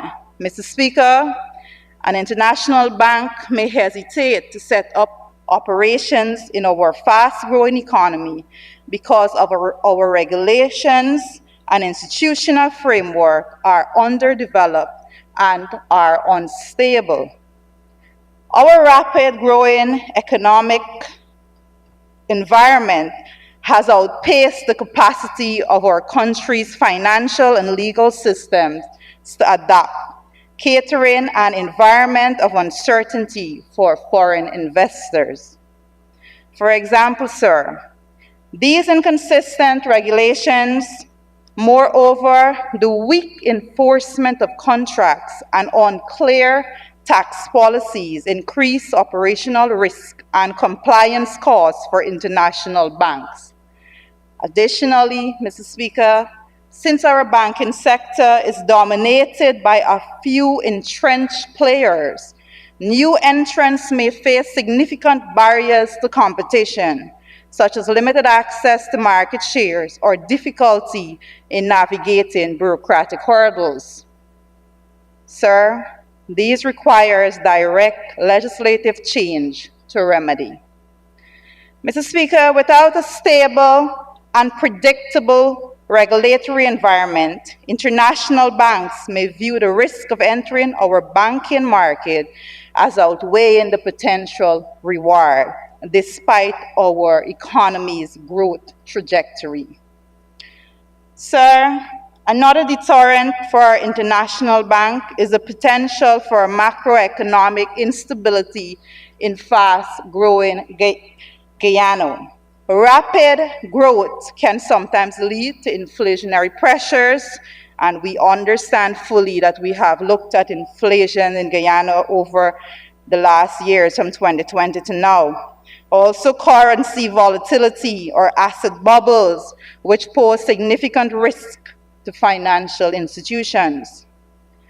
If the central bank lacks the tools to manage these challenges efficiently, international banks may be reluctant to expose themselves to such risks, sir. Furthermore, if our economy is heavily reliant on one sector, such as the natural resources, in Guyana's case, we're talking about the oil sector, it may be vulnerable to external shocks, much as we're speaking about global oil prices changes. So this lack of adequate diversification can make the economic outlook of our country uncertain and therefore discouraging long-term investment by international banks. While a fast-growing economy presents opportunity, the absence of stable, well-regulated, and diversified financial environment can deter international banks from establishing a presence here. Mr. Speaker, further, low CPI scores, sir, and in Guyana's case, we know that the 2024 CPI score was 39. 39, sir, and the CPI score basically shows that if it's at 0, it shows that the country experiences very high level of deliberate mismanagement.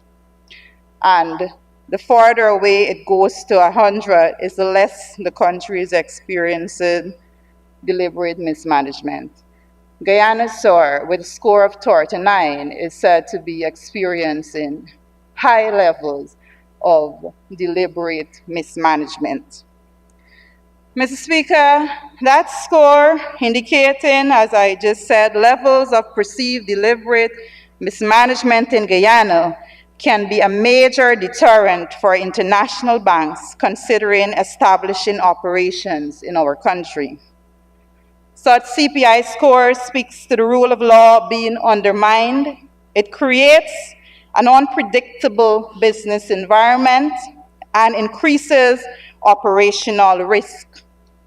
For international banks, which are subject to stringent regulations, the requirements from their home countries, operating in a country with a low CPI score can expose them to legal and reputational risk. For example, deliberate mismanagement in the form of bribery, favoritism, lack of transparency in government dealings can complicate compliance with anti-money laundering and counter-terrorism financing regulations. Banks may fear being implicated in deliberate mismanagement practices, either directly or indirectly, which could lead to hefty fines, sanctions, or damage to their global reputation. This perceived risk can make Guyana a less attractive destination for investment despite economic potential. Mr. Speaker, additionally, a low CPI score, one of which Guyana has, erodes trust in public institutions and weakens the overall financial system, making it difficult for international banks to operate effectively. An environment with a low CPI score often leads to inefficiencies, such as delayed approvals for licenses, arbitrarily regulatory decisions, and a lack of enforcement of contract, all of which are being experienced in Guyana currently, hence our low CPI score. These factors include the cost of doing business and creates uncertainty for banks that rely on stable and transparent systems to operate profitably. Furthermore, players in such a system can distort market competition, favoring well-connected local players over foreign entrances. Mr. Speaker, these discourages international banks from entering the market. A low CPI score signals systemic issues that undermine the confidence of international banks in Guyana's institutional framework, making them hesitant to invest in the market where deliberate mismanagement could jeopardize their operations and long-term viability. Mr. Speaker, the government, the PPP government that is, often speaks about transformation. But where is the transformation in our banking sector? Where are the new licenses? Where is the competition? Where is the innovation? This amendment does nothing to address these fundamental issues that are being experienced in Guyana today. The principal act that is being amended here today was passed in 1995 and was subject to 2 minor amendments in 2015 and 2018. Today, sir, with a $1 trillion economy, there are more fundamental challenges facing the sector and the economy as a whole. I therefore call on the government to bring comprehensive banking reform legislation that will address some critical needs in the banking sector in Guyana today. Firstly, Mr. Speaker, I call on the government to establish clear criteria for new banking license.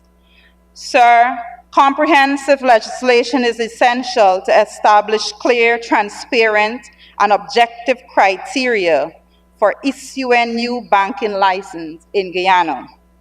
The current system, sir, which has not seen an increase in the number of licensed banks despite significant economic growth, has created a protected cartel that limits competition and innovation.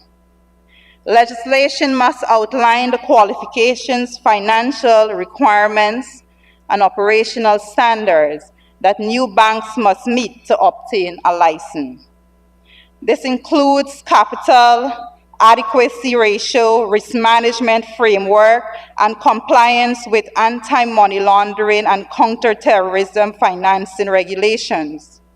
Sir, the criteria should also encourage diversity in the banking sector by promoting the entry of banks that cater to underserved segments of our population, such as small and medium-sized enterprises and low-income individuals. These are areas that are in dire need of amendments when it comes to our financial institutions laws. By setting clear guidelines, the government can ensure that new entrants are financially sound and capable of contributing to the stability and growth of the banking sector. Furthermore, legislation, sir, should mandate the regular review of these criteria to adapt to changing economic conditions and emerging risks. This will create a dynamic and inclusive banking environment that serves the need of all Guyanese citizens, and not just an amendment being tabled that is only catering to the needs of foreign institutions. Secondly, sir, I call on the government to consider strongly setting timelines for license application reviews. Sir, delays in the reviews and approval of banking license application can discourage potential entrants and perpetuate the existing monopoly. Comprehensive legislation must include strict timelines for the processing of license application to ensure efficiency and transparency. For example, laws could mandate that regulatory authority complete their initial review within 90 days and issue a final decision within, for example, 180 days of receiving a complete application. These timelines should be enforceable with penalties for regulatory bodies that fail to meet them. Legislation should also establish a clear appeal process for applicants who believe their applications have been unfairly denied or delayed. This will provide a mechanism for accountability and ensure that the licensing process is fair and impartial. By setting and enforcing timelines, the government can demonstrate its commitment to fostering a competitive banking sector and attracting investment from both domestic and foreign institutions. This will ultimately benefit consumers by increasing access to financial services and driving down costs significantly. Thirdly, I call on the Minister to strongly consider creating a competitive banking environment by bringing such legislation to this National Assembly. Mr. Speaker, a competitive banking environment is essential for driving innovation, improving service quality, and reducing costs for consumers. Comprehensive legislation must address the structural barriers that currently limit competition in Guyana's banking sector. This includes breaking up the existing cartel by issuing new licenses and promoting the entry of small niche banks that can cater to specific market segments. Legislation should also prohibit anti-competitive practices such as collusion between banks to fix fees and divide markets. Sir, to further encourage competition laws should mandate the publication of key performance indicators. We know that as the KPIs for banks, such as the interest rates, fee structures, and consumer satisfaction scores. This will enable consumers to make informed choices and incentivize banks to promote their services.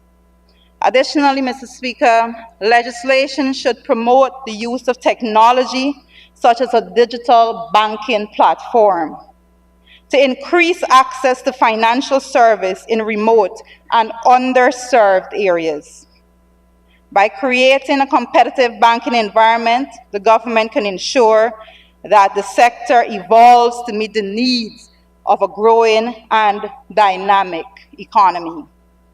Fourthly, sir, I am asking for the government of the day to strongly consider looking at legislation and bringing it to this National Assembly that protects consumers from excessive fees. Mr. Speaker, excessive fees are a major concern for consumers in Guyana's banking sector. Comprehensive legislation must include the provision to regulate fees and ensure that they are fair, transparent, and commensurate with the service provided. For example, sir, laws could cap fees for basic services such as account maintenance, ATM withdrawals, and wire transfers, and require banks to disclose all fees upfront in a standardized format. Legislation should also establish a regulatory body to monitor fee structure and investigate complaints from customers. This is in dire need today in Guyana. Mr. Speaker, in addition to regulating fees, laws should mandate the provision of low-cost or no-cost banking options for low-income individuals and vulnerable groups. This could include basic savings account with no minimum balance requirement and limited transaction fees. By protecting consumers from excessive fees, the government can promote financial inclusion and ensure that all Guyanese citizens have access to affordable banking services. Mr. Speaker, fifthly, I am requesting that the Honorable Minister look at ensuring our banking sector grows with our economy.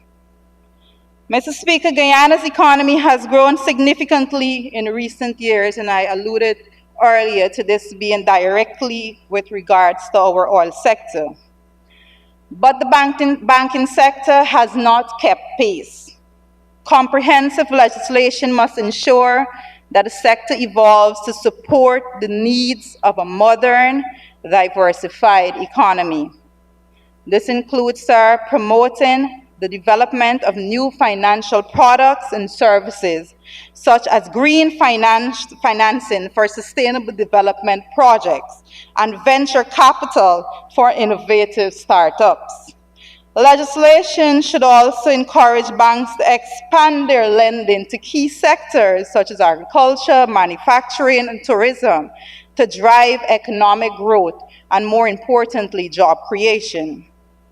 Mr. Speaker, to support the growth of the banking sector, laws should mandate regular assessments of the sector's performance and its alignment with national economic goals. And sir, at this point, I want to segue and say that that is something that is lacking in our country today. We should have a system in which we have national economic goals, goals in which our citizens have seen clearly defined from government, and goals that can be monitored as they go along. So this could include requiring banks to report on their contributions to economic development, such as lending to SMEs and investments in infrastructure projects. By ensuring that the banking sector grows with the economy, the government can create a financial system that is resilient, inclusive, and capable of supporting long-term prosperity for all. Mr. Speaker, my sixth ask when it comes to the legislative framework that is being tabled is that our Minister, the Honorable Dr. Ashley Singh, consider strengthening the legislation for cashless transaction.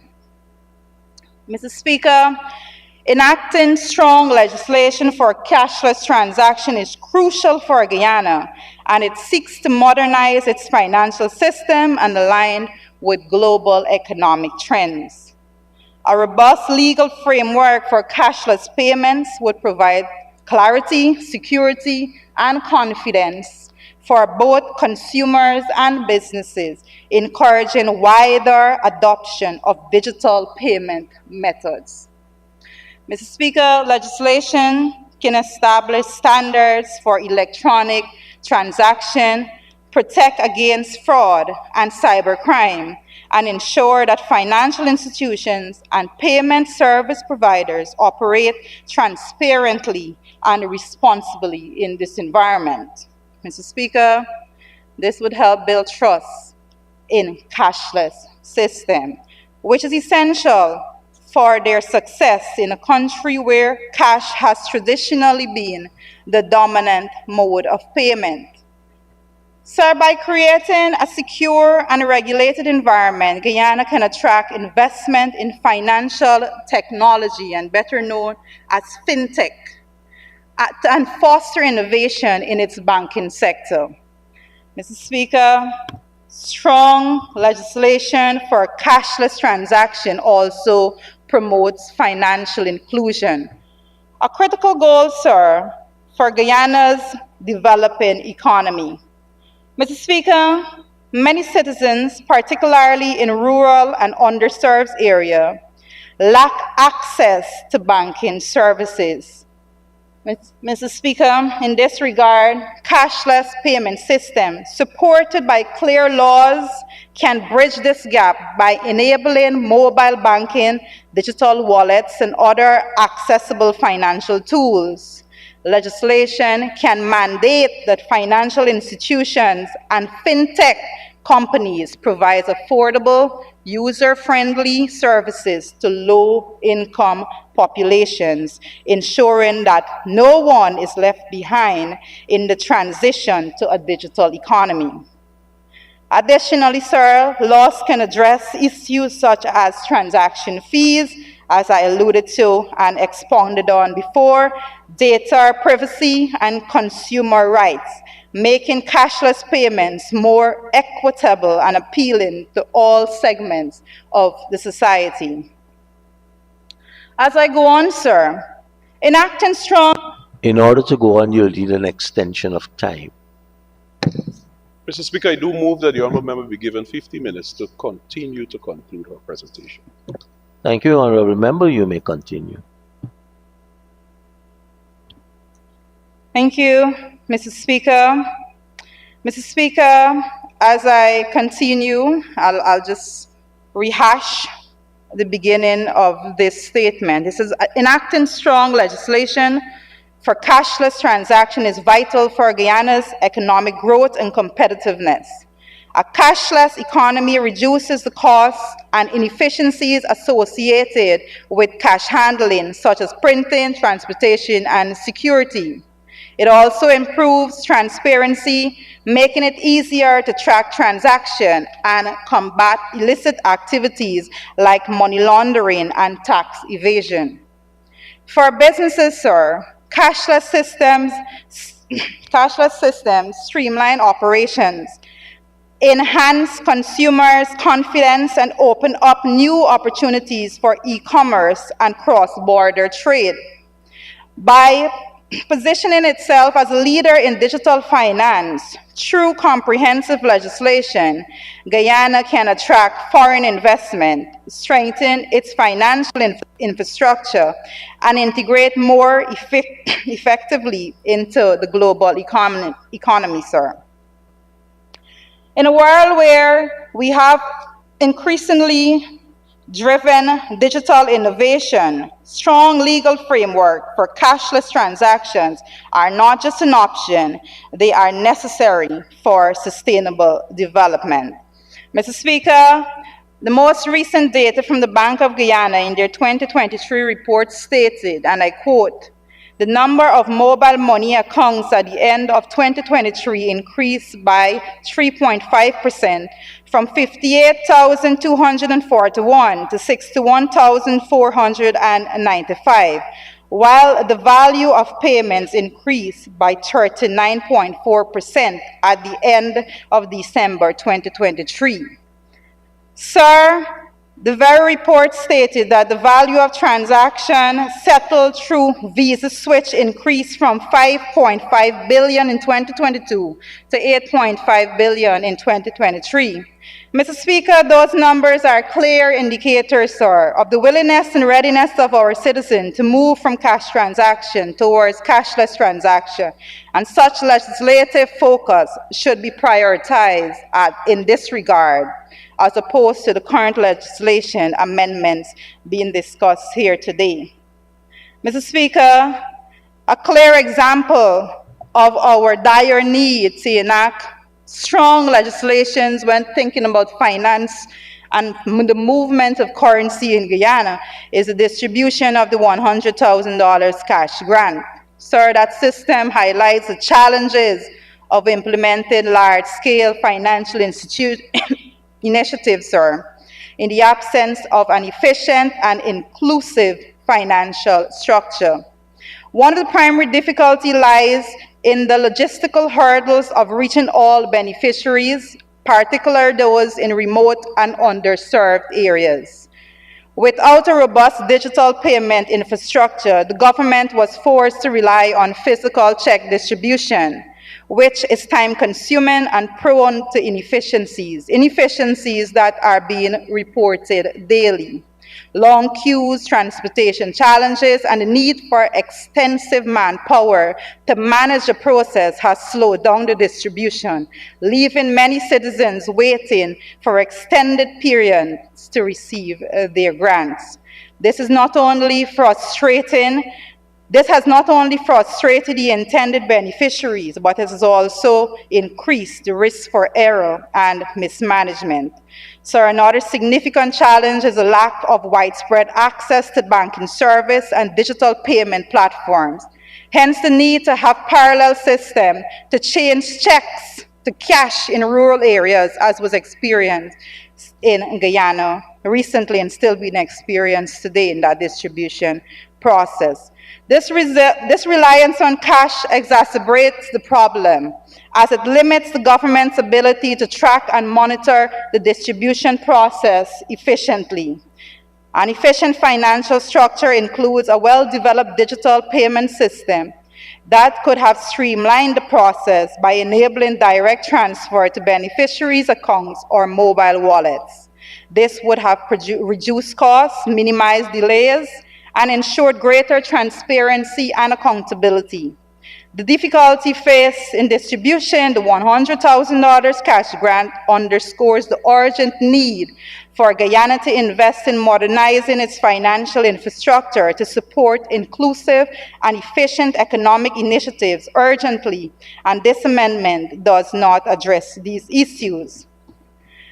Sir, as I wrap up, I want to say to the members here today that we are operating a $1 trillion economy with an architecture designed for a multi-billion-dollar economy. So this poses a significant risk, including systematic inefficiencies and vulnerabilities. The existing infrastructure, whether financial, regulatory, or logistical, may lack the capacity, scalability, and sophistication needed to handle the complexities of the vastly greater economy that we are operating in today due to the oil and gas. Sir, moreover, the mismatch between economic scale and institutional architecture can exacerbate inequality and hinder inclusive growth. A multi-billion-dollar economy's infrastructure may not have the mechanism to ensure equitable distribution of wealth, access to resources, or opportunity for all its citizens. As the economy grows, the gap between those who can navigate or benefit from the outdated system and those who cannot would widen, lending to social and economic disparities. Additionally, sir, critical sectors like healthcare, education, and transportation, which were designed for a smaller population and economy, may become strained, failing to meet the demands of a larger and more complex economy. Without comprehensive reform to align the economic architecture with the new scale, this risk of inefficiency, inequality, and systematic failure would only grow, jeopardizing long-term prosperity. Mr. Speaker, I would hope today that I have had the attention of the Honorable Minister within the Office of the President with responsibility for finance, and that these are grounds, sir, that I am hoping that we can see common grounds on. And while, sir, I did not present objections to the bill as was presented here today, I am saying that the urgency in this bill does not outweigh the urgency in the legislations that are well needed today.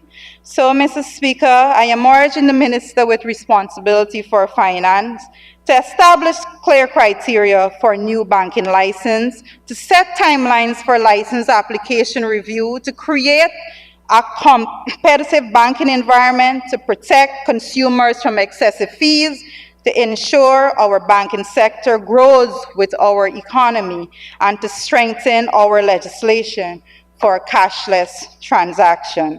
Sir, and I thank you and this Honorable House for giving me the opportunity to make this presentation here today, and I find hope that we have crossed some paths with some favorable ideas today, Dr. Singh. Thank you. Thank you, Honorable Member. Honorable Senior Minister, Dr. Ashwini Kumar Singh.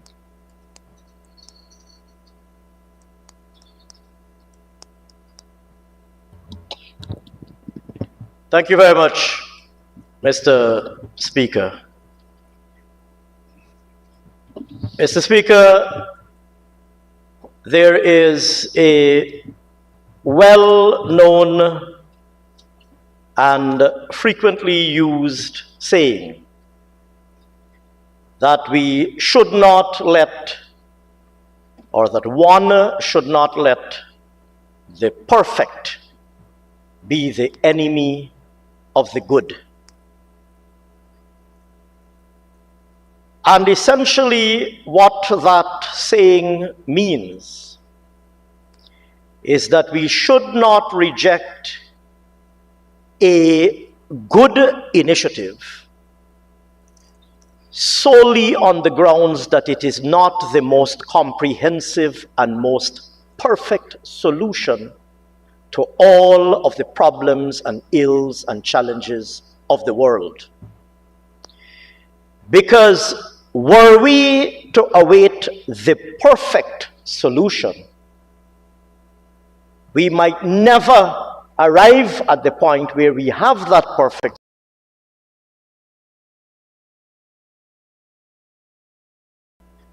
While good solutions might be languishing, awaiting and going to waste and awaiting attention. And that, in essence, Mr. Speaker, captures not only the presentation that we were just regaled with, a presentation that essentially identifies all of the things that the honourable member believes need to be fixed, all of the things. The perfect and ultimate solution, while in fact grudgingly avoiding endorsement of what is evidently a good thing. And that, in essence, Mr. Speaker, actually captures the whole of what the APNU AFC represent. Because, Mr. Speaker, they spent 5 years in government doing studies to define the perfect solution while they did nothing at all. They spent 5 years, sir, doing exactly that, seeking perfect solutions while failing to implement any good solution whatsoever. Pipe dreams, nice sounding words, fancy words that can stir up emotions, removed from reality, removed completely devoid of any sense of reality, but nice sounding words, because that's all that the APNU AFC is good at. Nice sounding words and no action whatsoever. That is all that they're good at. Mr. Speaker, what should have been a completely uncontentious debate, what should have been a completely uncontentious debate, was reduced to a level of absurdity that struck me dumb. I listened in awe. I listened in awe at the absurdity that I heard, the irrelevant absurdity that I heard, which, Mr. Speaker, you know, the Honorable Vice President, as a leader of the opposition in 2015, said something extremely important. He said then, sir, that the People's Progressive Party, in opposition at the time, will support any initiative that benefits the people of Guyana. And time after time, repeated that commitment, that if the APNU AFC would simply implement their own manifesto, that he would support it from the opposition benches. Alas, sir, they didn't implement their own manifesto. Instead, they were seeking perfect solutions.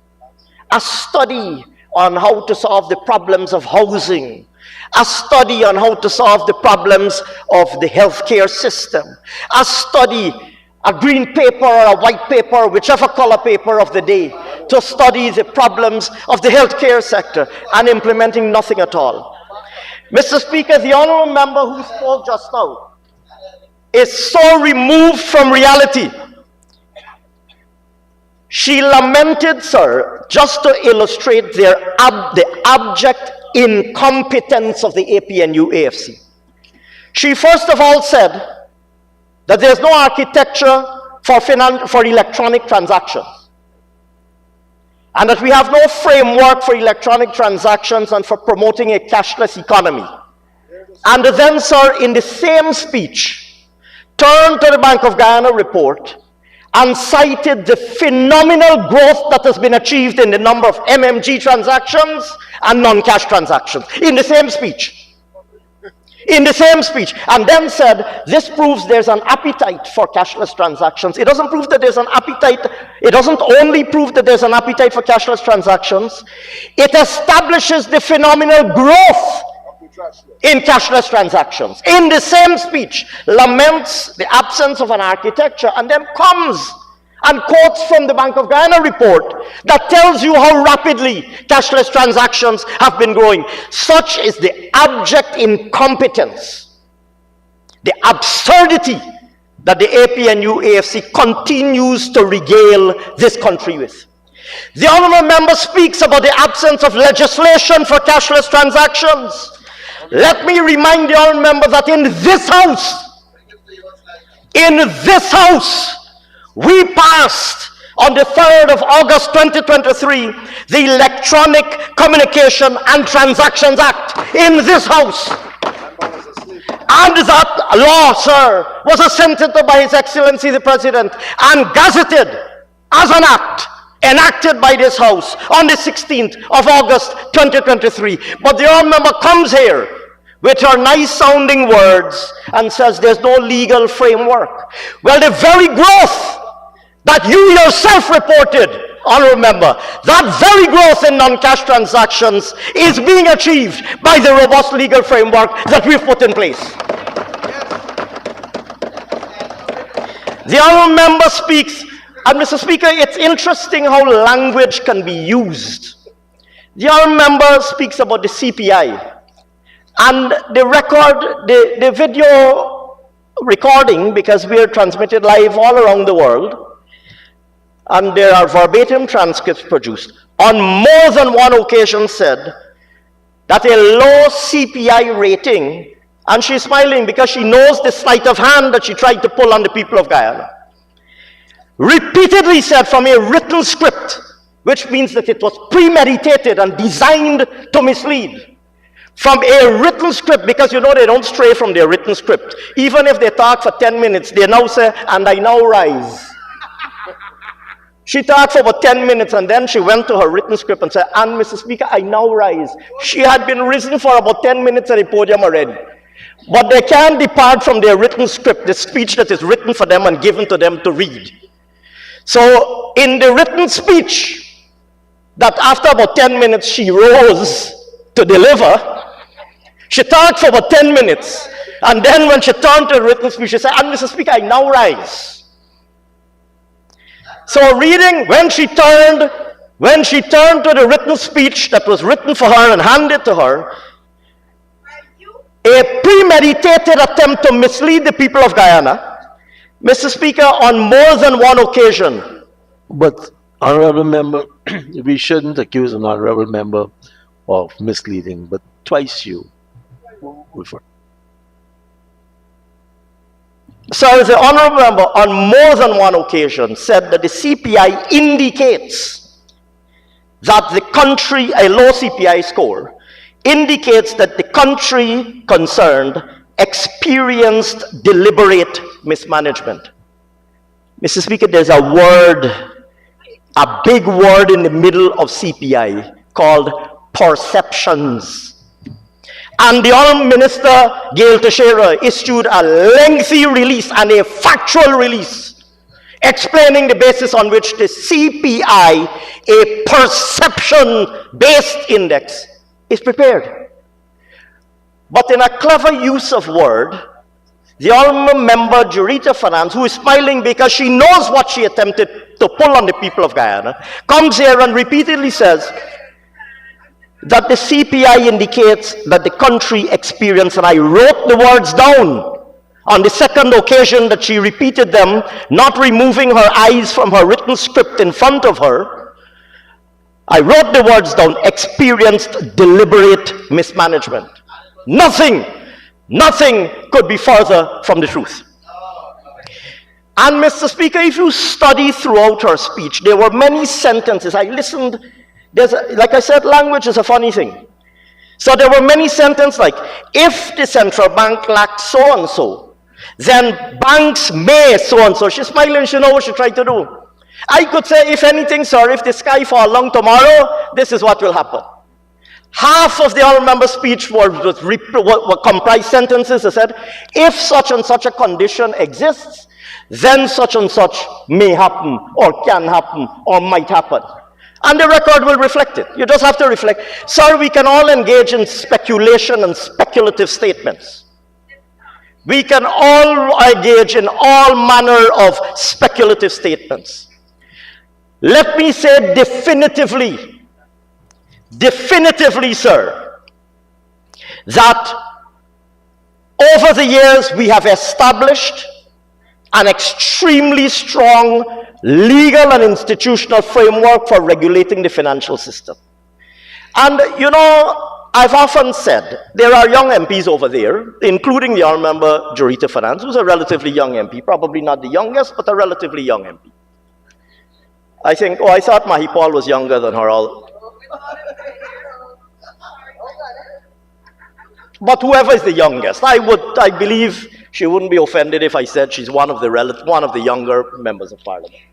Sir, on many occasions I've said, sir, on many occasions I have said that the younger members of parliament have to understand why they are sitting on that side of the house. Sir, the world is watching. When we stand up here to speak, the world is watching.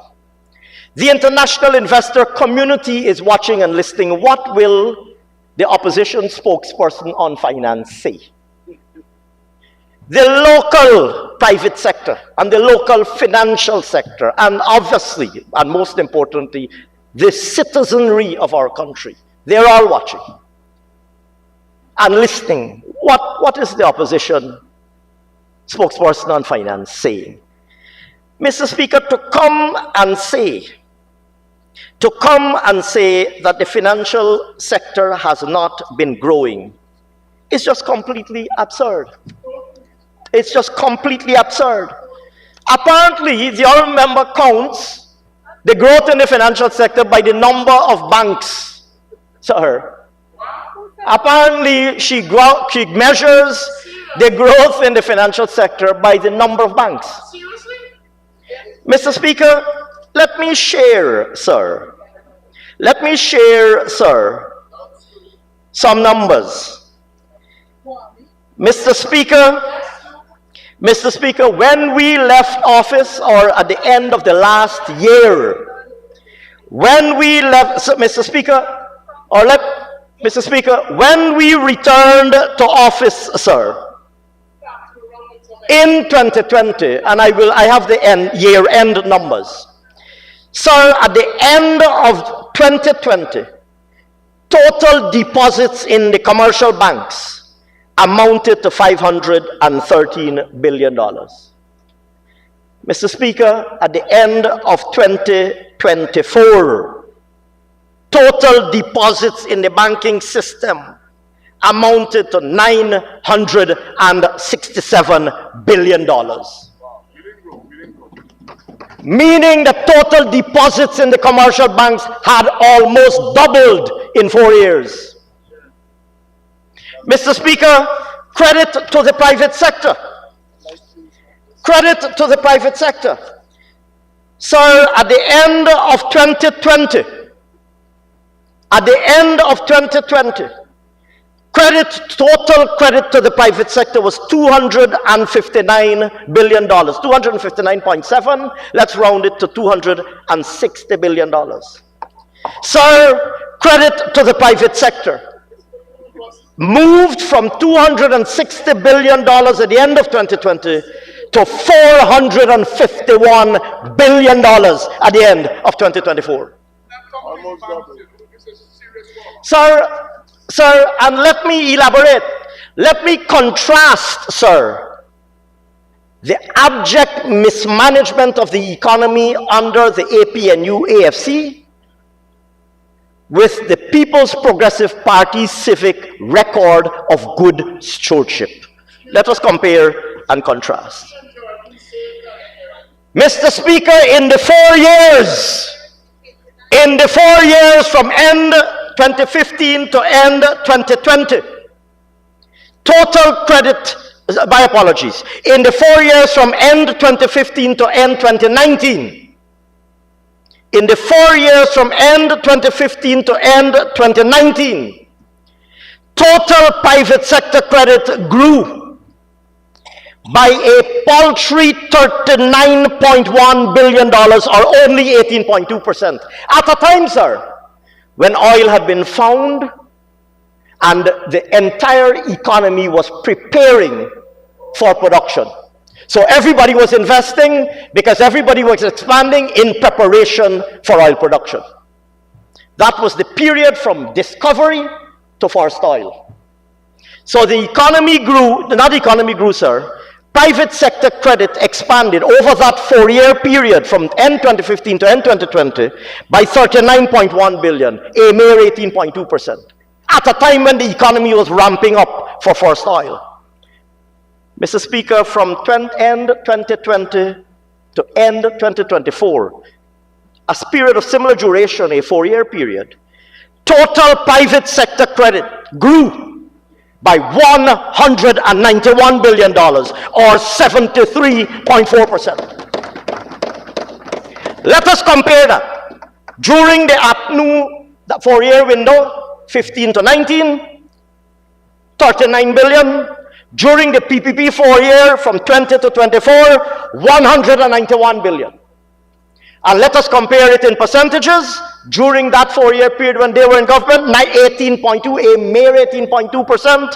When the People's Progressive Party is in government, during the current term of office, a 4-year period, 73.4%. And sir, if you look at the sectors, sir, let me break down sector by sector how credit to the private sector changed across different categories. Sir, credit to business enterprises from 2015 to 2020, under APNU, it grew by 18.5%. From 2020 to 2024, under the PPP, compared to APNU's 18.5, it grew by 87.2%. So within that, agriculture, as evidence of how they strangled agriculture. During the 4-year period from 2015 to 2019, credit to agriculture grew by a mere 4.2%. During the 4-year period under the People's Progressive Party, credit to agriculture grew by 128%. So let us examine mining and quarrying. They claim to love the mining industry.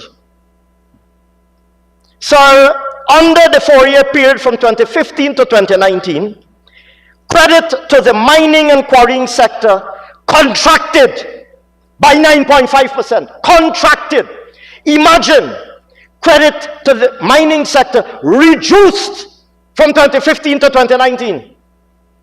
So with the return of the People's Progressive Party compared to their negative 9.5%, credit to the mining and quarrying sector has grown by a positive 22%.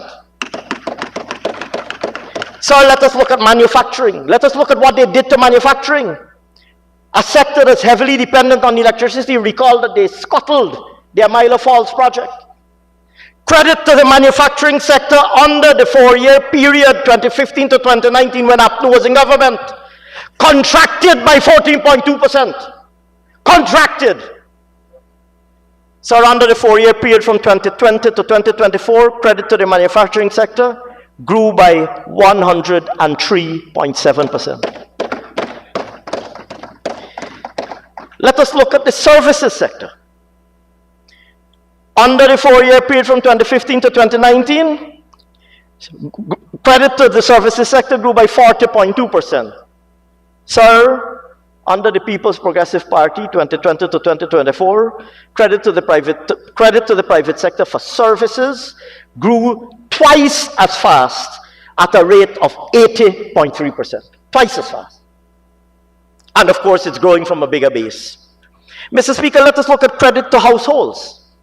Over the 5-year period, the 4-year period that we're speaking about under APNU, credit to households grew by 16.9%. Under the People's Progressive Party, it grew by 41.6%. So let us look at real estate mortgages. Under the 4-year period with their stillborn housing program, their duplex houses that never got off the ground, credit for household mortgages, under their stillborn housing program, reflecting of their abject incompetence, their failure to distribute house lots, their failure to grant titles, their closure of the housing ministry. So real estate mortgages grew, guess by how much? Grew by how much, sir? Credit for real estate mortgages, real estate mortgage loans grew by 22%. A mere 15.7 billion. Under the People's Progressive Party Civic from 2020 to 2024, real estate mortgage loans grew by a staggering $65 billion or 71.9%. And that is lending to real people for real investments in real houses. And sir, Mr. Speaker, the list goes on. Sir, we could also speak, sir, about the cost of borrowing. So the cost of borrowing in December 2017 and 2018, the average prime lending rate, sir, was 13%. Today, sir, it is 8.38%. Sir, the new building society rate under APNU that had no concern for homeowners and borrowers for housing loans, the new building society interest rate was 6.4%. Today, sir, the average rate, today it is 4.73%. Sir, the non-performing loans, the quality of the loan portfolio, and they're running, they can't take it. They're running, they can't take it. Sir, the non-performing loans, the quality of the lending. They're running. Mr. Speaker, do you know, sir, what the ratio of non-performing loans to total loans was? Let's talk about some. They're running, they can't take it. The truth hurts. Look at them, the truth hurts. The truth hurts. Sir, the truth hurts. Look at them running. Look at them running. They can't face the truth. Turn the cameras and look at them running. Look at them running, scurrying. They can't face the truth. They can't face the truth. They're abject. Honorable Member Miss Ferguson, you on your feet and shouting across to the minister. When you spoke, I didn't see him. Well, he's a little short, but I have a good view. He didn't stand up and shout at you. They claim now to be so concerned about borrowers. Mr. Speaker, they sat in government for 5 years, 2 of which were completely illegal. They made not a single change to the ceiling of the low-income housing window. For 5 years, they made no change. They made no change, but they're now concerned about homeowners, and they're concerned about citizens, and they're concerned about ordinary and average households getting loans. They spent 5 years in government and made not a single change to the ceiling for low-income housing loans. Since our return to government, we've increased the ceiling from $8 million to $20 million. They sat down in government and made no change to the NBS ceiling. Since we came into government, we increased the ceiling from $12 million to $20 million, allowing more people to take loans and allowing people to borrow more to be able to build their homes or acquire their homes. Sir, they claim to be concerned about borrowers. When we left government in 2015, the ceiling on loans eligible for mortgage interest relief was $30 million. You know what they did? They come and fine it at $30 million. You know what they did? They slash it in half from 30 to 15. But they come now and they claim that they love the Guyanese people and they're so concerned about borrowers. The honorable member would have you believe that she's so concerned, she and her party are so concerned about borrowers and the cost of borrowing. They slashed the ceiling on mortgage interest relief by a full half. This is something they had in place that we were affording without producing a single barrel of oil. They found it there. We were financing it with not a single barrel of oil. They found it there. And maliciously and recklessly and callously, because they have no concern for the Guyanese people, find the thing they're good, and they cut it by half to reduce the benefits enjoyed by the Guyanese people. They find it they're good, sir. They're good.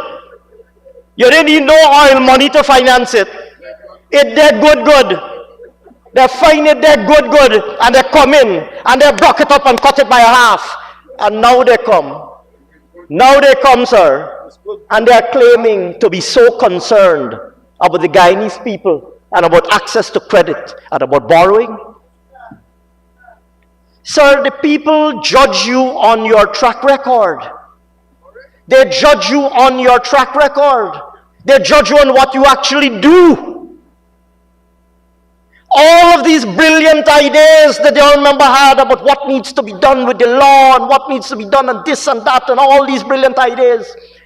Apparently, sir, the honorable member doesn't remember that her party was in government for 5 years. And none of these brilliant ideas, all licensing new banks. Let her show me which new bank they licensed in the 5 years they were in government. Let her show me what legislation they passed. All this fancy thing about time for this and time for that and so on. They were in government for 5 years. Her party was in government for 5 years, sir. And they did nothing at all, but they're full of ideas. They're full of ideas. They talk beautifully and they're full of ideas. And they do nothing. Well, I shouldn't say they do nothing, because they did come in and do a lot of damage. Good, they find it been good, and they broke it up. Even they're good. Right? They come and broke it up. Mr. Speaker, and so I listened, sir, to all of these nice-sounding words. Nice-sounding words. They perhaps provide good sound bites, but they are meaningless, insincere, and they're reflective of the abject incompetence for which the APNU-AFC has now become notoriously famous. Mr. Speaker,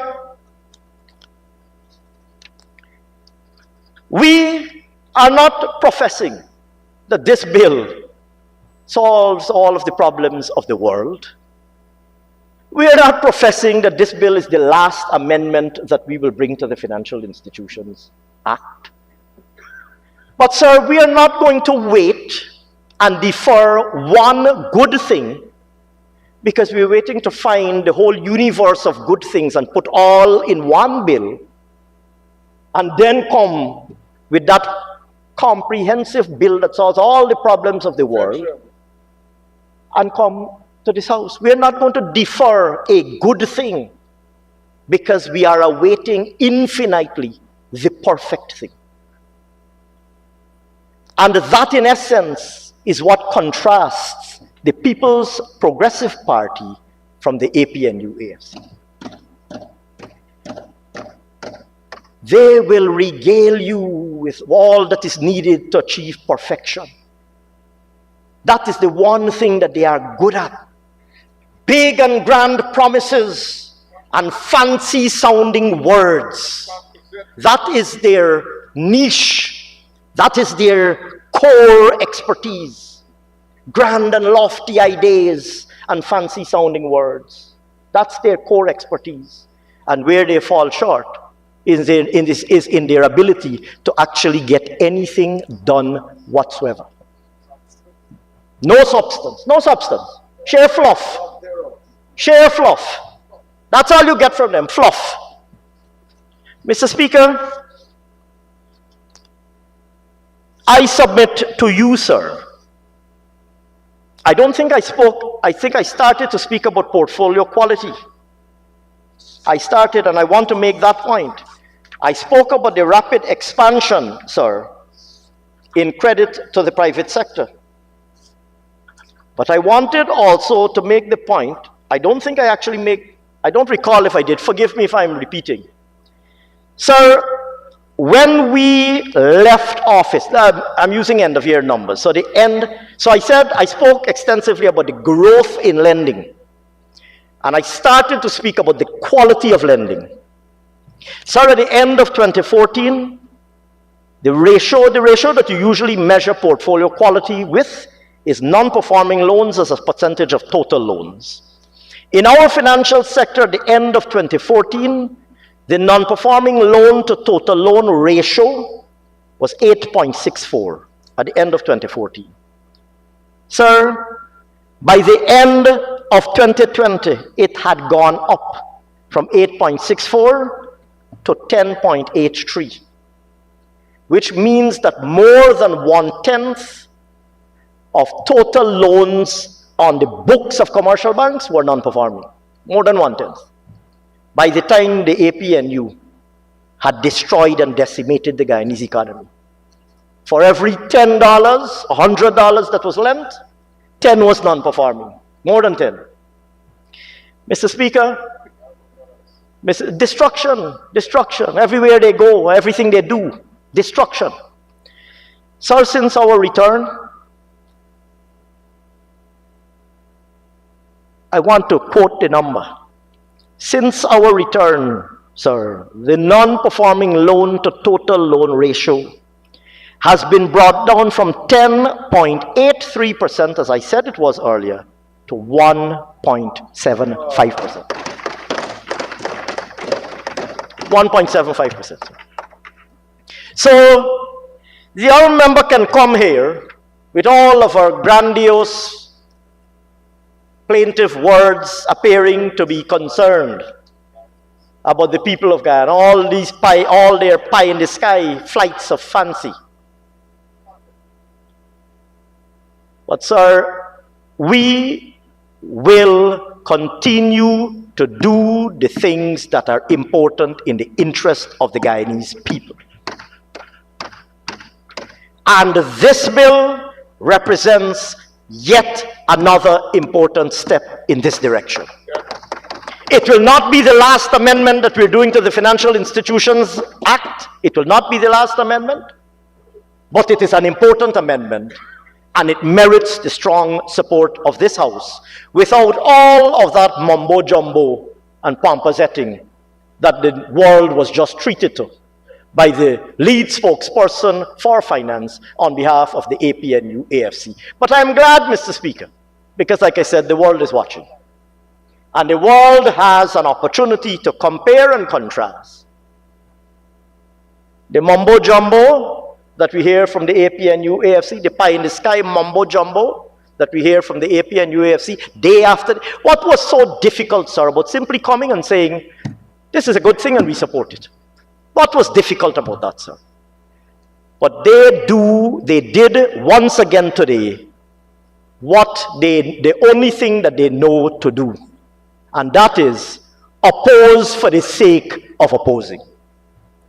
And we, sir, will continue to deliver for the people of Guyana. And that is what, sir, will keep them on the opposition benches and keep us on the government benches, as I've said on previous occasions, for a very, very, very long time. Mr. Speaker, I wish, sir, if now is the appropriate moment, to move that the Financial Institutions Amendment Bill 2024 be read a second time. Thank you very much, sir. Thank you very much, Honourable Minister. Honourable members, I now put a question that the Financial Institution Amendment Bill 2024, Bill number 22 of 2024, be read a second time. Those in favor say aye. Those against say no. Ayes have it. Let the bill be read a second time. Financial Institutions Amendment Bill 2024, Bill number 22 of 2024. Honourable members, we will resolve ourselves into committee to consider the clauses of the bill.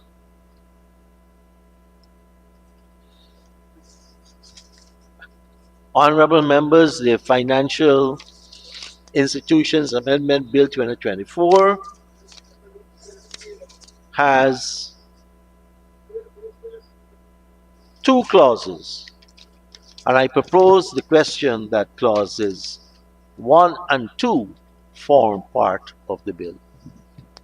Honourable members, I put a question that clauses 1 and 2 form part of the bill. Those in favor say aye. Those against say no. Ayes have it. Clauses 1 and 2 stand part of the bill. Honourable members, I now put a question that the bill be reported to the to the House. Those in favor say aye. Those against say no. Ayes have it. Let the House resume. Honourable Senior Minister, Dr. Singh. Thank you very much, Mr. Speaker. I Rise to report that the Financial Institutions Amendment Bill 2024, Bill number 22 of 2024, was considered in committee clause by clause and was passed without amendment. And I now move, sir, that the bill be read the third time and be passed as printed. Thank you very much.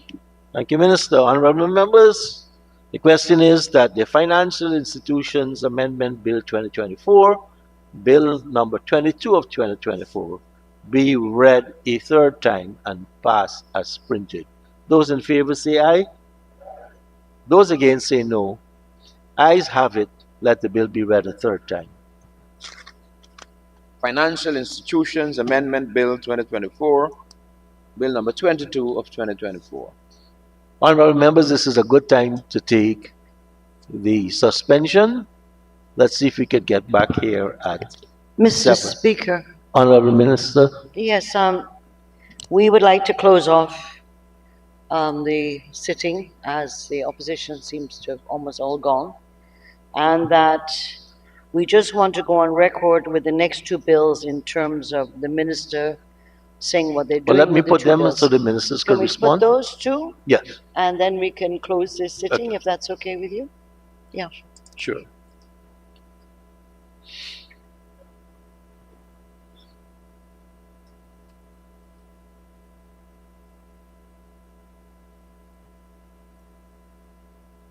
Honorable members, we will now proceed with the second reading of the Engineers Bill.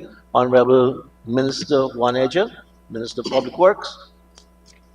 Mr. Speaker, with your leave, sir, I humbly request that the Engineers Bill 2024, Bill number 21 of 2024, that was published on the 17th of December 2024, be withdrawn. Thank you, Minister. Engineers Bill 2024, Bill number 21 of 2024, has been withdrawn by the Honorable Minister. Honorable Minister, Culture, Youth and Sport. Withdrawn.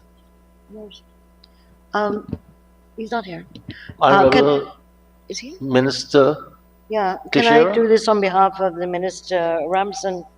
He's asked me to defer on his behalf that this bill be deferred, and the next bills on the order paper will be deferred for the next sitting. Thank you, Honorable Minister. The remaining the remaining bills today are withdrawn. Honorable Minister Teixeira. Deferred. Yeah. Yeah. But I think you want to move the adjournment. Oh, well, sorry. Sorry, Mr. Speaker. Thank you very much. We would like to adjourn to a day to be determined, sir. Honorable members, the House stands adjourned to a date to be fixed. Thank you. Have a good evening home. Thank you.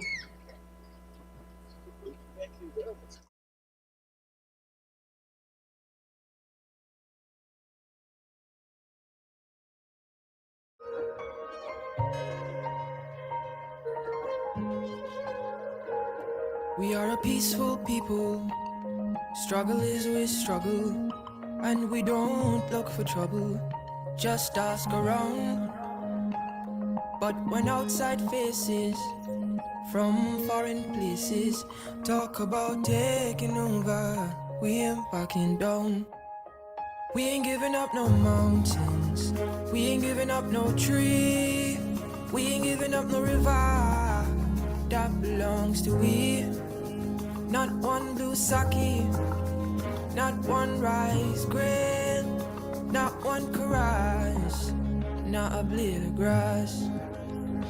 This land is all I know. We gonna make it somehow. We will bend like a bow and never break. Our fathers came here and they lived and died here, and we ain't moving nowhere.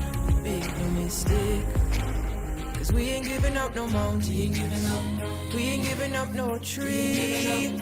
We ain't giving up no river that belongs to we.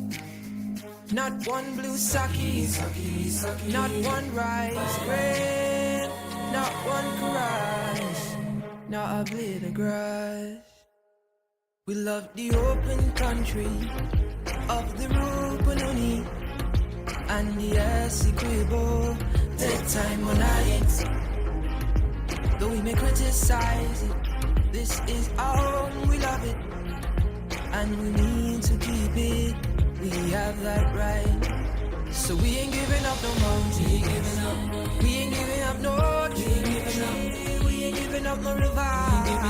That belongs to we.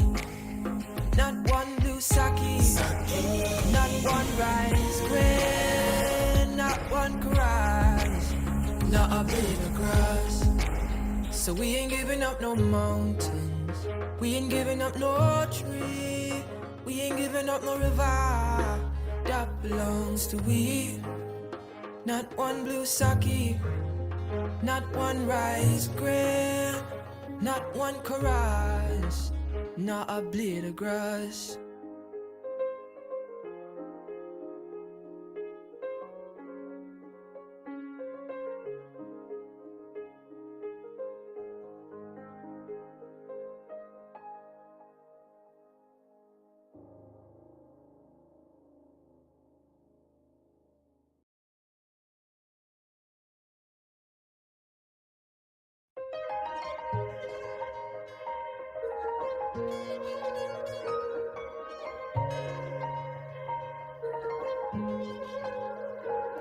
We are a peaceful people. Struggle is we struggle, and we don't look for trouble. Just ask around. But when outside faces from foreign places talk about taking over, we ain't backing down. We ain't giving up no mountains. We ain't giving up no tree. We ain't giving up no river. That belongs to we. Not one blue sake, not one rice grain, not one chorus, not a blade of grass. This land is all I know. We gonna make it somehow. We will bend like a bow and never break. Our fathers came here and they lived and died here, and we ain't moving nowhere. Make no mistake, 'cause we ain't giving up no mountain. We ain't giving up no tree. We ain't giving up no river. That belongs to we. Not one blue sake, not one rice grain, not one chorus, not a blade of grass. We love the open country of the Rupununi and the Essequibo, bedtime on night. Though we may criticize it, this is our own, we love it, and we need to keep it. We have that right. So we ain't giving up no mountain. We ain't giving up no tree. We ain't giving up no river. That belongs to we. Not one blue sake, not one rice grain, not one chorus, not a blade of grass. So we ain't giving up no mountains. We ain't giving up no tree. We ain't giving up no river. That belongs to we. Not one blue sake, not one rice grain, not one chorus, not a blade of grass.